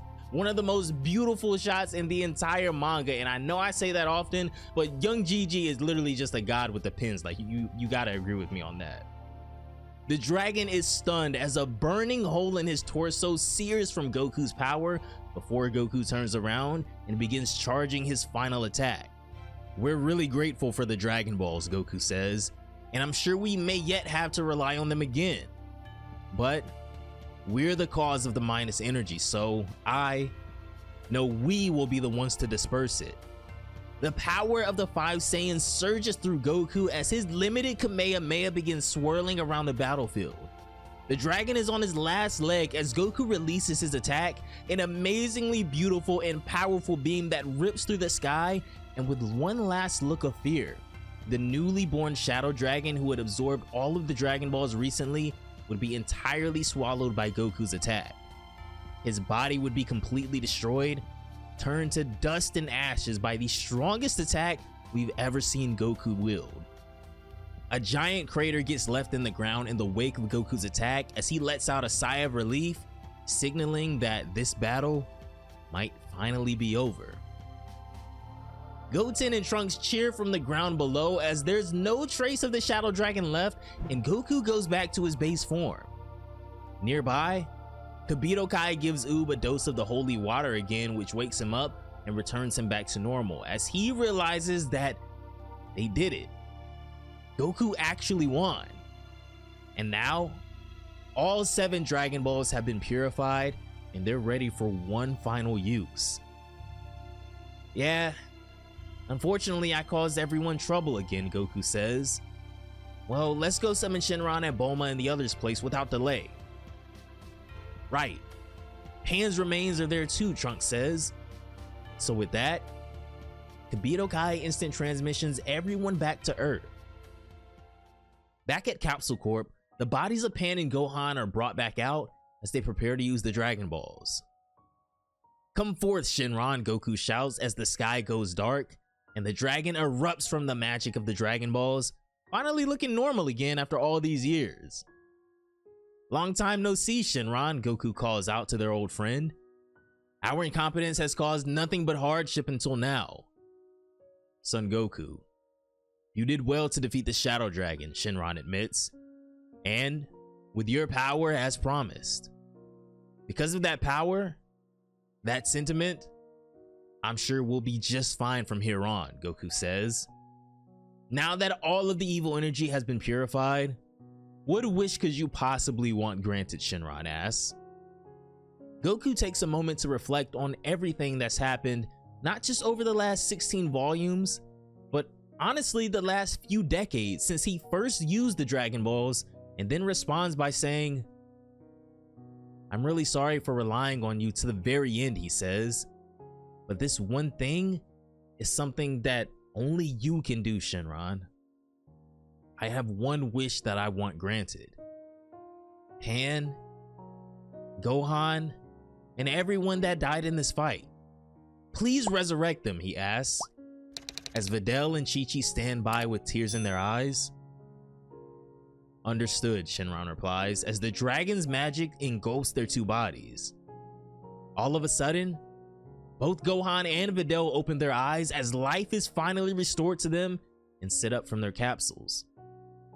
Finally, after so much hardship and Goku himself having to return, Gohan and Pan are finally restored. A collective sigh of relief can be heard around Capsule Corp as everyone gathered here has tears in their eyes, but they can finally crack a smile that things are back to normal. As Gohan reunites with Goten, Trunks, and Oob, and they fill him in on everything that's happened since he was killed, Pan notices that there's someone else here that wasn't around before. It's Goku. The moment she lays eyes on him, she bursts into tears and runs towards her grandpa, tackling him and giving him a big hug. Welcome back, Grandpa Goku, she says with a huge smile on her face, finally concluding the end of the Shadow Dragon saga once more, and the return of Goku after 3 long years. In this way, the Dragon Balls were safely revived, but that doesn't mean they need to be overused again. And at the same time, the curtains closed on Goku and everyone else's long fight throughout the decades against not only villains that they could see, but their own dependence on the Dragon Balls and the negative energy being built up after all this time. But no, even though this may be the end of this saga, this will never end. The Dragon World never ends, no matter how far we've come. It continues on forever and ever. As long as Son Goku and his friends are there will always be another adventure. Thank you for watching. Leave a like on the video, subscribe to the channel for more, and stay tuned for the next part of Dragon Ball AF, because no, this story is still not over.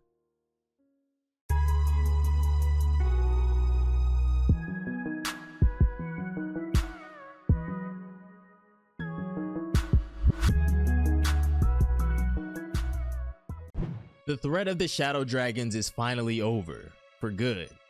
Gohan and Pan have finally been revived and the negative energy binding Goku has been purified. For now, peace has returned to the Z Fighters, but as we were warned in the last chapter of Dragon Ball AF, as long as Goku and his friends are around, there will always be a new adventure. After a long, hard-fought battle, the Earth has lived in peace for the past 3 years. Over at Goku's house, Chi-Chi calls out to him saying that since he's come back home, it's been training and more training. How about a little help around the house? I know, Chi-Chi, he responds. I finished my work in the field early today. I want to go spar with Vegeta. All you ever want to do is train, she says, shaking her head. What am I gonna do with you? That's right, he says. I've got to keep getting stronger. I don't know who my next opponent will be against. But there is no one left for you to fight, Chi-Chi replies. But by now, she should know better, as Goku does. That's not true. There are still people a lot stronger than me out there in the universe. I get excited just thinking about it. No doubt about it, Chi-Chi admits. He's a complete Saiyan and a fighting maniac as Goku heads off into the sky to go and find Vegeta. As we finally start a new saga in Dragon Ball AF, I really hope you guys enjoyed the new Shadow Dragon saga, and if you haven't seen the whole thing, be sure to check out the entire 4-hour-long movie that I'm going to have linked up at the top of the screen right now. Consider leaving a like on the video, subscribing to the channel, and without further ado, let's hop right back into Young Gigi's Dragon Ball AF.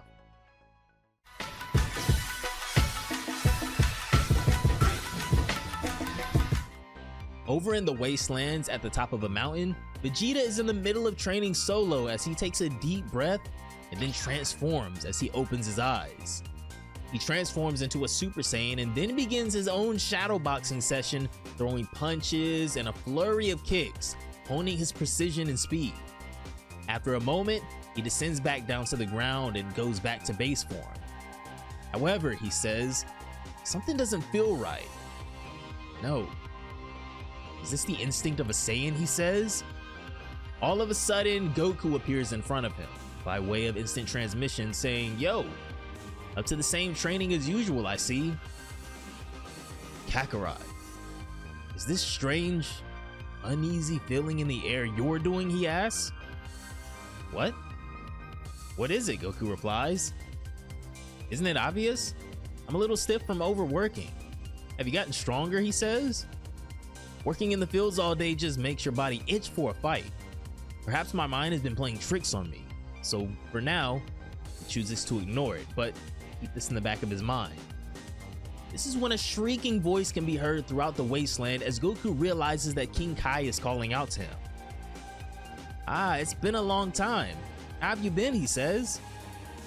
Wait, this isn't the time for casual greetings, King Kai says to himself, cutting himself off. On a serious note, not a long time ago, a strange occurrence has began taking place.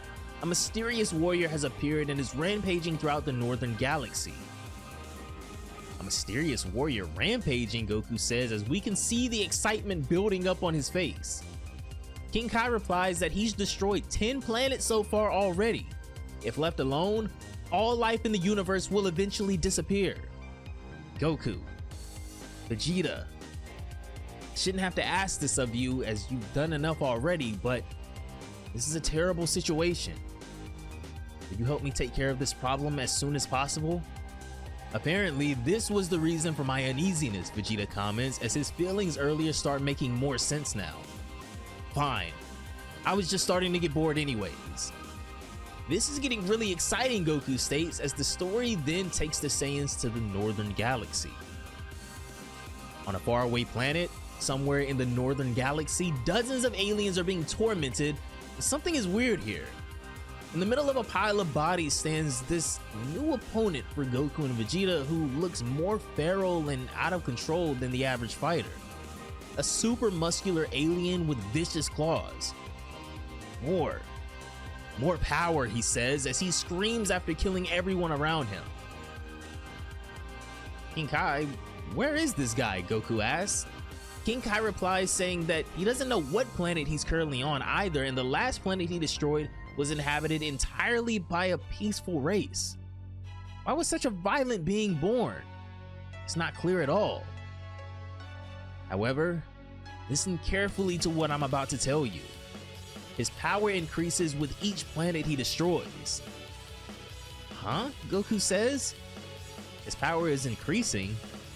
Is he the type that grows stronger after every battle, Vegeta asks? Well, I don't know or understand the details myself, King Kai says. You gotta hurry. In addition to the damage already done, more lives are vanishing by the second. Well, we don't know anything about him, Goku states. I'll find out what kind of opponent he is by seeing him for myself. He puts his fingers to his forehead in order to find some type of enormous key signature in the Northern Galaxy as Vegeta places his hand on his shoulder, and then he finds him. Oh, it's giving off a wicked energy, Goku says as they teleport from King Kai's planet over to the Northern Galaxy. As the two start walking around on this random planet, all of a sudden they're taken off guard by the alien from earlier who sniffed out their powers and appears above them. He slams a punch down into the ground that Goku and Vegeta are barely able to dodge, creating a massive crater into the ground. Now, it's finally time for Goku and Vegeta to face their first true threat since the Shadow Dragons appeared, and this one looks to be wildly strong. Suddenly, attacking someone from behind like that is bad manners, Goku tells him, but their opponent is obsessed with gaining more energy, blinded by it even. It's guys like you who seem to have no self... Forget it, Goku goes on. If you want to fight, fine. Come at me. Goku prepares for a fight, but Vegeta stops him saying, wait a minute, Kakarot. But not for anything serious. He just wanted to play rock, paper, scissors to see who gets to go first. Vegeta actually wins this time, so he gets to fight first as their impatient opponent grows annoyed. Suddenly, Vegeta transforms into a Super Saiyan 2 to the shock of their opponent, who seems blissfully unaware of just how much power Goku and Vegeta are capable of. I'll show you the true wrath of Saiyans. Let me know how it feels, Vegeta warns him, as Goku stands by spectating for now and wondering just how strong Vegeta's truly gotten since he showed up too late to see him use Super Saiyan 5 against the Shadow Dragon. The alien leaps at Vegeta, who can't wait for a good fight again, as he easily dodges all of his opponent's attacks. The alien grows more aggravated, throwing a flurry of punches, but Vegeta isn't impressed in the slightest. He throws one solid punch, however, and although Vegeta is able to block it, sends him flying before he's able to catch himself and stop his momentum. However, this is short-lived for the alien, as Vegeta appears right in front of him in the blink of an eye and returns the favor as his punch sends his opponent skidding backwards for many feet. However, something is up here, and Goku can sense it as well during this next encounter. Vegeta doesn't seem to exactly have the upper hand anymore. The alien is not only blocking his attacks, but he's even able to outspeed and land a punch on Vegeta out of nowhere now. He sends Vegeta flying with his attack, and he can't help but be surprised at this guy's new strength. Somehow, his strength has changed, and it happened rapidly. During their next back and forth, Vegeta tries to keep up his guard a little bit better, but again, his opponent is able to gain the upper hand once more and lands another crushing punch to Vegeta's gut that sends him flying backwards again. You seem to be stronger than I thought, Vegeta admits. I didn't think that I'd be forced to transform further.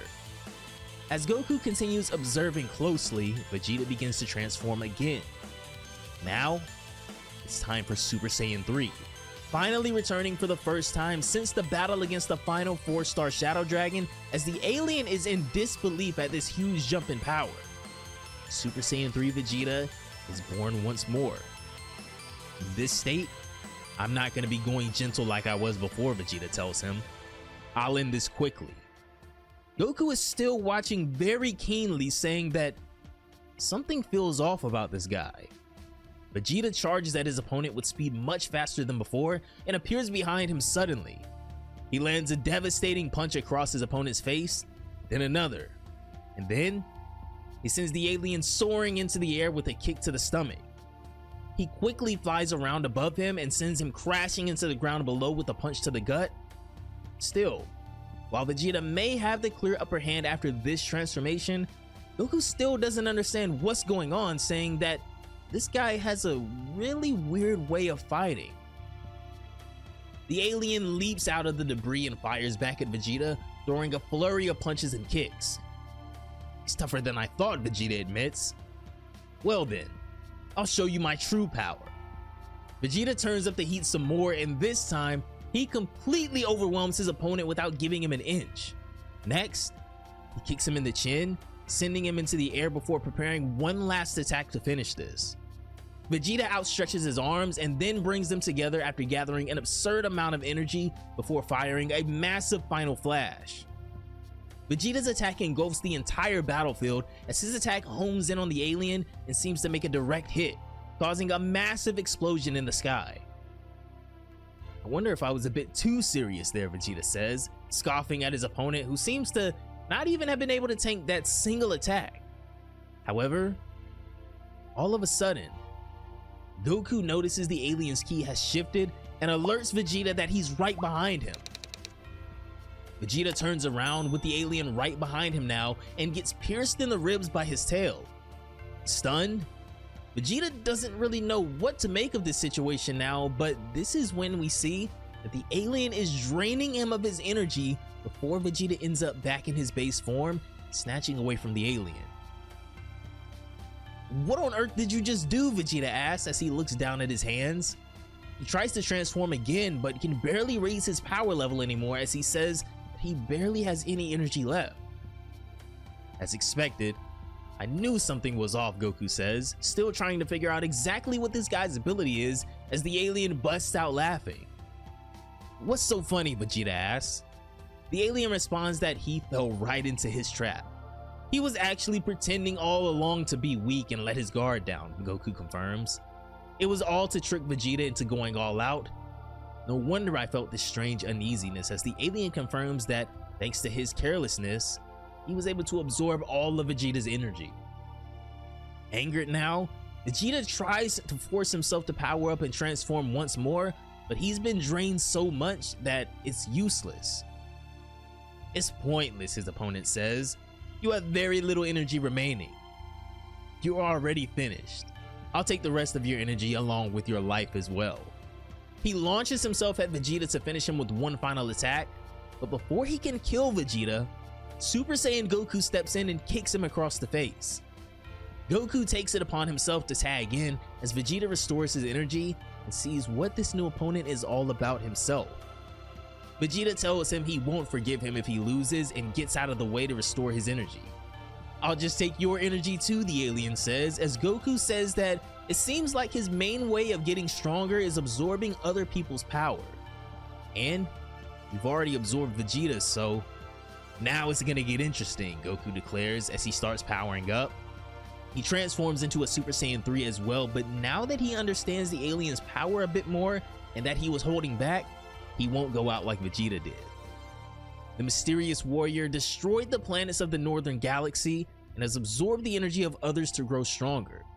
He even absorbed Vegeta's power. So if he does the same thing to Goku, how do they plan on winning?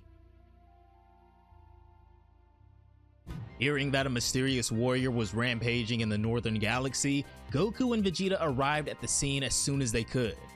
After the Shadow Dragon saga and the revival of Gohan, Pan, and Goku, the Z-Fighters have been living in peace for a little while, but now, things are back to being unpredictable in the Dragon Ball universe. Spoits, the name of the new alien Goku and Vegeta are battling, has successfully defeated Vegeta. He even stole his energy. Since Vegeta is unable to fight, Goku steps in to stop Spoits' rampage. "Come attack me with your real strength," Goku says after transforming into a Super Saiyan 3. Spoits tells him he'll regret this as the two prepare for their next clash. Goku makes the first move and charges at him, and they clash elbows. Spoits misses his first punch, but is able to dodge Goku's kick as well. They then go on to clash in a high speed back and forth before Spoits finally lands a punch and sends Goku flying. He chases him down, and to our surprise, he's able to continue overwhelming Goku, landing more attacks on him. He punches him in the stomach and then sends Goku flying backwards with a headbutt.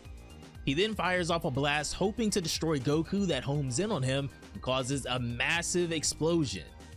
Goku, of course, was able to survive, saying that maybe it's just because he absorbed Vegeta's power, but man, This fight does not seem to be in his favor. Accepting your defeat, Spoits asks Goku. I hope you'll be good nourishment. Well, Goku replies, I'm not going down without using my full strength. This is when Goku starts powering up again as his body starts transforming, showing Spoits that he got off easy stopping Vegeta ahead of time. In an explosion of blinding light, Goku transforms into a Super Saiyan 4. Alright, the real fight starts now, Goku says as his demeanor instantly becomes more serious. Even Spoits has to admit that Goku is truly amazing. However, your power will soon become a part of me, he comments. Let's see, Goku says as he charges at the alien again. This time, things are different though.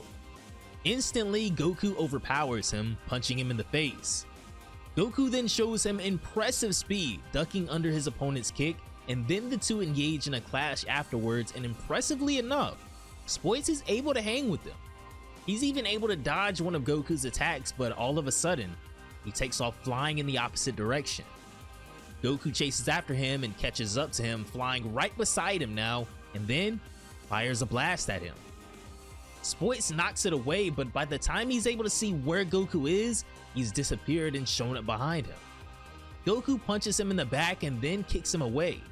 He starts charging a Kamehameha times 10 and launches the massive attack at him as Spoits seems to have no way out. The beam makes contact and then causes another explosion that even reaches where Vegeta is spectating the battle from and almost blows him away. Amazingly enough, however, Spoits can be seen to have tanked the attack as he lowers his guard and waits for Goku's next move. Alright, you seem to be worth absorbing, he tells Goku. Now that I know your skills and abilities, I won't be careless though, Goku says. You don't have to worry about being careless, Spoits tells Goku, because I've already defeated you. What do you mean, Goku asks. Simple. I haven't gotten serious yet. I must say, it's a different and careless way to battle, Goku says. Good. Show me what else you've got hidden. This is when, for the first time, we see Spoits releasing a devastating amount of power, preparing to show his true strength before Super Saiyan 4 Goku. However, it's a bit more than Goku imagined. This guy is a lot stronger than he was letting off too. I guess he's using my power that he absorbed a while ago, Vegeta says. Using Super Saiyan 3 Vegeta's power that he had dormant within him after absorbing it, Spoits' new power explodes, morphing him into a much stronger being. So, don't you think this power is wonderful, he asks? I'm certainly getting excited, Goku says, but Spoits warns him that now is not the time to get excited because the real fight is about to start. And if he's able to absorb Super Saiyan Goku's power, it's over. Spoits extends his arm and fires a high-speed beam at Goku, who luckily is able to evade it, but he's not done. He keeps firing a flurry of beams at Goku, who keeps dodging back and forth until eventually he appears behind the alien again, but he's not able to take him off guard. Goku gets hit with one of the beams before quickly getting overwhelmed by multiple turning around and striking him. The flurry of attacks explodes, creating a huge cloud of smoke around Goku, but when he opens his eyes, he's shocked. Spoits appears right in front of him and elbows Goku in the chin after blitzing him at a high speed. Goku tries to regain his balance, but Spoits quickly follows up with another punch, sending Goku backwards. Goku flies away, but is able to finally regain his footing. However, the alien appears above him and at point blank range, fires another massive beam right in Goku's face that engulfs him entirely and crashes him into the battlefield below before exploding. Spoits looks on amused, wondering if Goku was able to tank that attack as well. Fortunately for us, he gets back up once the smoke clears. That was definitely Vegeta's power that he absorbed a while ago, Goku says, noticing that key anywhere. I was going easy on you all this time, Spoits responds. Are you giving up on me this early? Well, I was waiting for this excitement. Here we go. Let's have some more fun, Goku says, as even though this guy's a lot stronger than they thought, it's been long enough since there was a real threat that got them this excited. What a strange guy, Spoit says, as he tries to understand Goku's determination. But this is a Saiyan, a battle-loving low-class warrior who does this for the love of the game. Getting more serious now, Goku charges at him again, but this time, something's new. This time, he's a lot more serious, and as he decks Spoits in the face with another punch, and then another, he easily dodges the alien's counterattack before the two of them engage in one of those classic Tenkaichi-style clashes, making a bunch of shockwaves all over the sky. Surprisingly, these two look decently evenly matched as they go back and forth with no one having a clear upper hand, but at least for one of them, this is an extremely enjoyable fight. Kakarot. Seemed like he was stressed out a bit there, Vegeta says, still spectating. I'm starting to enjoy this fight myself. Goku and Spoits continue trading shots until they finally separate again. The alien seems to still be trying to figure Goku out, but Goku has an amused smirk on his face before starting to charge another Kamehameha. Spoits suspiciously doesn't move at all while Goku prepares his attack, like he's looking forward to seeing if he can overcome it. Goku fires it directly at him, and surprisingly, Spoits doesn't evade the attack. He puts his hands out and tries to stop it. Spoits grips the attack and with a burst of insane strength, literally rips apart the Kamehameha to the shock of everyone. He nullified Kakarot's Kamehameha with ease, Vegeta says. So, you're still holding your true power right now, Goku says, knowing that there's a huge difference from the power the alien showed prior and what it took to destroy that beam. Oh, have you noticed already, he replies. Well, that's right. I haven't been going all out. I wonder if you still hide your true power too. Well, what can I say, Goku says, to which Spoits asks, isn't it time that they get serious with each other now? Alright, Goku responds, but don't regret this, okay? Spoits goes first, releasing the full extent of his true power, his ki exploding and becoming more aggressive than they ever imagined. This guy is amazing, Goku says, as he can't help but tremble from pure excitement at the amount of power this guy was holding back all this time. However, Vegeta is stunned that this is what they were really up against. When Spoits is finished, he finally reveals his true form that he'd been hiding all along. This is full power Spoits in his final form, really reminiscent, honestly, of one of Frieza's transformations. Let's try this again. This is my real strength. This is gonna be interesting, Goku says, as he finally gets what he wanted. This is the fight that he wanted, and to oblige his opponent, Goku starts powering up again as well. Remember, he still has one more form too. Goku starts transforming again, and within moments, Super Saiyan 5 Goku finally returns. Spoits can't believe it, as Vegeta looks on intensely. Super Saiyan 5 has appeared once more, and this time, it seems like Goku has somewhat mastered it. The real fight begins now, he says, as Spoits agrees and gets ready for their next confrontation. But Super Saiyan 5 Goku isn't about to back down from a battle to this degree. Being forced to use Super Saiyan 5 in the first place should say something that we need to know about the strength of his opponent. Both Goku and Spoits have finally shown their true power, and Vegeta is still watching as his energy after being absorbed continues to restore. Which one of these guys will be the true victor here? However, even though Goku is excited for this fight, he has to do everything he can not to get his Super Saiyan 5 powers absorbed, because if he does, there's nothing they can do to stop this guy. Goku and Spoits are now both at their full power in Chapter 20 of Dragon Ball AF. Goku in Super Saiyan 5, and Spoits in his new final form as well. Will Goku be able to defeat this new form even as a Super Saiyan 5 is still yet to be seen. Vegeta continues watching on in the background as Goku charges at Spoits again, starting the next round. Goku throws an elbow with Spoits barely able to block it in time. However, he's able to duck the next one.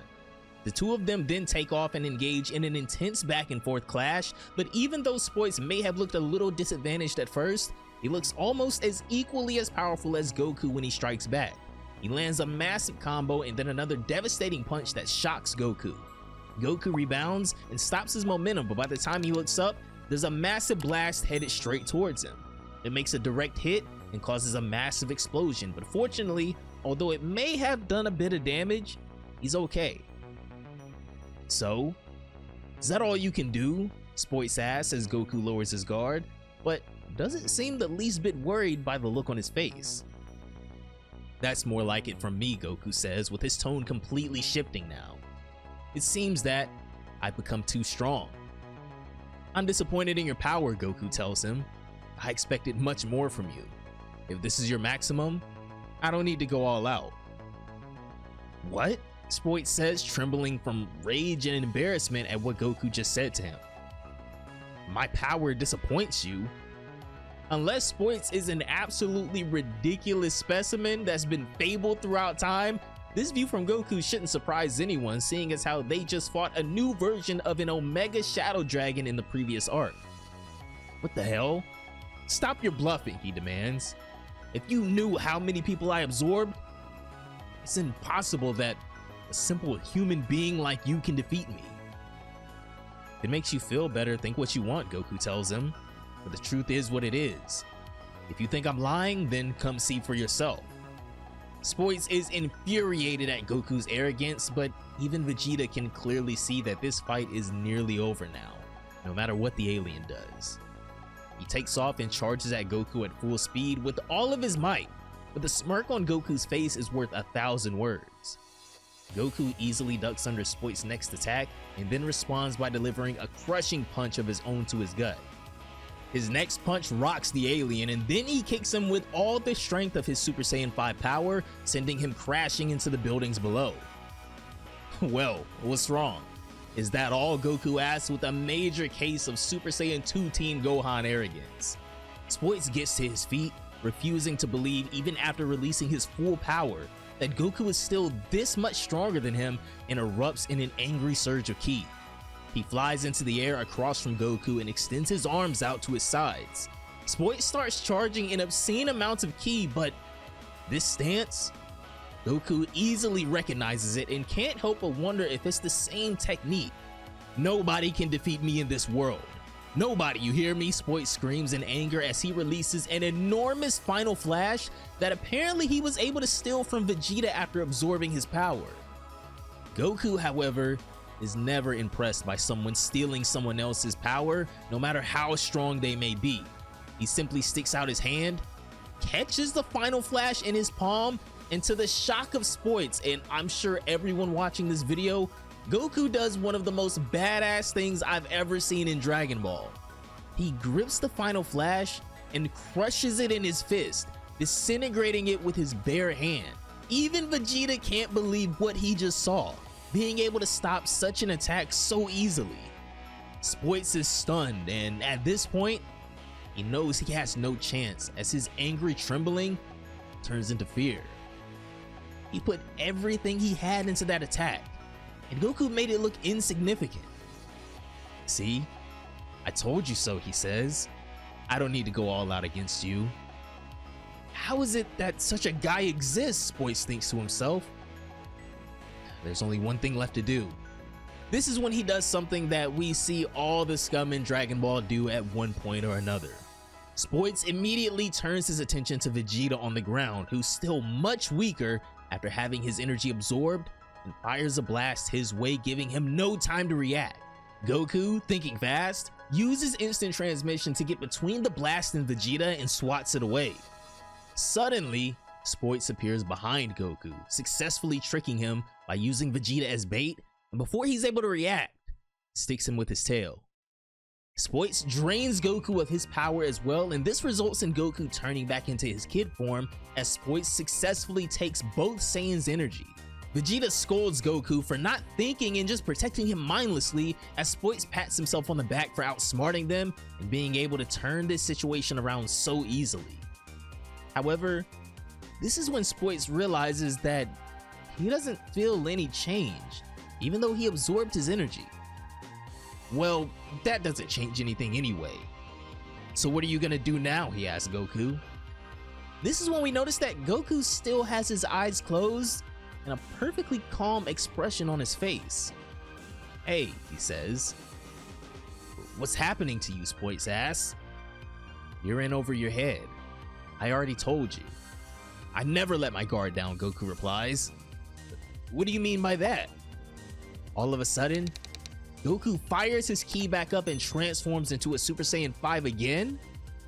Spoits can barely believe his eyes, but as Vegeta explains, Goku was able to fool him just in time.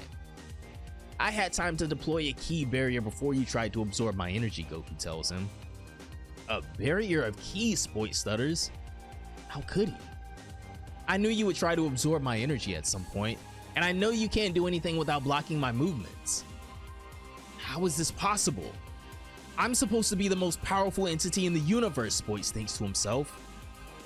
"I had to absorb so many people to become this powerful. So not being able to defeat a mere human brings me back to where I started." In the past, Spoits' home planet was attacked and destroyed by a powerful alien. Spoits survived, but he vowed to never have to go through that again. So he decided to do everything he could to become the most powerful warrior in existence. Afterwards, he threw his heart and soul into research with the aim of improving his own body. But there was a limit to the modification of a body made of flesh. That's when he came up with the idea of absorption capacity.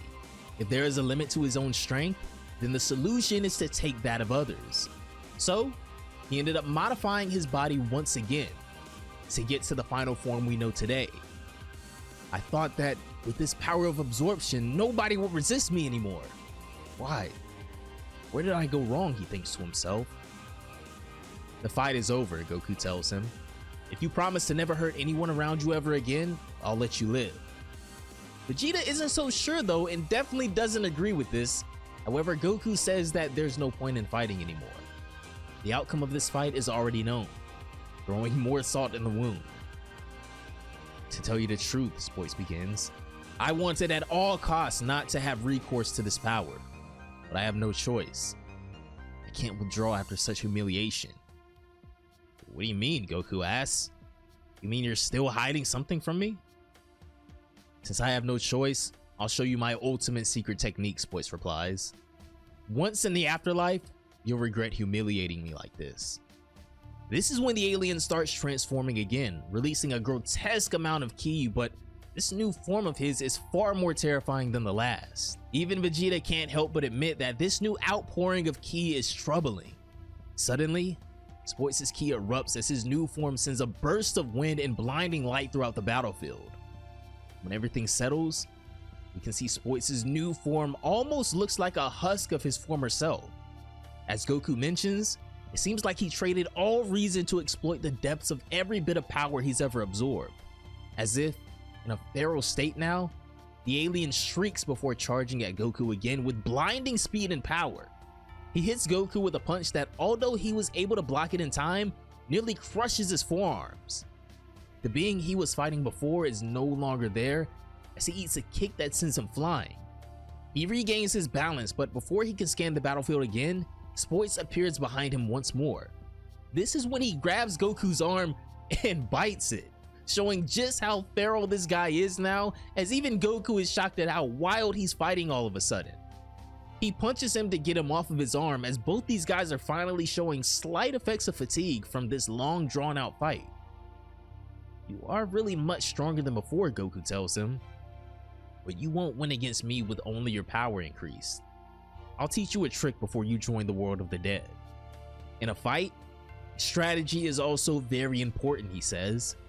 This is when Goku gets serious again, as his arrogance and playfulness seems to suddenly have disappeared from his face. He charges at the alien full stop and lands a vicious punch, sending him flying into the sky. Then, after chasing him down, lands another attack, then another, before unleashing a flurry of punches on him. Goku reels back and lands one final decisive kick that sends his opponent flying across the battlefield, and now he plans to end this as he puts his hands together to charge a Kamehameha, saying, "Let's get this over with."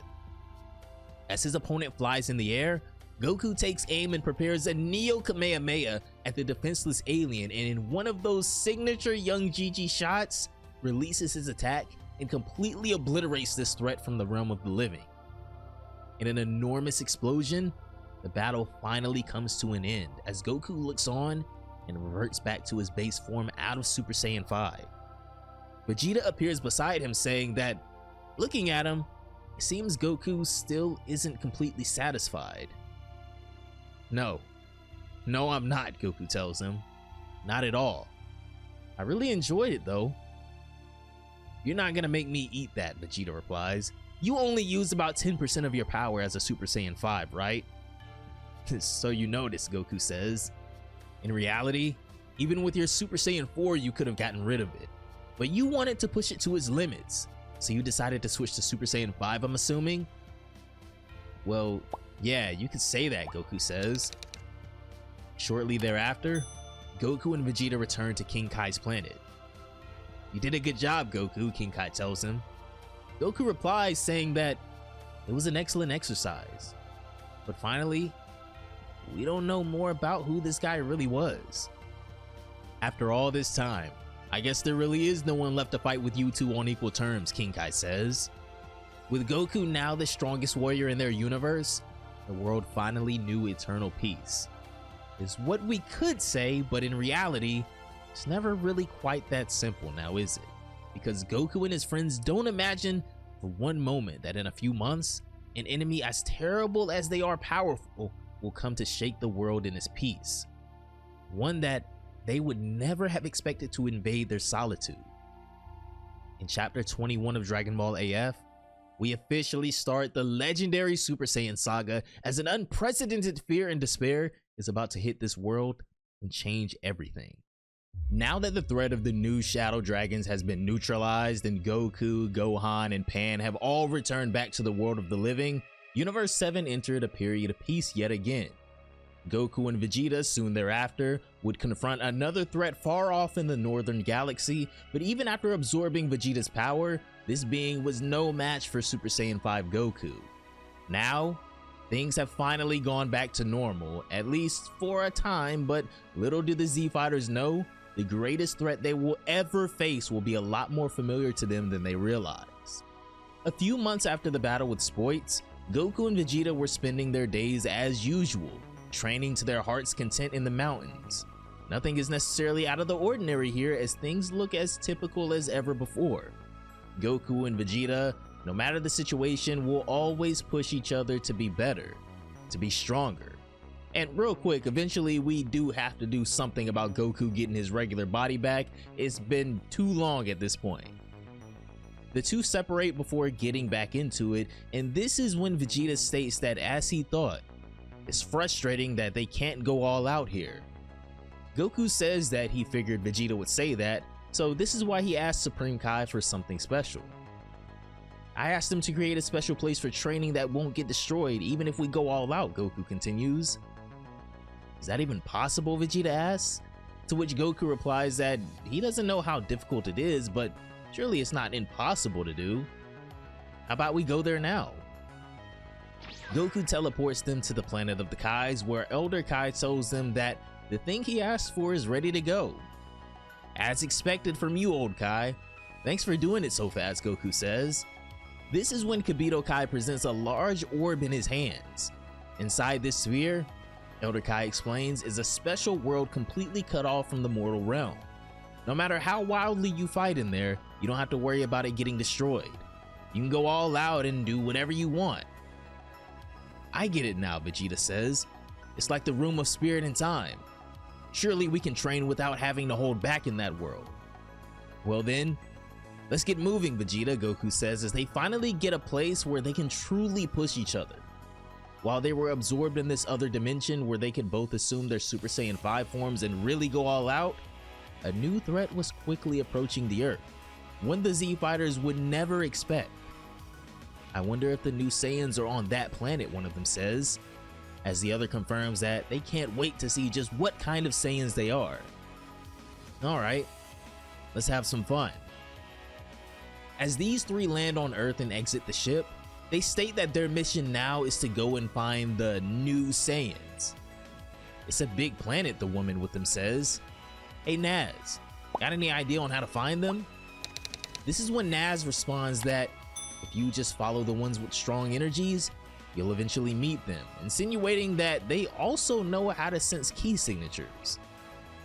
Over there, Naz says as he points to his left, I feel a strong energy. Well, there's still some time left until the legendary Super Saiyan is born, so let's take our time and find them. Over in a nearby city, Goten is busy handing out flyers saying that it's tiring work, but his wife and child are waiting for him at home, so he has to work hard for them. Suddenly, the three Saiyans descend behind him as Goku turns around asking them if they'd like him to recommend some Hoi Poi capsules.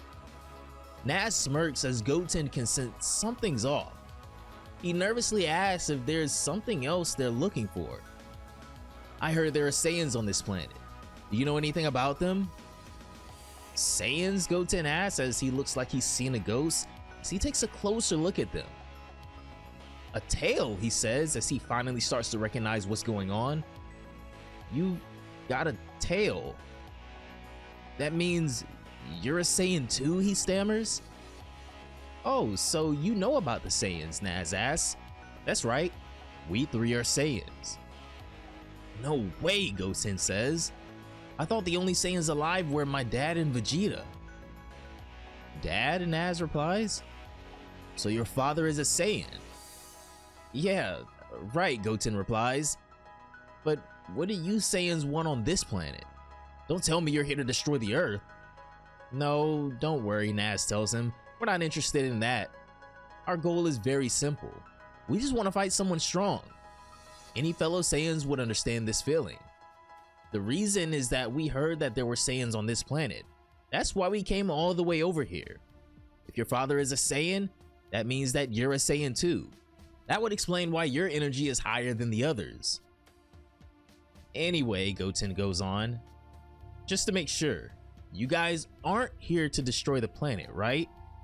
Naz replies that he assures him they're just there to fight someone strong. He doesn't seem like a bad guy to me, Goten thinks to himself. Neither does their ki feel weirdly strong either. Looks like they've actually come to this planet to satisfy their Saiyan fighting instincts. Alright, he finally says.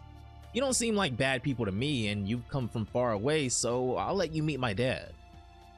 Oh, I'm so glad to hear this. Thank you so much, Naz says. We then cut over to Capsule Corp as Naz and the other Saiyans sit on a couch. Hey, Goten, Trunks says. What are you doing here in the middle of work? No, actually, Mr. President, these people are Saiyans, Goten tells him. What? Saiyans, he says, shocked. What are these Saiyans doing on Earth? They apparently want to fight our dads, Goten tells him. They didn't come here to destroy the world, they only want to fight a strong opponent. I'm very excited to see how strong they are. Our dads are out on a training session right now, so could you wait here for a while? Oh, is that so? No problem, Naz replies. Now, since we're waiting for them, if you don't mind, could you tell us a little bit about yourselves? How are you guys alive? Aren't the Saiyans supposed to be extinct? I heard that the Saiyans were destroyed by Frieza. Ah, those Saiyans are different ones from us. Different Saiyans, Trunks asks. Right. Let's say you all are called New Saiyans, Naz explains. So that would make us the Old Saiyans. Long ago, there was a conflict between the Old Saiyans and the New Saiyans because of their different ways of thinking. The Old Saiyans were a species that just enjoyed fighting. The New Saiyans were divided into a race that sought to interact with other species. After a mutual disagreement, a few of the Old Saiyans became completely independent, left the planet, and began establishing a new civilization. Those Old Saiyans were our ancestors. We're their descendants. We Old Saiyans have been fighting the strong, one after another, just to get stronger without making any other interactions. We too had been driven to the brink of extinction as our population dwindled due to numerous battles. Then, I remembered the legendary story. The legendary story? Could it be about the Super Saiyan, Goten asks? Yes, Naz replies. So you guys too know that the legendary Super Saiyan is about to be born. What? Goten and Trunks say in tandem, as it seems like their understanding of the Saiyan of legend is far different from the old Saiyans. That's what the Super Saiyan is, isn't it, Goten? Trunks asks. Yeah, he replies. I think these guys can't turn Super Saiyan. Actually, Goten says to them as he turns around, we can become Super Saiyans. No way, Nas says excitedly, because Super Saiyans are, and this is when both Goten and Trunks transform simultaneously. However, something is wrong here. This is the Super Saiyan you talk about, right? Goten asks, but Nas and the other Saiyans look at each other confused. Nope, that's not Super Saiyan, he says. What do you mean it's not? Well, your energies certainly seem a lot higher than before. That means you're not the legendary Super Saiyan though. Maybe you don't know the story of the legendary Super Saiyan, am I right, Naz asks? If you listen to the story of the legendary Super Saiyan's birth, you'll know that this is not a Super Saiyan. We certainly haven't heard much about the legendary Super Saiyan, Goten admits. The reason you new Saiyans don't know about the untold story of the birth of the legendary Super Saiyans is because it was passed down to the old Saiyans. The reason that form you're in isn't the legendary Super Saiyan is because, in order to become the legendary Super Saiyan, there must be a certain something. What is that, Trunks asks? The moon, he says. The moon, Goten says. Yes, the moon. First of all, the term legendary Super Saiyan means that only one appears in 1,000 years. Only once in 1,000 years, the moon emits a special light that allows you to become a Super Saiyan for as long as you're bathed in its light. Once that special light is gone, he reverts back to his original form. That's how the legendary Super Saiyan was born several hundred years ago. That's why you're not Super Saiyan or anything. The Saiyans, a fighting race, evolved their appearance in response to their opponents and their environment. We call it adaptive evolution. Your evolution is different from ours, but we Saiyans evolve purely out of instinct, you know? As long as we have a strong opponent, we can evolve as much as we want. I think you can understand what I'm talking about. We're still evolving. As long as we have strong enemies in a harsh environment, we can become infinitely stronger. To be honest, we've gotten too strong. There are no strong men left in our vicinity. That's when I remembered about the legendary Super Saiyans and that there are survivors among the new Saiyans. So I wanted to come here and fight you guys. Do you understand now, he finishes? Well, that's a totally different story from the one we Saiyans know, Goten replies. So, why do you seek so many strong opponents, Trunks asks. Naz looks lost that he would even ask a question like that. The only meaning of life for a Saiyan is to fight. The only thing that makes our life worth living is to feel stronger and more stimulated. As expected, the woman chimes in, the new Saiyans think very differently than we do. So, don't you guys feel that your life is worth living when you're fighting against someone strong? Well, Goten starts, maybe our dads have that feeling, but more than fighting, we'd like to live peacefully with our family and the people we love. What? Live with the people you love, Nas says, confused. It's strange to think that something like that can make your life worth living. We don't understand these values at all. I never thought there was anything more important than fighting. Well, the old and new Saiyans had a conflict because they didn't have the same values, so this can't be helped. I don't know. I have mixed feelings, Goten says. By the way, Trunks states, if the legendary Super Saiyan is going to appear soon, as you say, that means Earth's moon emits that special light? Exactly, Naz replies. Technically speaking, the legendary Super Saiyan was born about 560 years ago. It hasn't been 1,000 years since that day, but each of the various planets have their own moon. The cycle of light emissions changes according to its stars. In other words, the Earth's moon will soon be 1,000 years old. So, we're waiting for that light to go off at any moment. I see, Goten says. If one of us, or one of the Saiyans here, emerges as a legendary Super Saiyan, I want to fight them no matter what, Nas says. If I'm not mistaken, Didn't the legend say that the legendary Super Saiyan likes blood and fighting? Trunks asked. If something like that is born, it's gonna be trouble. I guess we should inform Gohan about this in any case. If that legendary Super Saiyan shows up, it's gonna be a story that will take the world by storm. Hello? Goten, what's up? Gohan asks, as we then go over to he and Videl's house in the south. What? He says, son, as he can't believe what Goten is telling him. Is this story true? Looks like it's gonna be a messy situation again, Goten tells him. We need to hurry up and get in touch with Dad and Vegeta, Gohan replies. For some reason, Goten tells him, I don't feel their ki at all. I don't know where exactly they're training at. Mom said she's pretty sure he went off to train with Vegeta, but anyway, I think they'll come back in a while. Well, I hope it doesn't get too messy until Dad and Vegeta get back. Yeah, I hope so too, Goten agrees. So, to summarize, Goten begins after getting off the phone with Gohan. Your goal is to fight my dad and Vegeta, correct? Yes, I want to see how the new Saiyans have evolved.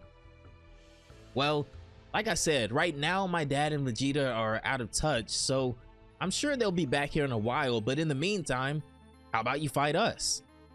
Trunks doesn't know if this is such a good idea, but it's too late. Goten has already piqued the interest of the old Saiyans, with Naz saying that he'd love to. It's alright, Trunks, Goten says. These people just genuinely like to fight. They have no ill will. In fact, you don't get a bad feeling from them at all, do you? Besides, I'm interested to see their evolution too. Alright, let's go to a better location then, Goten says as they prepare to find somewhere more appropriate for a fight. They take off and find a wasteland somewhere as Goten stops and says that this should be good enough since nobody is around here. So they head to the ground. A vast wasteland far away from civilization that should prove sufficient enough for them. I'm sure it won't be a problem to go all out here, Goten says. By the way, I'm not sensing much energy from you guys. Have you been holding back, he asks?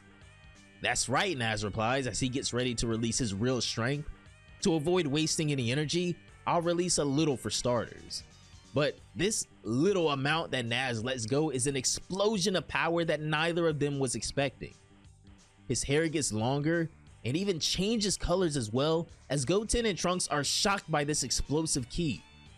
This is the transformation of the ancient Saiyans, something that no one up until this point has ever seen, and may even rival that of Super Saiyan 4 and possibly Super Saiyan 5. Amazing. That's the most powerful ki I've ever felt, Goten states, pretty much all but confirming this form is at least stronger than Super Saiyan 4. His hair turned purple, Trunks notes. I've never seen a transformation like that before. Well then, you should transform too so we can see which evolution is stronger, Naz says, waiting for Goten to join him. Suddenly, Gohan drops everything as this massive ki sends a shockwave through his body saying, what? This tremendous ki. Could it be that Goten and those guys are fighting? He said they weren't bad Saiyans. Then what the hell is going on? Dad, Pan says as she rushes down the steps. This ki. Pan, when Dad and Vegeta get back, I want you to go and tell them what's going on, Gohan says as he realizes that he needs to go before something terrible happens. Back at the battlefield, Goten urges himself to realize this is no time to hold back. Not against a ki like this. So he has to go all out from the start. Goten transforms into a Super Saiyan 2 from the start, which briefly surprises the Saiyans because he only showed them the first Super Saiyan form before. Your energy is much higher than before, Naz notes. Is that your full power? Goten confirms as we finally get to see what these ancient Saiyans are all about. Goten charges at the Saiyan as the fight finally kicks off, but the first punch is easily dodged. He pushes Goten's arm and then goes for a counterattack. He punches Goten and sends him flying backwards, and before he can catch himself, Naz appears behind him. He kicks him into the air and then again instantly appears above Goten and behind his back before violently sending him back to the ground, creating a massive crater and firmly cementing what we already assumed was the massive gap between these two. Goten, however, is a lot tougher than the Saiyans thought and instantly makes his way back into the sky. I couldn't see any of his attacks at all, Goten says. Maybe I've been slacking off a bit too much on my training. Perhaps this really isn't your limit, right? Naz says, impressed, as Goten agrees, saying, who knows? If that's all you got, then you're just wasting your time, Naz says, however. If you've got something up your sleeve though, I suggest you use it while you can. Well, I've been underestimated a lot of times, Goten says, as Trunks watches on intently, but something isn't right here. Goten has to know that at his current level, he's no match for this guy, so charging in again like he did is careless, but he does it anyway. He unleashes a flurry of punches on the Saiyan, who easily dodges all of his attacks again, making Goten look like an absolute weakling. Even Trunks notices that this guy's speed is insane. Not a single one of Goten's attacks can connect. Smooth and fluid movements. These guys are very experienced in combat. We obviously aren't as experienced as them, as we've been skipping out on training lately instead of making sure we have a fighting chance. Regrettably, we're not even close to being able to compete with them. It seems Naz has had enough playing around with Goten, as he says that, well, it looks like this is all he can do. How disappointing. I came all the way here from another galaxy and was insanely excited to see what you Saiyans could do. I'm disappointed that this is all you have to offer. An exhausted Goten, still thinking this is a friendly sparring match, concedes that this guy is insanely stronger than him and gives up. Amazing. I can't even feel my body moving right now, he starts, as Naz goes on to make a move that will shock everyone. He appears in front of Goten and strikes him through the torso, impaling him with a punch. Trunks gasps as he doesn't understand what or why this just happened. They were supposed to just be sparring, but all of a sudden he lands a fatal strike on Goten. Goten stammers, asking, why did he do this? Naz rips his arm out of his torso and tosses Goten to the side as Trunks goes to catch him, begging him to stand up. He demands to know why Naz just did that. Wasn't this just a sparring match? Why did you do this out of nowhere? But Naz gives a chilling reply, asking what Trunks is so angry about. Isn't this what fighting is all about? What? Trunks asks. This is not what you do in sparring. This isn't always a fight to the death. Naz is even more confused by these Saiyans now, as he tells Trunks, for Saiyans, sparring is just to decide who's stronger and who's weaker. So, why shouldn't the weaker one die? That's a weird thing to say. He even starts to lick the blood off of his fist as Trunks starts to tremble, wondering just what the hell these guys are. Even the other two look confused by his reaction. Deep down, I wonder about our thoughts. Their values of fighting are too different from ours. They have no emotion. They fight purely to know whether they're stronger than their opponent. They have no fear or hesitation. These guys are truly maniacs, he says, as chapter 21 of Dragon Ball AF and the beginning of a new saga come to a shocking end. After the battle against Eyes, the new Shadow Dragons, and the alien Spoits, the Earth finally re-entered a period of peace. However, as long as Goku and the others are around, peace won't last forever. Something to keep in mind. This brings us to the arrival of the ancient Saiyans, Naz, Grippy, and Boka.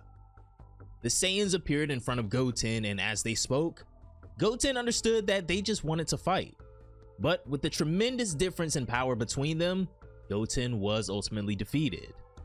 An unprecedented crisis comes to Earth, and this is just the beginning. In the previous chapter, after confronting the ancient Saiyans, Goten and Trunks would take them to a barren wasteland where they can spar. Naz would undergo a very odd transformation that resembled a Super Saiyan form. However, his hair would turn purple. This new form turned out to be quite a bit to handle for Goten, and eventually, Naz would pierce him through the torso, nearly killing him.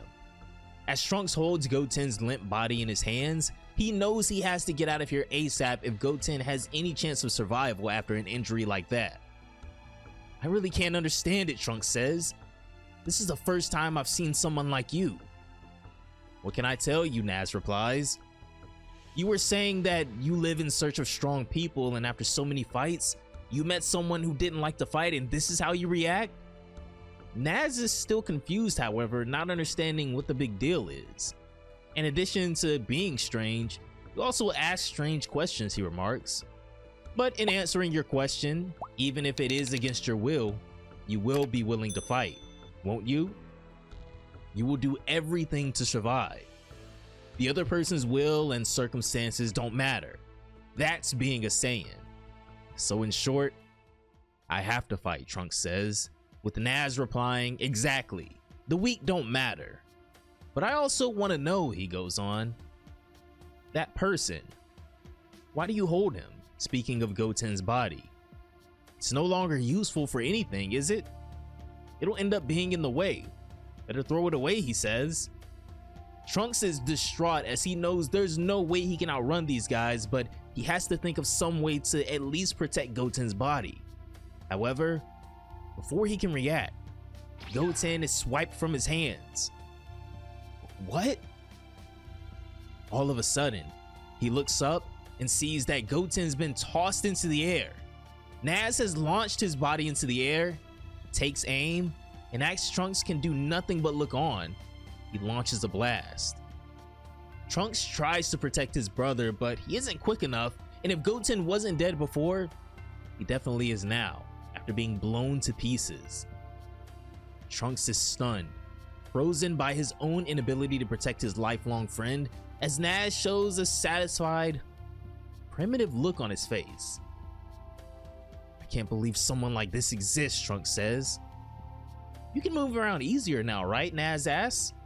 Now we're ready to fight. Do you understand? Trunks, trembling with rage now, vows that he'll never forgive them as Naz asks why he's so angry. I've helped you remove that obstacle out of your way. But this absolutely sends Trunks spiraling as his power explodes and he transforms.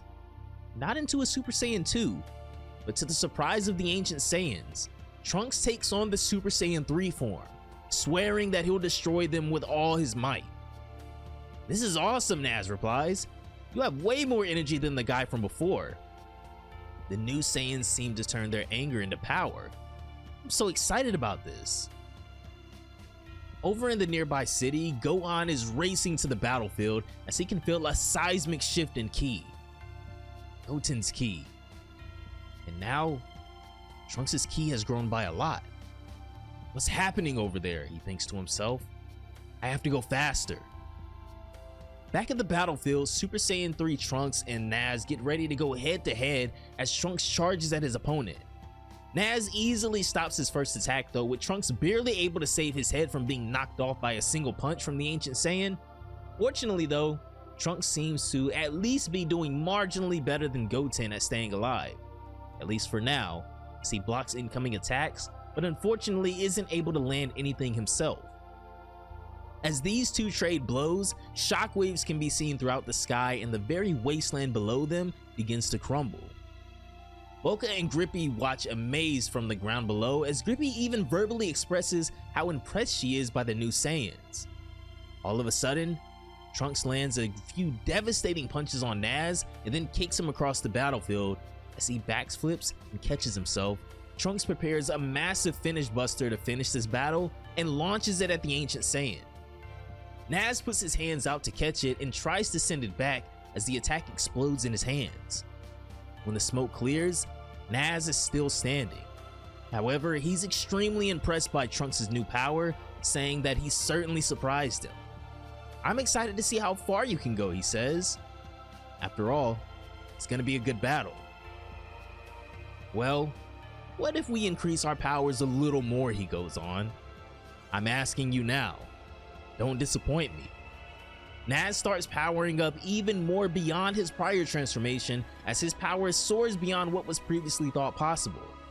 His hair becomes much sharper and his ki becomes more pronounced.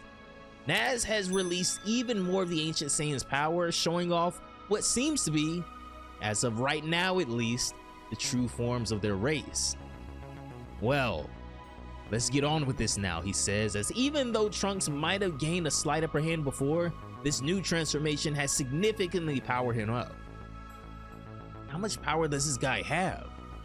Naz instantly appears in front of Trunks and decks him with a punch to the face that sends him soaring across the skies.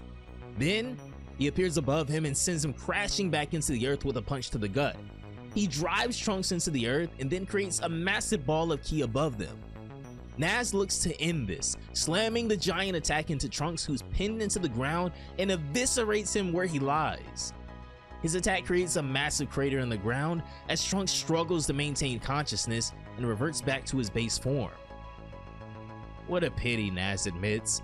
I thought you'd hold on longer. If you can't move, it's inevitable, he says as he looks to finish this and then raises his hand into the air.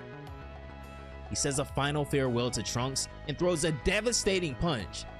However, this is when someone stops his punch by catching his fist. It's Gohan. Who the hell are you, Naz asks, as Gohan goes over to Trunks and apologizes for being late. I went to go get sensu beans, he says as he gives one to Trunks, and within seconds, Trunks is back on his feet. What a surprise, Naz says, shocked that Trunks was healed so easily.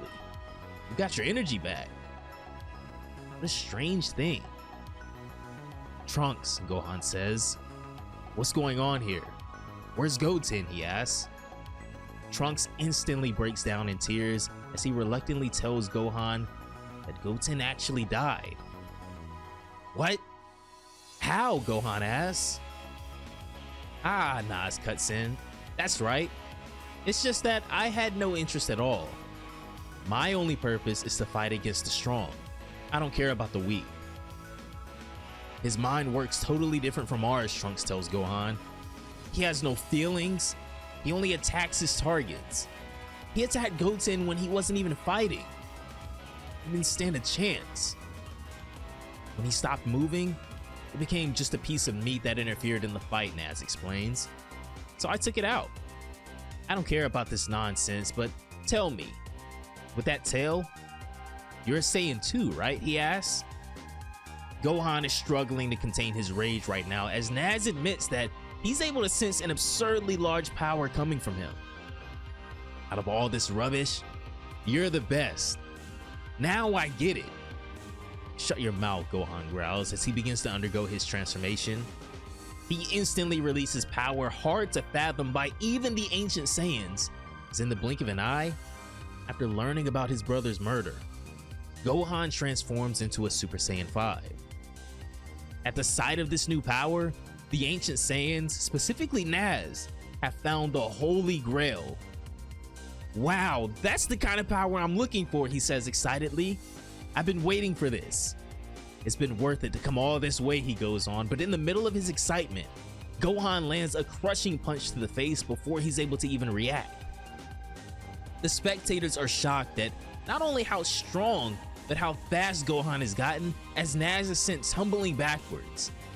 Naz gets back to his feet and erupts in excitement as he claims that he is the best.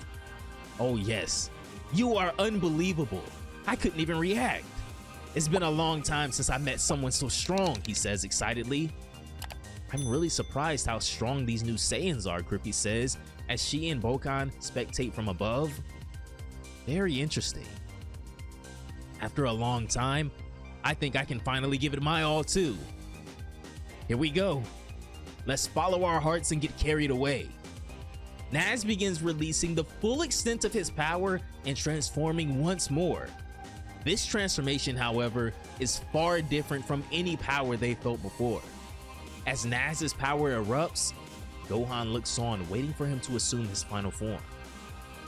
This new transformation that Naz undergoes looks a lot like their version of Super Saiyan 4, however, as his fur grows wildly all over his body. This is for real, he declares. We're gonna have a lot of fun, new Saiyan. I'll never forgive you, Gohan says as he readies himself. Super Saiyan 5 versus the true power of the ancient Saiyans. The final showdown is moments away from taking place between the new evolution and the ancient power of the warrior race. And Goku and Vegeta are still nowhere to be found. In the return of Dragon Ball AF, I hope you guys are just as excited as me to not only see this clash, but with the moon about to emit the special light, hopefully see the birth of the true legendary Super Saiyan. Showing the crushing power of the ancient Saiyans, Goten and Trunks were swiftly defeated, and Goten even killed. Fortunately, before Trunks could meet the same fate, Gohan shows up and saves him. Faced by a desperate situation, Gohan was obliged to intervene in the fight. With that, Naz was even more excited with a new, stronger opponent in front of him now. Now, the clash between the different species of Saiyans is about to begin. Super Saiyan 5 versus the ancient Super Saiyan is what I'm calling it, at least. Naz begins stretching and cracking his knuckles as Gohan watches on. And now, the true battle finally begins. Naz readies himself and charges at Gohan.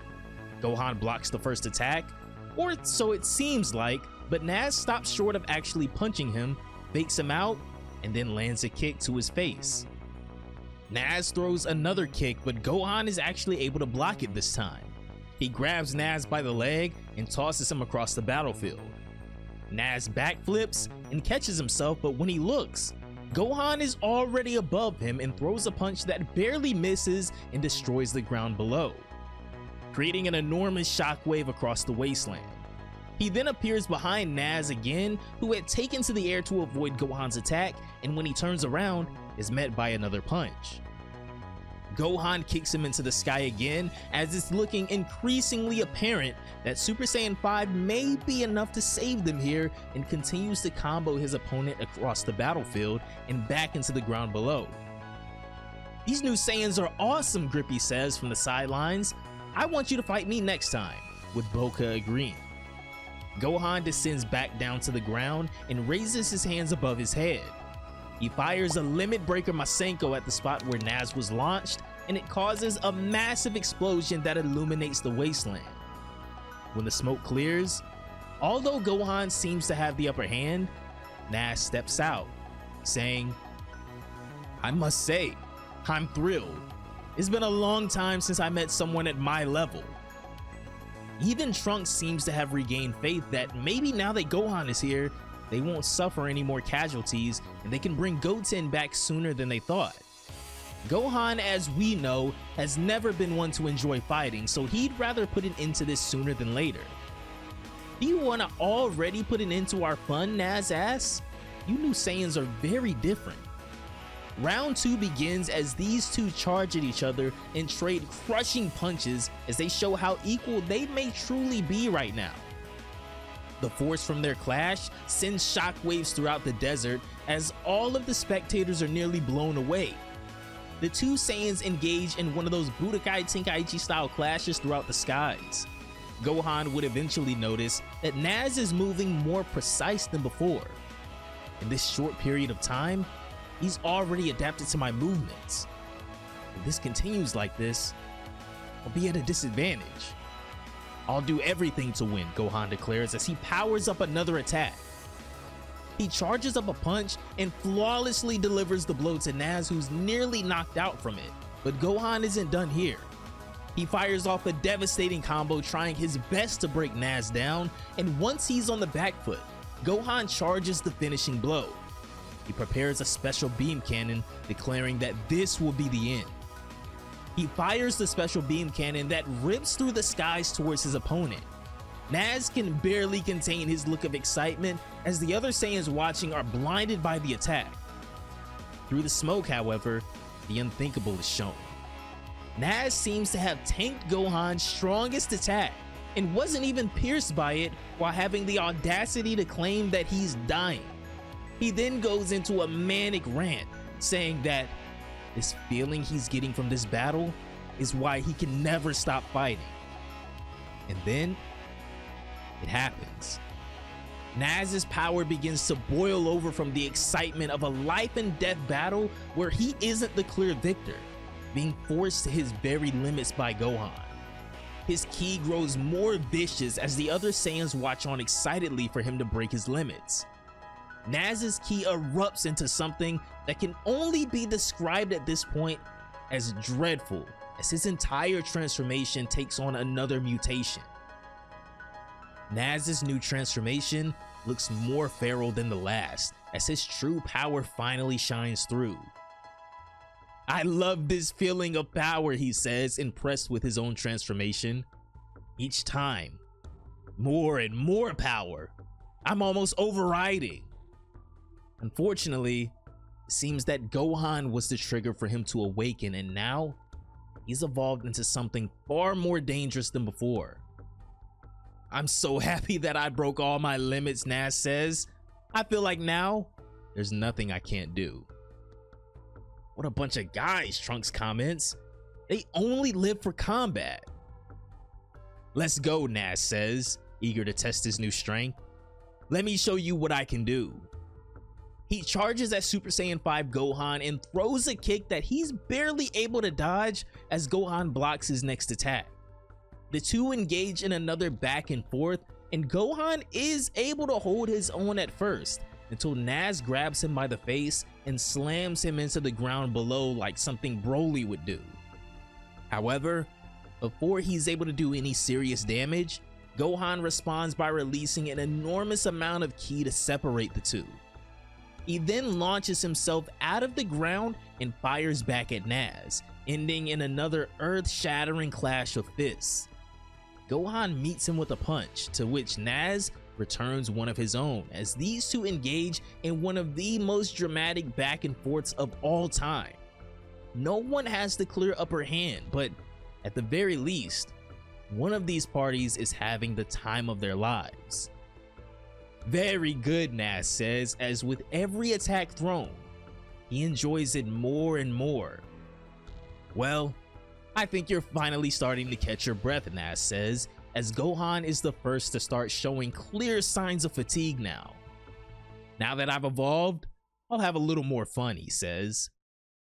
Nas gathers a large amount of ki in both of his hands and merges them together, almost in his own Kamehameha-esque style of technique. Gohan begins charging his own Kamehameha to counter this attack, as this next clash may actually decide the victor with the amount of ki that they're about to expend here. The two Saiyans put the majority of their remaining ki in these two final attacks as Nas releases his raging tornado. Gohan returns fire with the Limit Breaker Super Kamehameha as these two attacks rip through the sky and clash in a massive explosion of powerful ki. Nas is having the time of his life fighting Gohan, while Gohan is fighting for his. And through it all, Nas still has more to give. He expels a massive amount of ki and obliterates Gohan in one final push. Trunks is stunned that the power of Super Saiyan 5 has been overwhelmed, as Nas admits that even he's surprised by the outcome of this encounter. When the smoke clears, Gohan is still standing. However, he's spent the majority of his energy and has reverted back to his base form. Oops. Looks like you're back to normal, Nas says after realizing Gohan is powerless now. I've been trying to reduce the power. Your ki went down there? Is it over already? Killing someone like you like that would be a waste.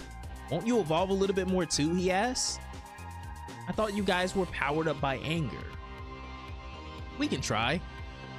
We'll see.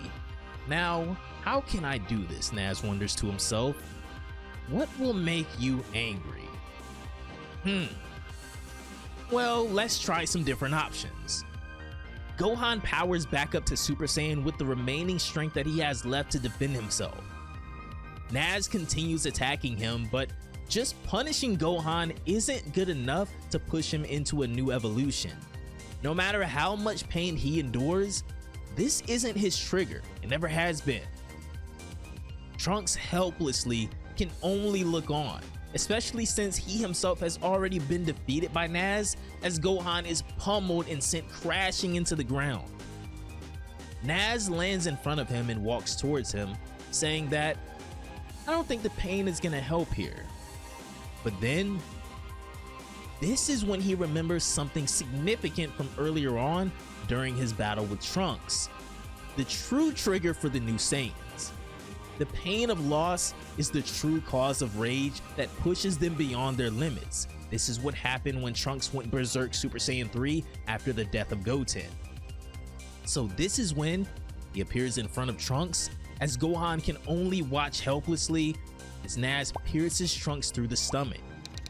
Again, another Z fighter falls to the ancient Saiyans, as Naz begun with killing Goten and now Trunks in the same exact way, saying, "Trunks doesn't interest him anymore. Your death is for the greater good." After not being able to save either of them, Gohan's anger erupts like never before after being forced to watch Trunks die, as the feelings he felt when Pan was murdered in front of him tear to the forefront. However, with what the ancient Saiyans may have just awakened can never be undone, just like with the birth of Super Saiyan 5. In chapter 24 of Dragon Ball AF, a new transformation beyond Super Saiyan 5 is about to be born. So if you guys have been enjoying the story of Dragon Ball AF, let me know your favorite arc so far down below in the comments. Be sure to leave a like on this video for more. It lets me know that you guys are enjoying the story. Subscribe to the channel, turn on those notifications so you never miss a Dragon Ball upload in the future. Have a great day, and I will see you all in the next one. Peace out, my boys.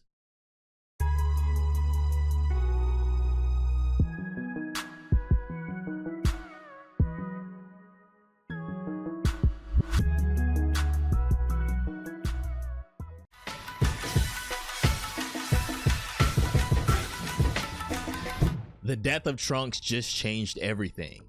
After failing to make it in time to save Goten, Gohan instantly underwent his Super Saiyan 5 form and attacked Naz. Initially, the power of Super Saiyan 5 gave Gohan a clear edge, but after being pushed past his limits due to that very strength from Gohan, Naz unleashed his true potential, transforming him again. Now, after outlasting Gohan and exhausting him to the point of returning back to base form, Naz wants Gohan to keep evolving with him since he's never fought anybody like him before. Just beating up on him won't do it though. So this is when Naz remembers how much Trunks' power skyrocketed after being enraged about Goten dying. So this is when, to trigger Gohan the same way, Naz kills Trunks.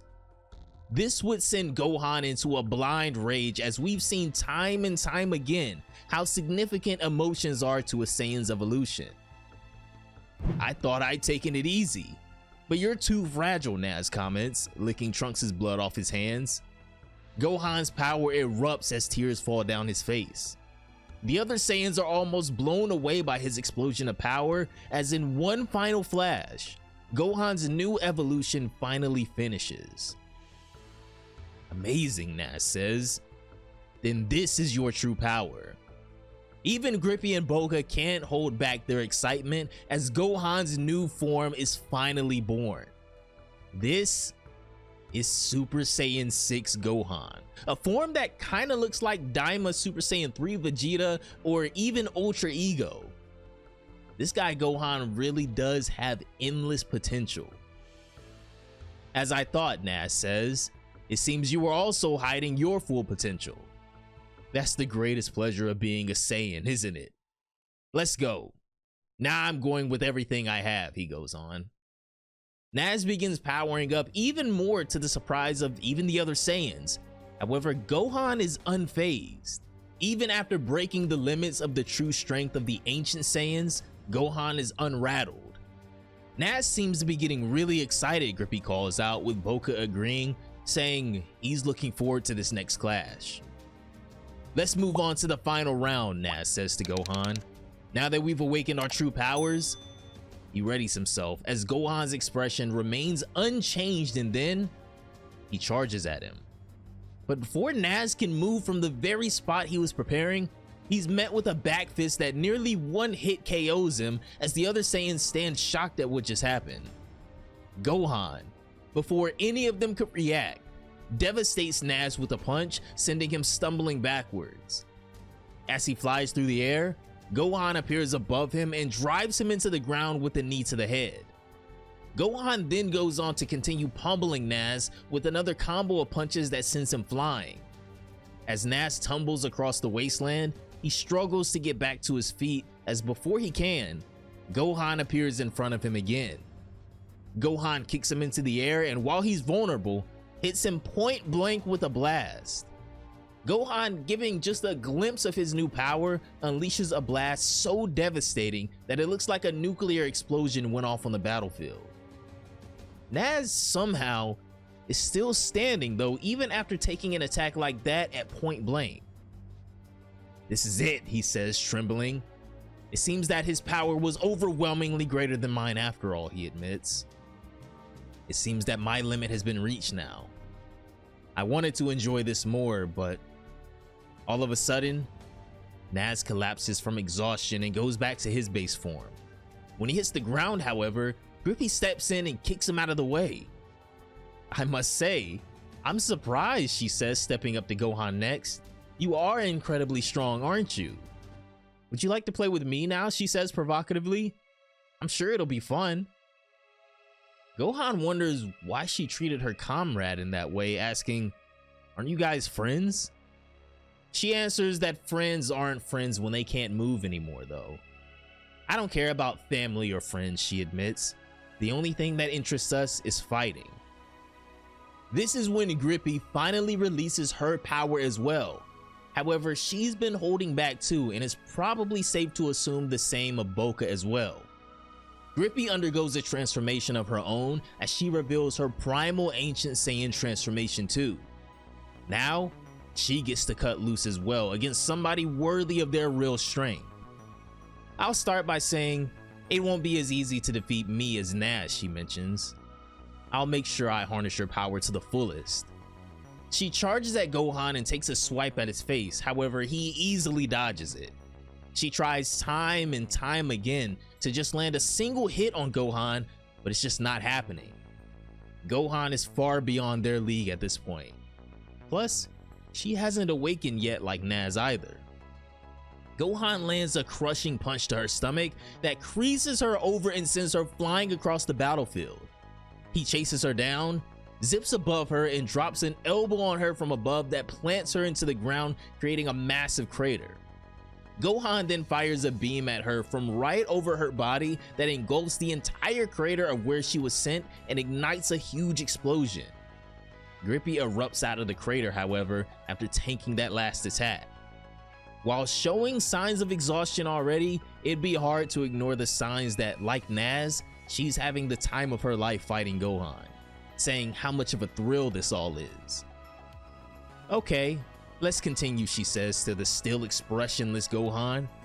She fires a beam back at him, but Gohan easily evades it by jumping. This gives her the opening she needs, or at least she thought, to catch him off guard. Grippy appears above him and tries to land a punch. However, Gohan blocks her again and goes on to dodge all of her punches and kicks. He ducks under another one of her punches, and then Gohan returns fire with a knee to her ribs. As she stumbles, Gohan hits her with another punch to the gut that nearly brings her to her knees. "Give up. You have no chance of winning," Gohan tells her. "Continuing is a waste of time." "You want me to give up?" she asks. "What are you saying? I don't understand the meaning of your words. There's no way a Saiyan would pass up such a great opportunity like this." She then goes on a pretty provocative monologue telling Gohan that she's almost there, so just keep... Yeah, young Gigi, you guys can even tell by the panel a little bit, he was going kind of crazy right here. Think he might have forgot for a second that this is Dragon Ball, not one of those type of mangas. These guys, we don't know what triggers their evolution, Gohan wonders to himself. I wonder what's the best way to deal with them. "Oh, what's the problem? Won't you attack me?" she asks as Gohan tries to get an understanding of what her plan might be here. She obviously has more power, but getting to it is her goal here. "Why are you so on guard?" she asks him. "I'm just kidding with you. If that's what you want, then I'll come to you." She lunges at Gohan from across the battlefield, but in his new Super Saiyan 6 form, nothing the Ancient Saiyan seems to do has any effect on him. She tries to give it her best, but none of them have ever been able to land even a finger on Gohan since his evolution.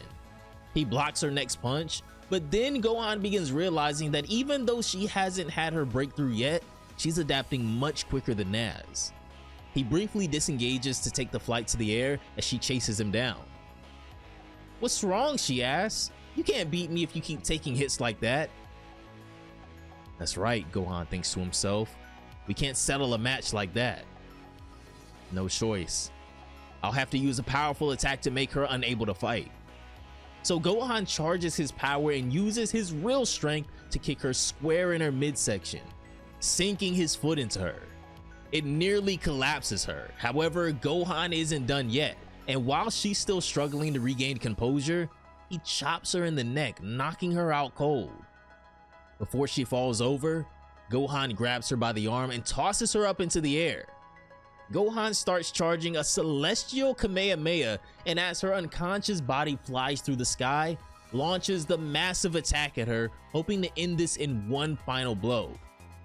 Boca watches on, wondering if she'll do it, or if this is where Grippy falls as well as Gohan launches his massive attack.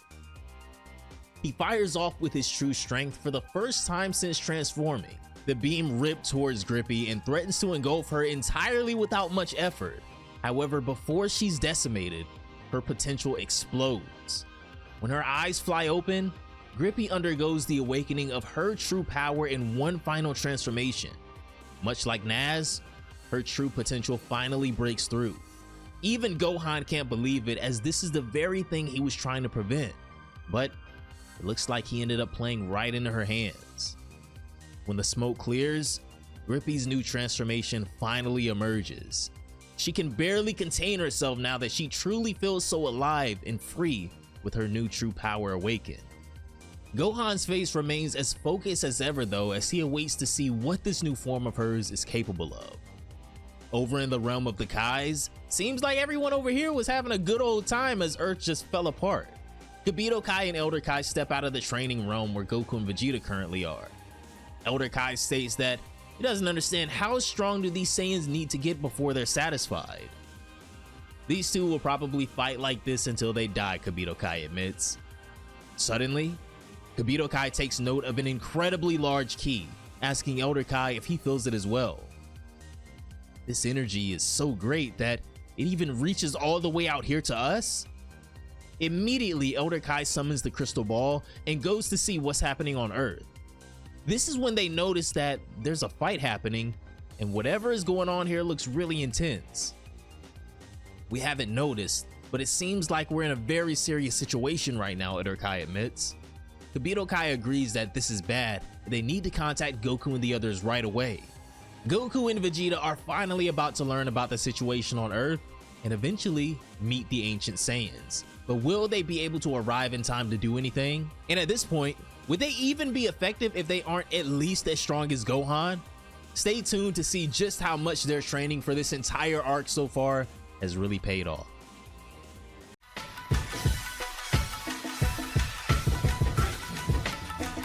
And as if Grippy's evolution was resonating with Gohan's own, the situation wasn't about to get any better.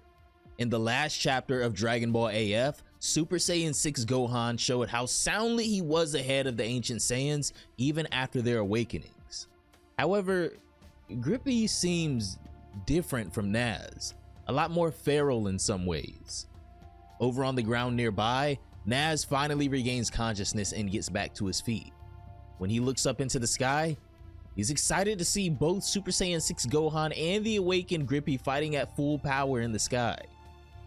When he sees Grippy, he can't help but be excited for her evolving into a new form as well.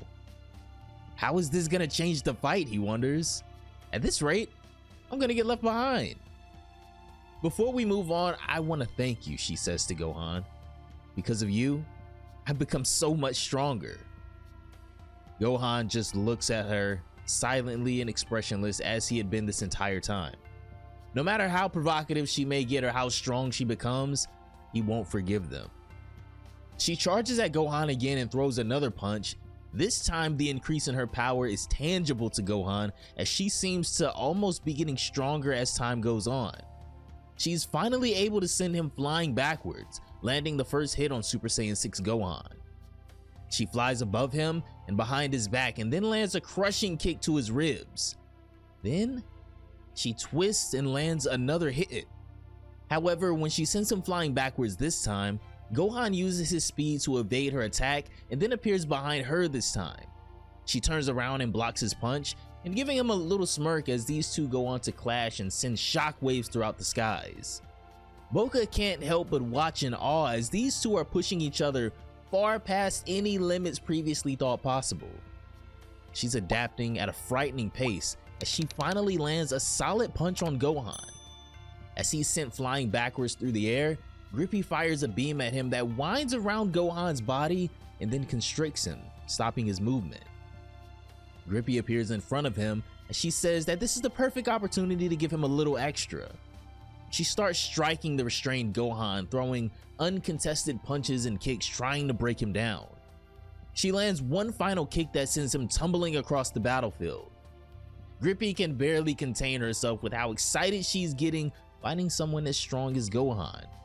Every time they think they've reached their potential, somehow they find a way to go even further beyond. Over in the Kai's realm, Elder Kai finally gets in contact with Goku and Vegeta while they're training. "What's going on, Elder Kai?" Goku asks as we see both he and Vegeta sparring in Super Saiyan 5. "Something really bad is happening on Earth right now," Elder Kai replies. Once they exit the training realm, he shows Goku and Vegeta the fight that's currently taking place through the crystal ball. "What kind of incredible key is this?" Vegeta asks, stunned. "Gohan looks completely different," Goku notes. "I've never seen him in this form before." "We don't know for how long or why, but it seems like he's been fighting these guys for a while now," Elder Kai replies. "You two must help him immediately." So, Goku and Vegeta head out as soon as they can. Back at the battlefield, Gohan, still restricted, looks like he's losing steam. But this is when he erupts out of the attack binding him, showing her that she's gonna have to do a lot better than that. All of a sudden, Goku and Vegeta appear in the middle of the battlefield thanks to Goku's instant transmission. Everyone is initially confused, especially Gohan when they just pop up, but Naz notices that they both have tails, so these must be the Saiyans that the first guy mentioned, being Goten. Goku apologizes that they took so long, but now he needs to know the exact situation going on here. This is when Vegeta notices the body on the ground below them. It's Trunks. He hurries to the ground distraught as he lifts him up, but unfortunately, notices he's already dead. Gohan tells them that they killed Goten too, which sends Goku into a frenzy. Vegeta places Trunks back down as his power begins to boil over. Everyone turns around as Vegeta's ki explodes, with him transforming in the process. All of the Saiyans are stunned as Super Saiyan 5 Vegeta returns, this time more refined and honed than ever before, showing mastery over Super Saiyan 5. Naz and the ancient Saiyans are ecstatic at Vegeta's power. However, Vegeta only sees red at this point, only wanting to know who killed his son. Naz steps forward, approaching Vegeta, saying he's the one who killed him. "But I'm more interested in this power of yours," he goes on. Vegeta notices that he has a tail as well, saying that he assumes he's a Saiyan too. Naz confirms. "I had no idea the more of our race survived," Vegeta admits, demanding that Naz tell him how and why this happened. Naz refuses, saying he's only interested in how strong Vegeta is as he powers back up to his awakened form and gets ready to fight again. Goku and Vegeta are stunned as this is the first time they're seeing these forms from the ancient Saiyans, so it's hard to believe that they're capable of this amount of power. Even Goku admits that he's never seen anything like this before. "They call themselves the Old Saiyans," Gohan explains. "They left Vegeta long before it was destroyed. Somehow, they evolved totally different than we do." "It all makes sense now," Vegeta says. "I can see how Trunks and Goten lost to you," acknowledging Naz's strength. Back over in the realm of the Kais, Kibito Kai and Elder Kai are also getting a lesson in Saiyan history, as this is their first time hearing of other Saiyans besides Goku and Vegeta as well. Elder Kai is getting the heebie-jeebies again as he says that whatever this is, it isn't good and something bad is about to happen. Back at the battlefield, Naz launches himself at Super Saiyan 5 Vegeta, who is still infuriated after learning about the death of Trunks. He ducks underneath Naz's punch and with no mercy, punches him across the face, sending him flying across the sky. Boca and Grippy can't believe it, but whatever training Goku and Vegeta have been doing has definitely been working. Vegeta chases Naz's body down and sends him back the opposite way with a kick to the side of the face. Vegeta hits him with an uppercut to the gut to send him directly above him and then fires off an enraged final flash to hopefully finish off his opponent. The blast homes in on Naz, who's still flying above them in the sky, and lands a direct hit, causing a blinding explosion. This beam, much like the last time we saw it, can even be seen from space, as Vegeta is showing an impressive display of power right now. When he lowers his hands, Naz is still standing after having tanked that attack, and he's extremely impressed. After all the wait, they really are the best, Naz says, speaking of the new Saiyans, saying he's never been so excited in his entire life. He demands they entertain him more, but Vegeta has no inclination to satisfy their useless pleasures, saying that he'll suffer 1,000 times more than Trunks. Vegeta powers up again, but this time when he charges at Naz, he's looking to end this the first time he gets an opening. Vegeta throws a few attacks that all get blocked by Naz, as these two go on a back and forth slugfest. Incredible, Gohan says as he and Goku watch the battle from nearby. Vegeta is easily dominating that guy. Even though I managed to hurt him, my own Super Saiyan 5 wasn't enough. Yeah, he's improved a lot recently, Goku admits. He's learned how to master the 4 basic emotions. He's a totally different person than he was before. The coolest thing, he goes on, he's not even fighting seriously yet, Goku tells him. Nearby, Vegeta dodges another one of Naz's kicks, grabs his leg and tosses him away. He flies up above him and starts firing a bunch of ki blasts down, pelting him into the ground. Keep in mind, Vegeta is still holding back though, as Goku just told us, as he waits to see the condition of Naz before making another move. Suddenly, Naz returns to the sky across from Vegeta, visibly worn a bit, but still enjoying himself. I thought I was strong, but you're on another level, he says to Vegeta. That other guy had potential, but was tired and unwilling to give me a proper battle, he says, referencing Trunks. Though when it came to potential, he had even more than me. He probably would have even surpassed me one day, he keeps going on, mocking the way Trunks died, getting Vegeta even more riled up. This time, Naz goes on the offensive and charges at Vegeta, engaging in another high-speed clash trying to force him backwards. But this is when Vegeta drops the charade and pierces Naz through the gut, sending this encounter full circle and killing him the way Naz had previously killed Goten and Trunks. Naz can't believe it. The other Saiyans can't believe it, that these new Saiyans actually surpassed them this much. In all honesty, I'm surprised there are still so many strong fighters out there, Vegeta comments. I would have welcomed your arrival under other circumstances. But you went too far, he says, as he goes forth and blasts directly through Naz's body, finally killing him and getting that revenge for what they did to the boys. The spectators are stunned all around as Naz's lifeless body drops to the ground, Vegeta calling him the trash that he is. Will the old Saiyans make it out of here now that Goku and Vegeta have shown up? Who am I kidding? They either want to be the last one standing or die here having the greatest battle of their lives. In another universe, Goku and Vegeta could possibly enjoy this encounter, but after what they've done, the old Saiyans must die right here. Stay tuned and be sure to turn on those notifications for the next chapter of Dragon Ball AF. Yeah, you read that title right. This chapter is about to get insane. The ancient Saiyans have shown up and caused terror on Earth, killing both Goten and Trunks to force Gohan to ascend past Super Saiyan 5. Now, Goku and Vegeta have finally shown up after their training in the other realm. After finding out the boys died, Vegeta easily kills Naz in only his Super Saiyan 5 form, as Goku confirms that through their training, Vegeta managed to master all 4 emotions, perfecting Super Saiyan 5. Now, Naz, Goten, and Trunks are all dead as Vegeta looks towards his next victim. Goku and Super Saiyan 6 Gohan watch standing by as no one really knows the next move. Over in the land of the Kais, Kibito Kai and Elder Kai are watching in awe, first of all, that there are more Saiyans, and second, that they're as strong as their Saiyans here. These old Saiyans are terrifying, Kibito Kai says, though, given Goku and Vegeta can clearly handle themselves, this doesn't bode well. Suddenly, Elder Kai has an epiphany, remembering something clearly important. The source of my recent anxiety, he goes on. What? Tell me, Kibito Kai responds. Back on Earth, on the battlefield, Vegeta demands to know why these Saiyans are here. Grippy responds that they simply want to fight strong opponents. Vegeta confirms that that's pretty typical of their kind, so he believes it.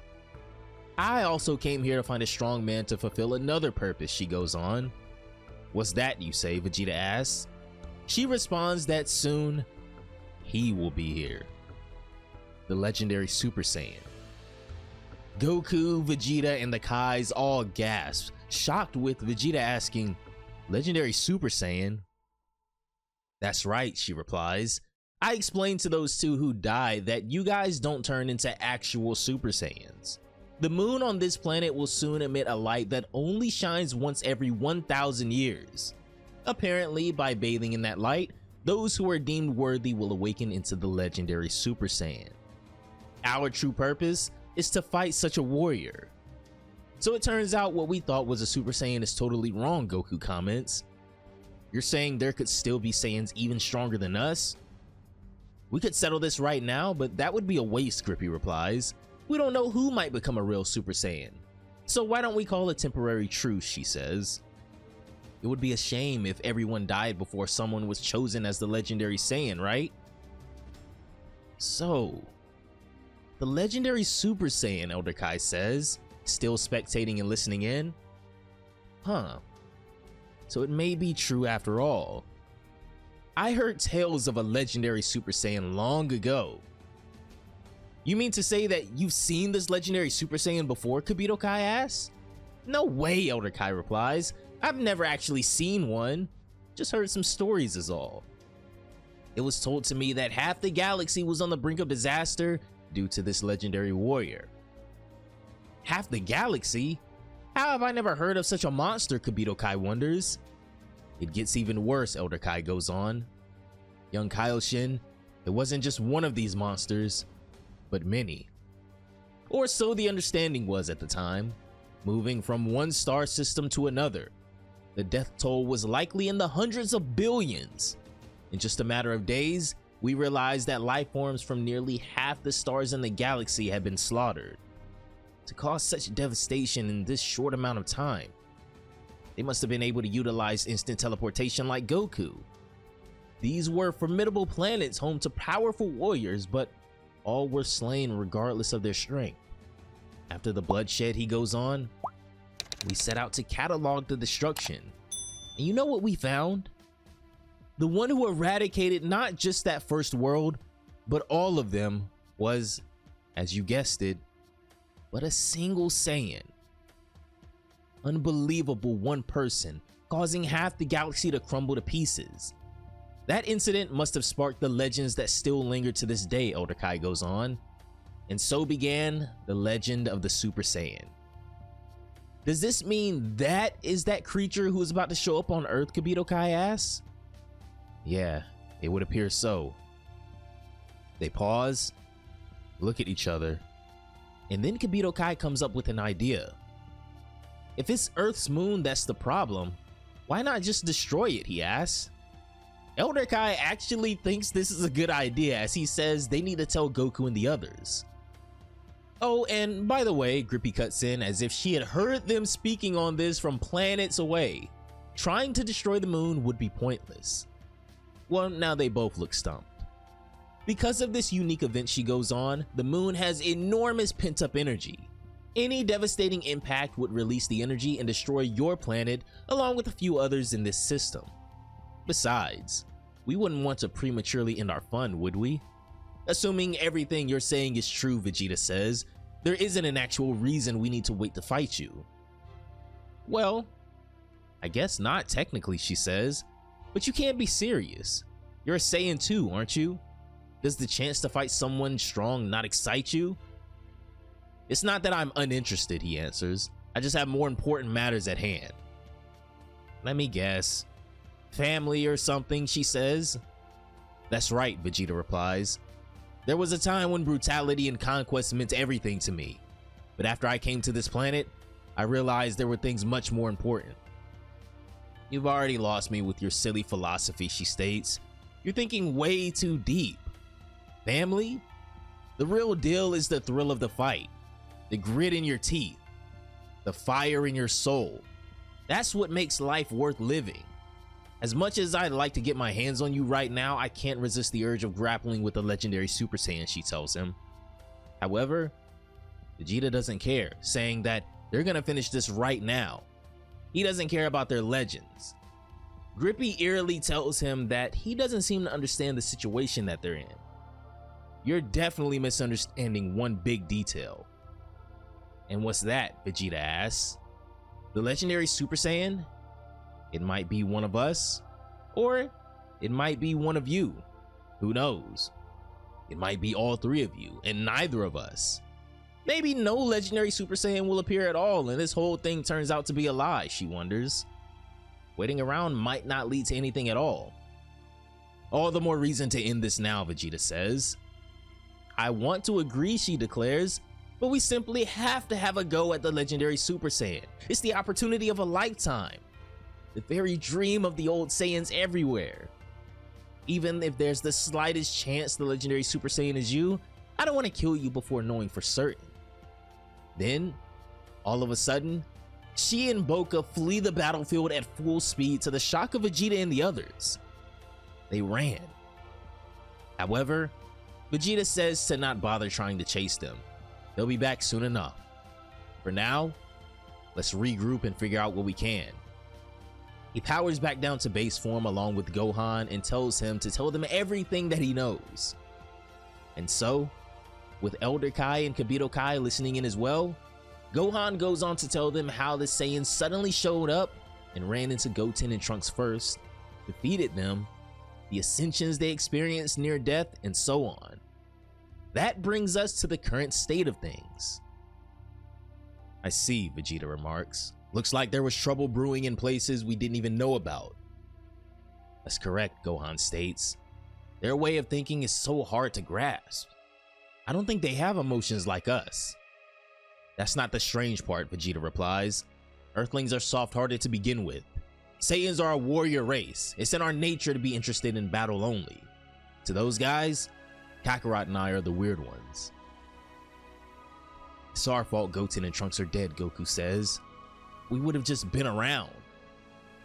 No, it's equally my fault too, Gohan says. Should we bring them back while we can?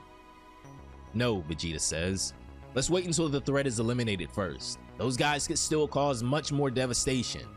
We don't want to get in over our heads before we know all we can. Got it. First, we need to speak to Bulma and get Trunks into the cryogenic stasis. So the three of them fly off and prepare for the inevitable arrival of the legendary Super Saiyan. Over in a forest, Grippy and Boca are lounging around after the events of the day, showing no care for their fallen comrade Naz, laughing and joking around. Grippy saying how fun that was and how it's been so long since she got to get serious. Boca, however, is upset that he didn't get to fight at all. She tells him that he should have just jumped in from the beginning because he really missed out. So, what do you think of those guys, Boca? The new ones, she asks. I think they're stronger than I ever imagined, he says. Right, she agrees. Think, any of us could have a real shot at becoming the legendary Super Saiyan, she asks. He replies saying that he thinks there is plenty of potential. Oh, to think we can only meet such a fighter once in a millennium, she gushes. What a time to be alive. I wonder what it'll look like. Just how strong it will be. In this arc, the old Saiyans arrived bringing only strength and brutality. It seems there's a chance that the legendary Super Saiyan is about to appear as well. For now, the Z Fighters have been forced to wait for whatever is about to come next. Over on the sacred world of the Kais, training is about to get started in the meantime, with Goku and Gohan finally about to face off. This kind of reminds me of Beast Gohan and Ultra Instinct Goku from the Dragon Ball Super manga. Makes you wonder a little bit. I can't just sit around waiting for this legendary Super Saiyan to show up, Goku says. Show me how much you've improved, Gohan. No problem, Gohan replies. I want to get back into the fighting spirit. I'm counting on you. We won't be late to the party this time, Kibito Kai says, as Elder Kai watches Earth while he watches Goku and the others training on two separate crystal balls. If anything happens on Earth, Elder Kai is keeping an eye on things. Let's see what the two of you can do, Vegeta says, spectating Goku and Gohan's match. Goku transforms into Super Saiyan 5, and then Gohan follows, transforming into his newest Super Saiyan form, Super Saiyan 6. Is that your new form, Goku asks? I can't even sense his ki. Yeah, to be honest, I'm a little hesitant to use it in battle, Gohan replies. I feel like I may lose control. Give it your all, Goku tells him, as the battle between Super Saiyan 5 and Super Saiyan 6 finally begins. Gohan charges at Goku and throws the first punch. Goku dodges it and counters with a punch of his own that looks to connect. However, Gohan was so quick in blocking it, surprisingly, these two are looking pretty equal. Gohan lands a strike, and then Goku, as these two go back and forth. Goku showing how impressive his mastery and strength of Super Saiyan 5 is, allowing him to look equal to Super Saiyan 6 Gohan. They reel back and throw another punch that clashes, causing a shockwave throughout the training realm. This is such a callback, or call forward, however you want to say it, to the UI versus Beast Gohan fight in the manga. These two are clashing so intensely that Vegeta is close to getting blown away. Finally, Gohan shows that he can still turn it up a little bit as he begins overwhelming Super Saiyan 5 Goku. He lands some pretty solid attacks on him before kicking him into the sky above and then taking aim. He fires off multiple blasts at Goku. Goku obviously deflects them all, but it was a distraction, allowing Gohan to maneuver behind him and punch him in the back. Then, he sends Goku flying back down to the ground. Goku catches himself as Gohan lands across from him. He congratulates Gohan on how much he's leveled up. You've grown in ways I never thought you would, he says. Thanks a lot, Gohan replies. A lot has happened since, well, you know. They're just testing each other, Vegeta thinks to himself. It seems Kakarot is getting excited facing someone so challenging after so long. And Gohan seems more aggressive than usual. It looks like his body still isn't fully accustomed to this new form. Alright then, let's crank it up to the next level, Goku says. He starts powering up again as his ki explodes, and then he goes on the offensive this time, charging at Gohan.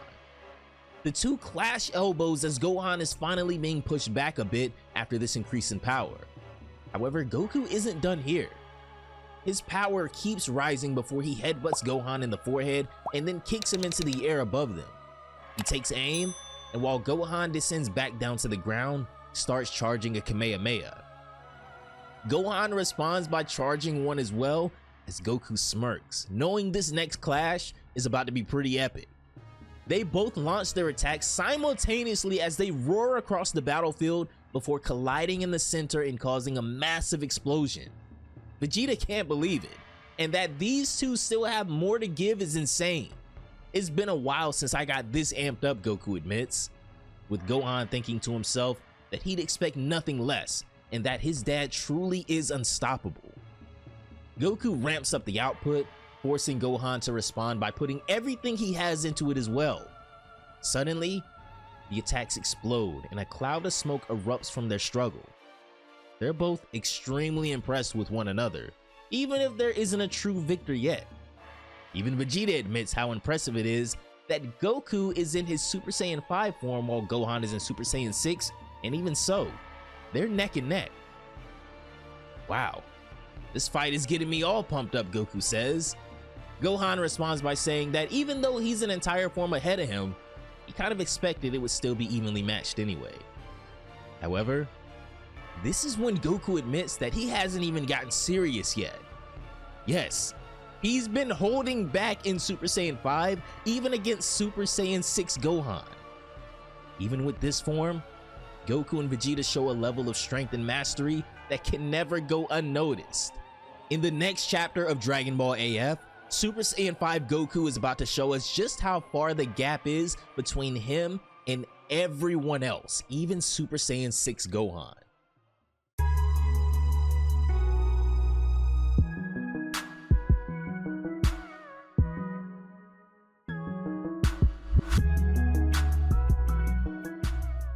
Super Saiyan 5 Goku and Super Saiyan 6 Gohan finally face off as the Saiyans wait for the arrival of the legendary Super Saiyan in Dragon Ball AF. With Goku and Vegeta's absence on Earth, a trio of Saiyans arrive. After an epic battle with both sides pushed to their limits, a temporary truce was called. Anticipating the arrival of the legendary Super Saiyan, our heroes train to pass the time. Super Saiyan 5 Goku is so impressive that he's actually managed to outlast and overpower Super Saiyan 6 Gohan. Like Vegeta, Goku has mastered his 4 emotions, drawing out the full power of Super Saiyan 5. All of a sudden, Goku goes back to his base form saying, "Let's take a break from all this," ending the battle with Gohan. The 3 Saiyans sit down for a meal as time slowly passes before the arrival of the legendary Super Saiyan. "Dad, honestly, do you think we can beat the legendary Super Saiyan?" Gohan asks. Well, we'll never know until we meet him," Goku replies. "But from what I saw earlier, I think we'll be able to do something about it." "I didn't even know there was a higher transformation to reach," Goku replies regarding Super Saiyan 6. "I hope no one else dies," Gohan subtly says, but Goku responds that Gohan is as strong as he can be right now. The rest is just gonna happen as it does. "As usual, you have no sense of urgency," Vegeta comments. "I won't let Kakarot continue to do everything himself. I'll kill them all this time." "Guess I'm the only one who is nervous," Gohan admits. "Forget about that, Gohan. Next time you're fighting me," Vegeta demands, with Gohan agreeing. Over in a town, Grippy and Boca are living amongst the Earthlings, not knowing how to properly function, honestly, as they're caught standing in the middle of traffic. "I don't think we're supposed to go down this road," Grippy says, as some guy in a car starts yelling at them. Fortunately, she keeps it cool, however, and just apologizes. But they have made it clear they just want to fight strong people, so it shouldn't be surprising they aren't just slaughtering citizens. They go on about their day throughout the city, even stopping for food, but because they don't have any money, Grippy decides to enter a sparring contest and, of course, easily beats the champion and earns the money. Now that they have money, they're able to buy more food and daydream about the legendary Super Saiyan. All of a sudden, a shock goes through all of them. Every Saiyan on Earth is frozen. Yes, it's finally time. The legendary Super Saiyan is about to be born any moment now, and they can all feel it. Grippy is literally trembling just thinking about being moments away from the battle of a lifetime, something that only happens once every 1,000 years. "I'm sure the moon will shine tonight," she says. "It's finally here." "It's really been a long time," Boca says. "Let's go to a place with a good view of the moon," Grippy says as the two fly off to prepare. Back over on the planet of the Kais, Goku, Gohan, and Vegeta are monitoring what's happening on Earth, as Vegeta says that it looks like the other Saiyans are on the move. "I'm sure they feel it too. Perhaps it's Saiyan instinct." "The moon is giving off a special light tonight," Goku says, with Gohan agreeing that legendary Super Saiyan is indeed coming. "Well then, we're off too," Goku says, as Elder Kai tells them that before they do, this enemy is probably the strongest they've ever faced. Without a doubt, actually. "Goku, take these with you just in case," he says, taking off his Patara earrings. "Hopefully it doesn't come to that, but thanks," Goku says, accepting them. "We're counting on you once again," Elder Kai tells them. It's then that the 3 Saiyans instant transmission to Earth. "What do you think?" Kibito Kai asks Elder Kai, who replies, "I don't know, but I do have faith in them." Goku and the others appear right behind the old Saiyans as they all prepare for the inevitable soon. Grippy confirms that the moment they're waiting for is only a few hours away. "I don't want to just wait around though, so why don't we have a little chat?" she goes on. "When the legendary Super Saiyan shows up, shouldn't we decide who fights first and in which order?" "Are you planning to fight one by one?" Goku asks. Certainly, she answers. It's standard for Saiyans to engage in one-on-one combat. You seem to have misunderstood. This isn't a game, Vegeta cuts in. In the unlikely event this Earth is to be put in danger, we will use any means necessary. Saiyans or not, quickly understand that we do not think the same as you, Goku says. There you go again with the incomprehensible ideals, she comments. I'm getting tired of trying to figure you guys out. I just want you to know, if you try to interfere with our fun, I will destroy everything you hold dear, she threatens. The same goes for the two of you, Vegeta responds. We're not looking to make friends out of this situation, so why don't we just let our instinct dictate our actions? That's what a Saiyan does. Well, for the first time, we're on the same page, she says, calming back down. As the hours pass, the Saiyans begin watching the moon appear as a blistering light illuminates from it. The most blinding moonlight you've ever seen in your life envelops this entire area for miles as the Saiyans bask in it, waiting to see who the lucky one is that will transform. However, when Grippy looks over, no one is transformed yet, including her. She's almost brought to tears that there seems to be no legendary Super Saiyan, as all the Saiyans are here, but no one has changed. If you think about it, the odds are astronomical this Saiyan would have been one of us, Vegeta comments, as Grippy bursts into tears. We can't mourn what never was, Boca says to her. It's a shame we won't get to meet the legendary Super Saiyan. The new Saiyans are still stronger than we thought though, but the fun isn't completely gone. Yeah, she agrees. We came all the way here, so we should have fun. In a field not too unfamiliar though, the moonlight has done its job and chosen someone. A power like nothing any of them have ever seen before is awakening. All of a sudden, an explosion of ki so violent that it looks like an attack erupts from this wasteland. All of the Saiyans are stunned because this doesn't make sense. There's only one other Saiyan in that direction, and he should be dead. The legendary Super Saiyan completes his transformation and finally opens his eyes. Somehow, some way, Naz has become the legendary Super Saiyan. He lets out an excited shriek as he can't believe his fortune right now. It was actually him. What is this feeling, Goku says, as Naz's ki has all of them trembling, both the old and new Saiyans. Naz takes aim and flies off at a speed that can only be described as instant as he suddenly appears before all the other Saiyans in the mountains. They can't believe it. Somehow this guy is back. Aren't you supposed to be dead, Vegeta asks. I thought the same, Naz admits. Well, I guess I'm lucky. I don't care about that. I've become a legendary Super Saiyan and I want to use my powers to their fullest. But who to start with? If no one wants to volunteer, I can be the one to choose. I'm holding you to your promise, you know, Boca says to Grippy, insinuating that he wants to get to hop in this time. Naz, you're gonna be fighting me, he says. He's finally born, the older Kai admits, as we cut back over to the planet of the Kais with them spectating the match on Earth. The legendary Super Saiyan. They really seem to be fighting amongst themselves, Kibito Kai admits. It seems they are driven solely by a sense of combat with no other emotions.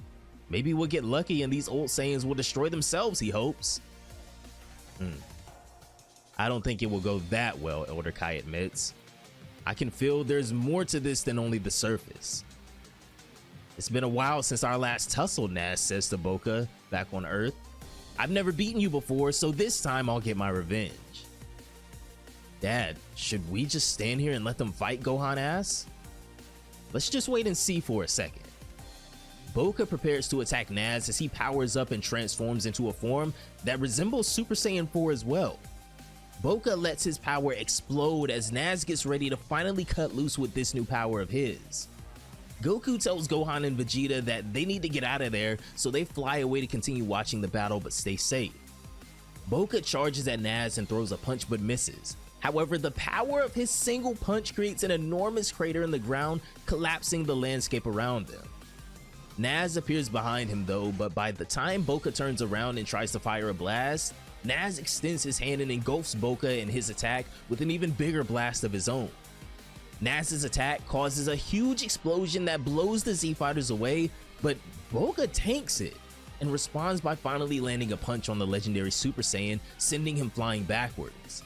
He flies above him and slams him back down to the ground. Naz crashes into the rocks, but Boca isn't letting his guard down. He knows it won't be that easy. As predicted, Naz gets back to his feet, takes a deep breath, then throws a huge grin on his face. "Amazing," he says. "I'm surprised. Your attacks have become so ineffective. This is the power of the legendary Super Saiyan." Fighting is fun after all. Boca can't believe it, but rather than feel doom, his Saiyan instincts are roaring, and knowing that this will push him further than beyond ever before is getting him excited. Suddenly, however, Naz appears directly in his face before he can even react and unleashes a flurry of punches, overwhelming Boca. He drops an axe kick on the back of Boca's head, and this sends him soaring back towards the surface. Naz can barely contain himself. The joy of being so strong and having all these strong opponents to fight is almost overwhelming. Looks like it's overwhelming Grippy too. Goku and the others are stunned, as even he admits that he could hardly even see the legendary Super Saiyan's movements. "I can't see the bottom," Gohan says, trembling. "This is the power of the legendary Super Saiyan." Boca struggles to get back to his feet as he looks at the blood dripping from his mouth into his hands. "It's ridiculous that I couldn't react at all," he admits. "That blow was so heavy and devastating. At that speed, he's really doing damage to vital points. He's clearly a different person than the Naz I've seen so far. His joviality, his attacks are hard to read. Everything about him is so different. It's exciting. With this much difference, I can definitely evolve too." The legendary Super Saiyan has finally been born in Dragon Ball AF, and this is the most dreadful power Goku and the others have ever faced. The full extent of his power is yet to be seen. Will Goku and his allies be able to overcome this unprecedented crisis? Leave a like on the video, subscribe to the channel for more, and I'll see you in the next chapter of Dragon Ball AF. Super Saiyan 5 Goku, Vegeta, and Super Saiyan 6 Gohan may be at the pinnacle of their own Saiyan power, but the legendary Super Saiyan has finally been born, and even the old Saiyans are no match. In Dragon Ball AF, the legendary Super Saiyan is finally born. Goku and his friends will face an enemy with unprecedented power. Will they be able to defeat him before he kills everyone here? "Boca, you gotta work your butt off," Naz says. "Otherwise, this will be over soon." "I know," he replies, "and I'll do it." Boca begins powering up. This time, his ki explodes, as it was true he was actually concealing more strength, which excites Naz, and Grippy as well, as the other Saiyans watch. Boca charges at Naz with a smile on his face as he enjoys the battle of a lifetime. He throws a punch and completely misses Naz, who dodges the strike and then counters with one of his own. Boca is bent over in pain from the strike to the gut as Naz extends his arm out and begins creating an enormous ball of ki. He blasts Boca at point blank range as the attack engulfs him and looks like it completely obliterates him as a huge cloud of smoke erupts in the sky. Boca, reverting back to his base form, falls from the sky and plummets into the ground unconscious and defeated after taking that last attack. "Wow, it's over already? Although I tried to hold back my strength," Naz comments. "He's defeated Boca without any effort," Vegeta says, trembling. "How much power is he hiding? I hate him." "No wonder it's said that he's the strongest in the whole universe," Gohan comments. "The form we used to call Super Saiyan is simply obsolete." Goku, however, seems to be looking at this differently. "It's strange," he says. "Even at a moment like this, I'm excited. Looks like I'm a Saiyan after all," he chuckles nervously. Grippy is excited too, as even if Boca is dead, she can finally have her shot at the legendary Super Saiyan. However, down on the ground, something surprising happens. Boca begins getting to his feet after regaining consciousness. He gets up and lets out a roar and even starts powering up again. The spectators can't believe it, as it looks like he may be finally transforming and breaking his limits. Boca looks down at his own hands trembling as he can feel his power surging and ready to break through. I thought he had no strength left, Gohan says fearfully, with Naz waiting to see if this new power that Boca is about to awaken can be worth his time. He releases a dreadful amount of ki that levels the battlefield as the other Saiyans watch on, until finally, Boca has finally awakened his true potential. Just like Grippy and Naz before him, it does feel good after all, he comments. This time, it's the best. This power overwhelms me. It seems like every time they face an enemy stronger than them and their excitement peaks, they transform, Gohan says, trying to understand just how much power these Saiyans could really have. Boca and Naz prepare for their final battle, as this one promises to at least be better than the last, as both of them display huge smiles on their face. Boca charges at Naz with his new power that honestly just makes him look a lot more feral. They clash fists, and it creates a shockwave so massive and aggressive that it nearly blows Goku and the others away with how forceful it is. Boca begins launching a flurry of attacks at Naz, however he easily blocks them all. Boca kicks him in the bottom of the chin, but again, it's ineffective and he blocks the next punch too. Goku and the others are stunned by the power of these two, as Gohan says the impact of their collisions alone can affect those around them. They are clearly much more powerful than the guys we fought before, Goku says. And of course, Grippy is just doing Grippy things. You guys know how young Gigi gets down. Boca doesn't hold back as he throws another punch that finally connects and sends Naz soaring. He creates a giant ball of ki over his head with the majority of his strength and launches it down at Naz on the ground. Naz, however, still has that huge Gear 5 smile on his face as the attack approaches him and a massive explosion erupts. The other Saiyans are floored by Boca's new strength, but unfortunately, that last burst just exhausted him. When the smoke clears, Naz is still standing and he doesn't have a scratch on him.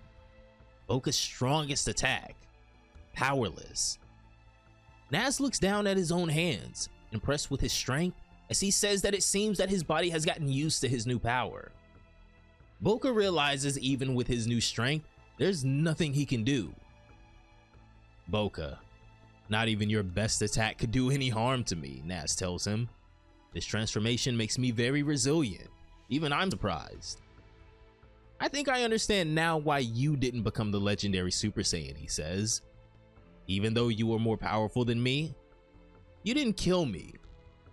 Isn't that naivety the reason why you couldn't become the legendary Super Saiyan? Boca ponders this and then says, a battle against someone strong is something worth living for, but I have no interest in killing anyone. Knowing that I'm stronger than the opponent is enough for me. Oh yeah, that's why you're not the one, Naz responds.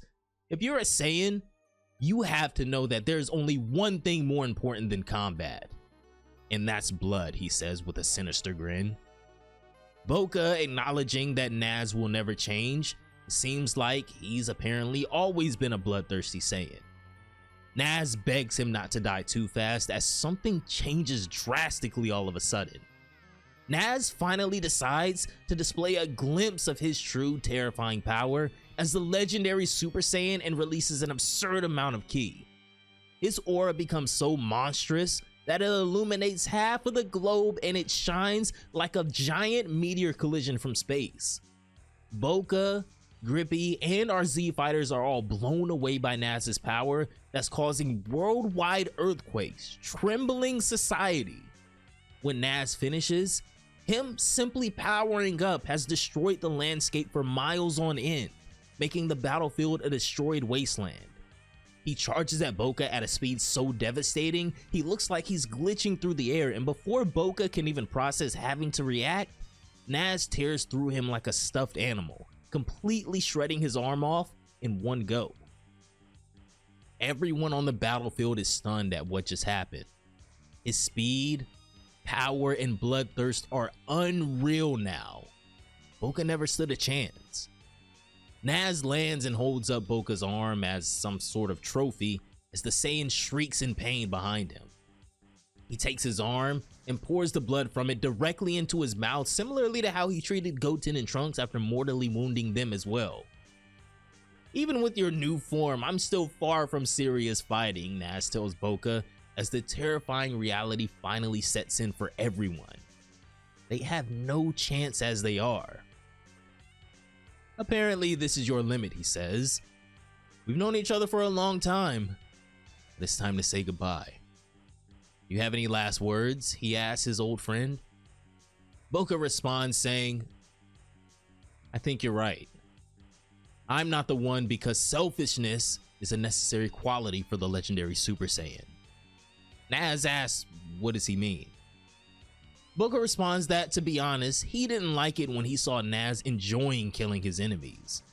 My parents and everyone around me killed people. It's a matter of course, so I pretended that I did too. I see clearly now. The legendary Super Saiyan enjoys fighting the strong, even if they're his friends or family. You're proof of that. The time I spent with you, I think I grew fond of you. This may have touched Grippy slightly, probably not, but Naz just bursts into disrespectful laughter, saying that he always hated how sweet he noticed Boca was. Saiyans don't need love and friendship, he tells him. The fact that you've been alive all this time is a humiliation. You don't deserve a long fight. Let's fix that. Boca, frightened at first, would rather die on his feet than on his knees and obliges Naz in this last engagement by charging in himself and not waiting on him to make the first move. Naz catches his fist, however, so Boca attempts to knee him, but this, along with his next kick, gets avoided. Then, the counterattack. Naz thrusts forward before a grueling crunch can be heard around the battlefield. He impales Boca, just like his last two victims, and sends him free falling lifelessly to the ground. Over on the planet of the Kais, they can't believe what they're seeing, as Kibito Kai says that he didn't think he'd end up actually killing him. That must be the essence of a true Saiyan. I can't believe he defeated Boca so easily, Grippy gushes. The power of the legendary Super Saiyan is a dream come true. That was a good warm-up, Naz finally says. And now, he looks over. Who will be next? You can come all at the same time if you want. I don't mind. Of course, however, Grippy wants to go next. She could barely be patient the entire time. Gohan speaks up, however, telling Goku that they can't allow it. Well, I hope you don't mind, Grippy, Naz says to her, but I'd rather fight one of the new Saiyans than you. You're honestly no match for me. This sends her reeling as she demands to go next because she's been waiting so long, but Gohan still isn't sure. All those dead people in front of us, he says. Honestly, I can't stand it. But Goku actually agrees with him this time, saying he understands how he feels and that they'll all go in together this time. This is when Goku speaks up and asks Grippy, could she give them her turn? No, she responds. How long do you think I've been waiting for this moment? It's been my lifelong dream to fight the legendary Super Saiyan.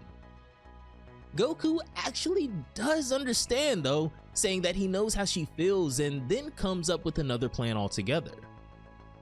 How about this, he says. How about a fight against the winner of our battle? Isn't it better to battle against the strongest of us all anyway?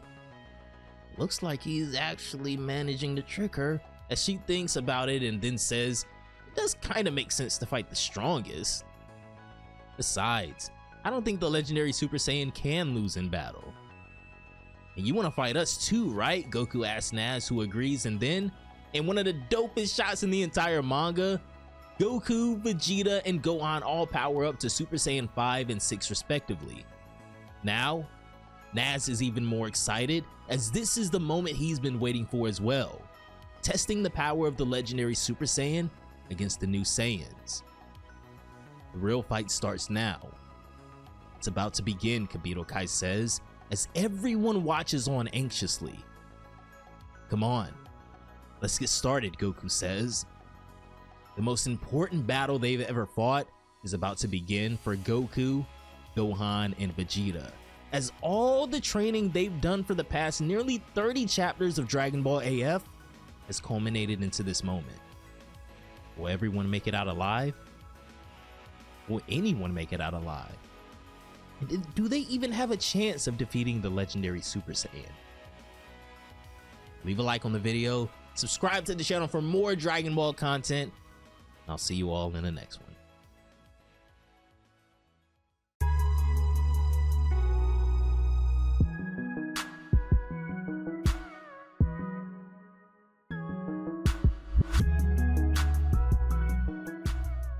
Once every 1,000 years, the legendary Super Saiyan awakens, a monster of immense power and destruction. However, this time, in Dragon Ball AF, instead of everyone being destroyed, maybe things will be different. The ancient Saiyans have proved to be far stronger than anyone the Z Fighters have ever fought before, with their evolutions awakening right at the brink of defeat, propelling them right back into the fight. However, when Naz became the legendary Super Saiyan thanks to the solar event, everything changed. He effortlessly killed Boca, and now Goku, Gohan, and Vegeta are about to challenge him once and for all. Acting purely on instinct, the legendary Super Saiyan revels in battle. The true depth of his powers still remains to be unseen. Do Goku and the others, even with perfected Super Saiyan 5 and Super Saiyan 6, even stand a chance? Here we go, Goku roars, as next the three Saiyans charge in to attack Naz. Goku charges in directly as Gohan and Vegeta take either side, but Naz just smirks as they close in. He dodges the first attack and easily evades both Gohan and Vegeta diving in from either side. Goku throws another kick, but Naz easily blocks it and then sends all three of them flying back with separate strikes simultaneously. Then, he chooses his first target as Naz launches himself at Vegeta first. He clobbers Vegeta with a thunderous punch, implanting him into the ground, causing him to cough up blood. Then, he sends Vegeta soaring with another punch across the battlefield. Goku panics, but he has no time to worry about Vegeta because Naz appears behind him instantly. He hits Goku with a kick, sending him flying as well. Super Saiyan 6 Gohan is the last one left. He appears behind Naz, attempting to catch him off guard. Unfortunately, it fails and Naz is able to block the attack. Then, just like the last two, he easily overwhelms Gohan too. Grippy, much like Naz, is absolutely enjoying this battle, as Naz says that his body feels insanely light. So this is the real power of the legendary Super Saiyan. Feeling this good, I might get addicted. Out of the rubble, at all three locations however, Goku, Gohan, and Vegeta all erupt out of the debris, momentarily bested but nowhere near defeat as they prepare for the next round. Impressive. You were so fast I couldn't even react, Goku says. But still, the real fight starts now. Nice, that's what I'm talking about, Naz says, encouraging them. Goku goes in next to kick off round 2, but this time, he's much more serious. Naz tries to catch him incoming with a punch, but Goku maneuvers around him. Naz anticipates and tries to catch his next location, but Goku has created about half a dozen after images to deceive him. Suddenly, he's able to grab Naz from behind and restrain him, while Vegeta comes in and lands a decisive punch to the gut. While Naz is stunned, in the distance, Gohan is charging a special beam cannon, ready to launch his most powerful attack and end this. He fires his next attack as the special beam cannon rips through the sky. However, Naz waits for it with a huge grin on his face, looking like he's ready to bear the entirety of this blow. An explosion erupts as all the Saiyans spectating brace themselves and look on to see what happened. Not bad, Grippy says. Gohan admits that he definitely felt the draw on that one, but even a guy like Naz won't walk away from that unscathed. I still don't like the idea of teaming up, Vegeta admits, but Goku tells him that if Earth is gone, none of this matters anyway. Out of the smoke, however, Naz appears with a devious laugh, enjoying every waking second of this battle. No way, Gohan says. My special beam cannon barely did anything.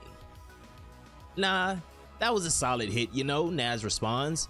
Your combo move wasn't bad either, but I could use a little more excitement. He's pretty good. I'm getting pumped, Goku admits. Looks like we'll have to go all out too, or this fight won't even be fair. Vegeta, looks like now's not the time to be holding back. I suppose there's no choice. It wouldn't be any fun otherwise, Vegeta replies. Dad and the others, Gohan thinks to himself. Even in that form, I've realized just how big the gap is from that last attack. I never imagined the difference was this huge. Looks like you're finally getting serious, Naz says. I've been looking forward to this. All of a sudden, Goku and Vegeta pull something that up until now was never thought possible. The two of them transform past even Super Saiyan 5. However, this isn't Super Saiyan 6 either. It's something far different. Gohan, Naz, and Grippy can't believe they were still hiding so much power, as after a blinding flash of light, their hair goes back to somewhat normal. However, their evolution resembles that of which the old Saiyans underwent. This is Ultimate Super Saiyan Goku and Vegeta, finally born for the first time ever, revealing the results of their most recent training. Sorry about that. I was just sizing up your strength, Goku says. Whoa, that's the form Dad was talking about, Gohan thinks to himself. The one that draws out all four emotions. Joy, anger, sorrow, and pleasure. This is the ultimate peak we've reached. I guess you could call it Ultimate Super Saiyan, Goku deems it. Alright then, let's go on to round 2, but really this is like round 3 or maybe even 4 depending on how you're looking at it. Goku and Vegeta go to attack Naz again, but this time, something's different. The speed Goku and Vegeta are operating at is unreal and even catches Naz off guard, allowing them to lay solid attacks. Vegeta appears behind him and lands a crushing kick to the ribs that definitely hurt Naz this time, as we can see him wince. The two of them then barrage Naz with an overwhelming crash of punches and kicks, continually pushing him back, and it seems like this new power of theirs is really pushing the legendary Super Saiyan to his limits. They land one final punch that absolutely crumbles Naz and sends him flying, and then, just like in the Dragon Ball Super Broly movie, Goku and Vegeta look to finish this with a Tag Kamehameha Gallic Gun. They launch the attack with full force of their new transformations, but Naz, fully embodying the legendary Super Saiyan, holds his ground and extends his hands as it looks like he wants to combat this attack head on again. Naz stops the beam in its tracks as he looks to test himself even further, but Goku and Vegeta's resolve won't waver here. They put their full power into this attack as it looks to engulf the legendary Super Saiyan, and it looks like it finally is. An explosion erupts that creates a huge cloud of smoke and almost blows Gohan and Grippy away from the intensity of the blast. Goku and Vegeta await to see the result, hoping that, at the very least, he'll be weakened and somewhat hurt from it, but when the smoke clears, everyone is left trembling. Naz is still standing, looking like he just got done with a decent warm-up or something, even after an attack like that from these two. This is the worst case scenario, as now they know just how large this gap still is, and it is far bigger than even Gohan thought prior. Naz admits, however, that their last attack did hit him pretty hard, so maybe this will end up being fun. He took a direct hit from Dad and Vegeta and only took that little damage, Gohan says, with even Goku admitting that while he can't believe how amazing he is, he's still trembling with excitement. Alright then, I guess it's time for me to show what I can really do. Yeah, I'm looking forward to it, Goku says, as Vegeta states that they're ready to see his true power. Suddenly, Naz becomes more feral as his ki continues climbing, but becoming even more dreadful. Amazing, Goku admits, with even Vegeta stating that he never thought it would go this far. What an overwhelming ki. When he's done powering up, it's time to finally get serious as Goku readies himself, but now it's Naz's turn. He and Goku charge at each other and clash forearms. Vegeta and Gohan fly in next, with Vegeta's attack getting blocked and Gohan's dodged. This looks like it's gonna play out just like the last time as Naz fights them 1v3 without an issue. Gohan can't believe that even at this point with all three of them, they still can't overpower him. Goku finally lands a solid punch straight to the face that does make him stumble backwards. However, this is short-lived as he quickly disappears and picks out Vegeta again, punching him across the face. Then, he doubles back and lands a kick that incapacitates Gohan next. Naz releases a shockwave that sends all the Saiyans flying away from him in different directions, but he didn't do it to run away. He chases down Goku and appears behind him this time before landing an absolutely devastating kick to the neck that knocks him unconscious. Gohan and Vegeta can't believe it, even with all of their new power combined. The legendary Super Saiyan is so far out of their league that there's no telling what will happen next.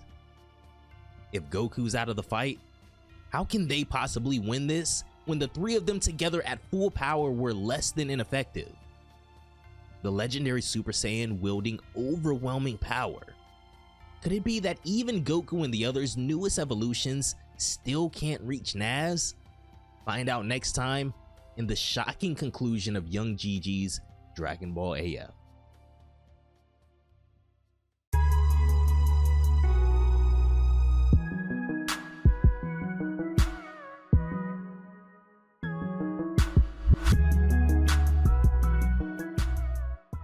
Goku and Vegeta, after undergoing intense training, evolved into the ultimate Super Saiyans. Yet, before the awakened legendary Super Saiyan Naz, they couldn't even put up a fight.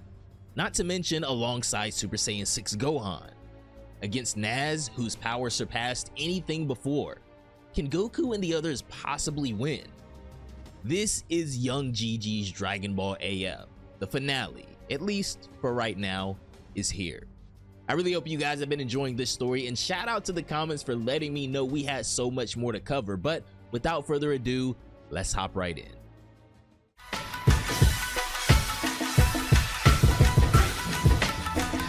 After that last attack on Goku that knocked him out and sent him crashing into the ground, Vegeta and Gohan can't believe how easily he was just removed from the fight. With only two of them left standing, their chances look less than slim.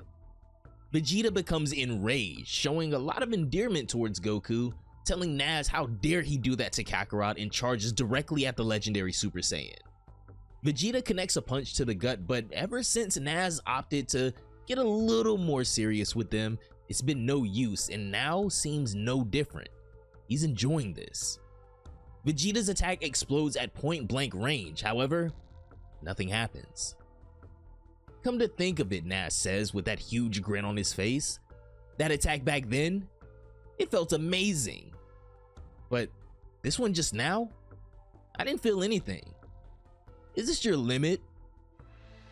What did you say? Vegeta responds angrily. You're getting full of yourself. But Naz explodes with a thunderous ki, begging him to make this more fun. Vegeta obliges him and goes to throw another unsuccessful punch that gets blocked. Naz and Vegeta are in a deadlock now as they both try to overwhelm the other. Their ki is so fierce it nearly blinds Gohan, who's spectating nearby. Finally, Vegeta headbutts Naz and the two separate. Vegeta knees him in the ribs and looks like he's finally getting the upper hand as he follows up with another punch that sends Naz flying down into the ground. He then fires a flurry of ki blasts down at Naz, who looks up but couldn't react in time and starts getting pelted by Vegeta's ki blasts. The attacks continue to pummel and pummel him as the explosion continues to grow larger and possibly finally beginning to weaken Naz. However, Before the smoke even clears, Naz rips through and appears in front of Vegeta in an instant. He hits Vegeta with a crushing punch across the face that makes him stumble. However, Vegeta is insanely tough. He blocks the next one, showing some impressive resolve, and then another. The two start scrapping it out again as Vegeta doesn't look like he's ready to call it quits yet. Down in the crater where Goku was launched, something begins to happen with his ki. Even after reaching the ultimate pinnacle of their abilities, Goku still has more to give somehow. Suddenly, he stands up. Goku takes a big deep breath, centers his ki, and then finally opens his eyes. And something has definitely changed here. Up above, everything freezes as even the Kais can't believe what they're seeing. Father? Are you okay? Gohan asks, as clearly everyone can feel the sudden shift in Goku's ki. Goku replies, yeah, and then suddenly appears in front of Gohan. You're not a kid anymore, he says. He looks at Gohan as he ponders how to explain what happened to him, but all he can really describe it as is that he can't say for sure, but he might have even gone beyond Shenron's power just now. What is this feeling in my chest? Naz wonders to himself. It's like something mysterious is about to happen. This strange sensation. It's a unique, tingling energy, Vegeta thinks. This Kakarot is clearly different than before. His very aura has changed. Just what happened to him? I'm glad to have met someone as strong as you again after so long, Goku says. I really am a Saiyan after all. Fighting you is so much fun, I can hardly stand it, he comments. But Goku has a pretty crazy look in his eyes right now, almost feral even. He transforms back up to Ultimate Super Saiyan as he releases a vicious ki that even Vegeta can't believe, and they achieve these forms together. But now, it's time for the final battle and to finally see the pinnacle of what Goku is meant to become. Nice, Naz says. Let's see just how much you've changed. But before he can finish the sentence, Goku has already planted his fist square in the face of Naz, instantly appearing in front of him before he could process what happened. The spectators are shocked, but this still isn't enough to put down the legendary Super Saiyan. Naz recovers and then grabs Goku by the face and drives him straight into the ground below. A massive crater forms from the force of Naz, forcing Goku through the Earth's crust. Then, he launches him back upwards with a kick and unleashes a sinister amount of ki in the form of a ball in front of him. Naz launches his attack at the reeling Goku, who struggles to regain himself in time, and in seconds, the attack makes contact and explodes in a massive cloud of smoke. And unfortunately, it doesn't look like Goku's quick thinking could get him out of this one. No way, Vegeta utters. Even with Kakarot, it's still not enough. At this rate, the Earth, Gohan panics. Goku finally reveals himself from the smoke, and while not defeated yet, he's definitely exhausted and damaged. To be honest, I've got high hopes for you two, Naz cheers. There's something different about you compared to the others. If you're still hiding any power, I'd love to see it. Goku struggles to catch his breath from exhaustion as it seems like he's on his last leg here, and Naz knows it too. You probably haven't realized it yet, but I still haven't gotten serious, he tells them.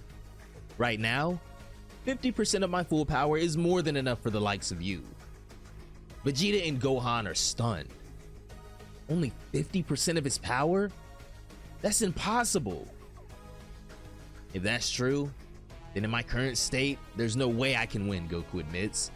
But even still, when I'm fighting you, I get the feeling something strange is about to happen. You're right, Naz erupts. That possibility definitely exists, Saiyans. You never know what'll trigger your next power-up.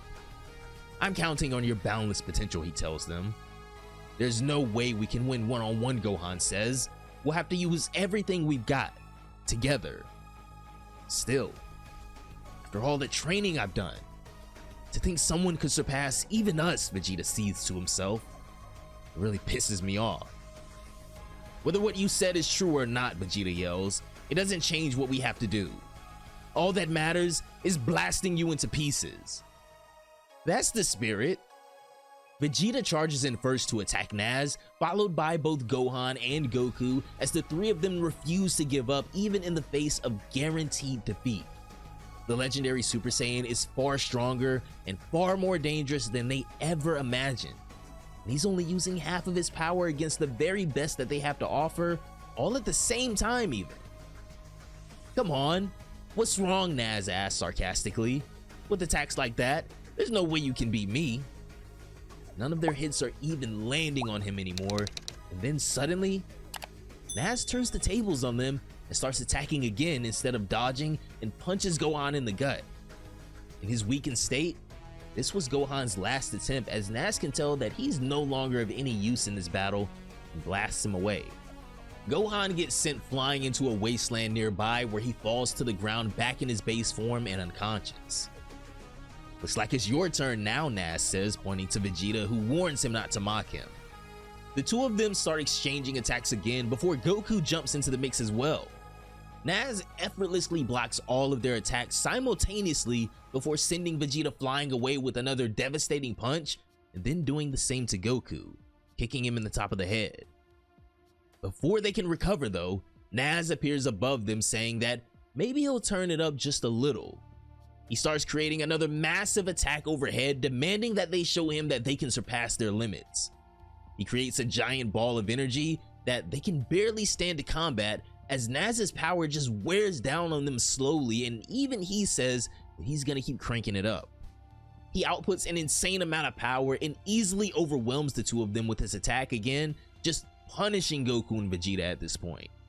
When the smoke clears, both Goku and Vegeta have returned to their base forms, completely drained of energy and barely able to stand after the amount of damage that they've taken. Completely out of options now, there's really only one thing left that they can even attempt. I really didn't want to have to do this, Goku says, but it doesn't look like we got much choice. Goku reaches into his waist, not for the heat, but for the Potara, which, unfortunately, throughout the course of this fight, was crushed, foiling our chances of a Vegito appearance thanks to the beatdown Goku took.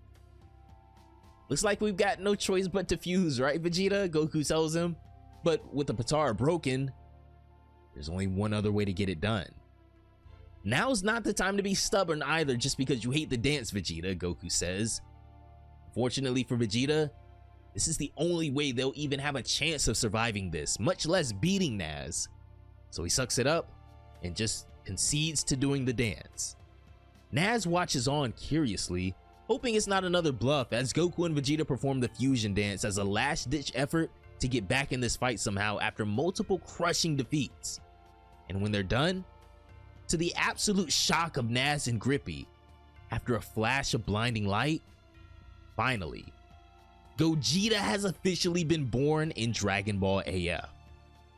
Naz is stunned, anxious, and maybe a little too excited as he says that they fused, so they actually can do something interesting. However, Gogeta isn't here for a sparring match. It's over. I'm gonna wipe that creepy grin off your face, he says. And guys, unfortunately, and I really hate to say this, for right now at least, that is the final chapter of Dragon Ball AF. Yeah, I know, a really wild place to end it at, but as of right now, I'm not even sure what young Gigi's up to lately, so no telling when this continues. I'm gonna keep my eye out though, of course, and if you guys see a new chapter drop, let me know. But for now, that is gonna wrap up our telling of Dragon Ball AF. Thank you all for watching. I really hope I made this story digestible to listen to, and don't worry, I know that these are like our bread and butter, so even though I don't do stories as often as I used to, I definitely don't mind doing them every now and then. So if you guys know any other interesting Dragon Ball fan manga, or if you want me to go back and redo a story we did years ago with better narration, audio quality, etc., drop the manga or the story down below in the comments. But that is gonna do it for this one, ladies and gentlemen. Have a great day. I will see you all in the next one. Peace out, my boys.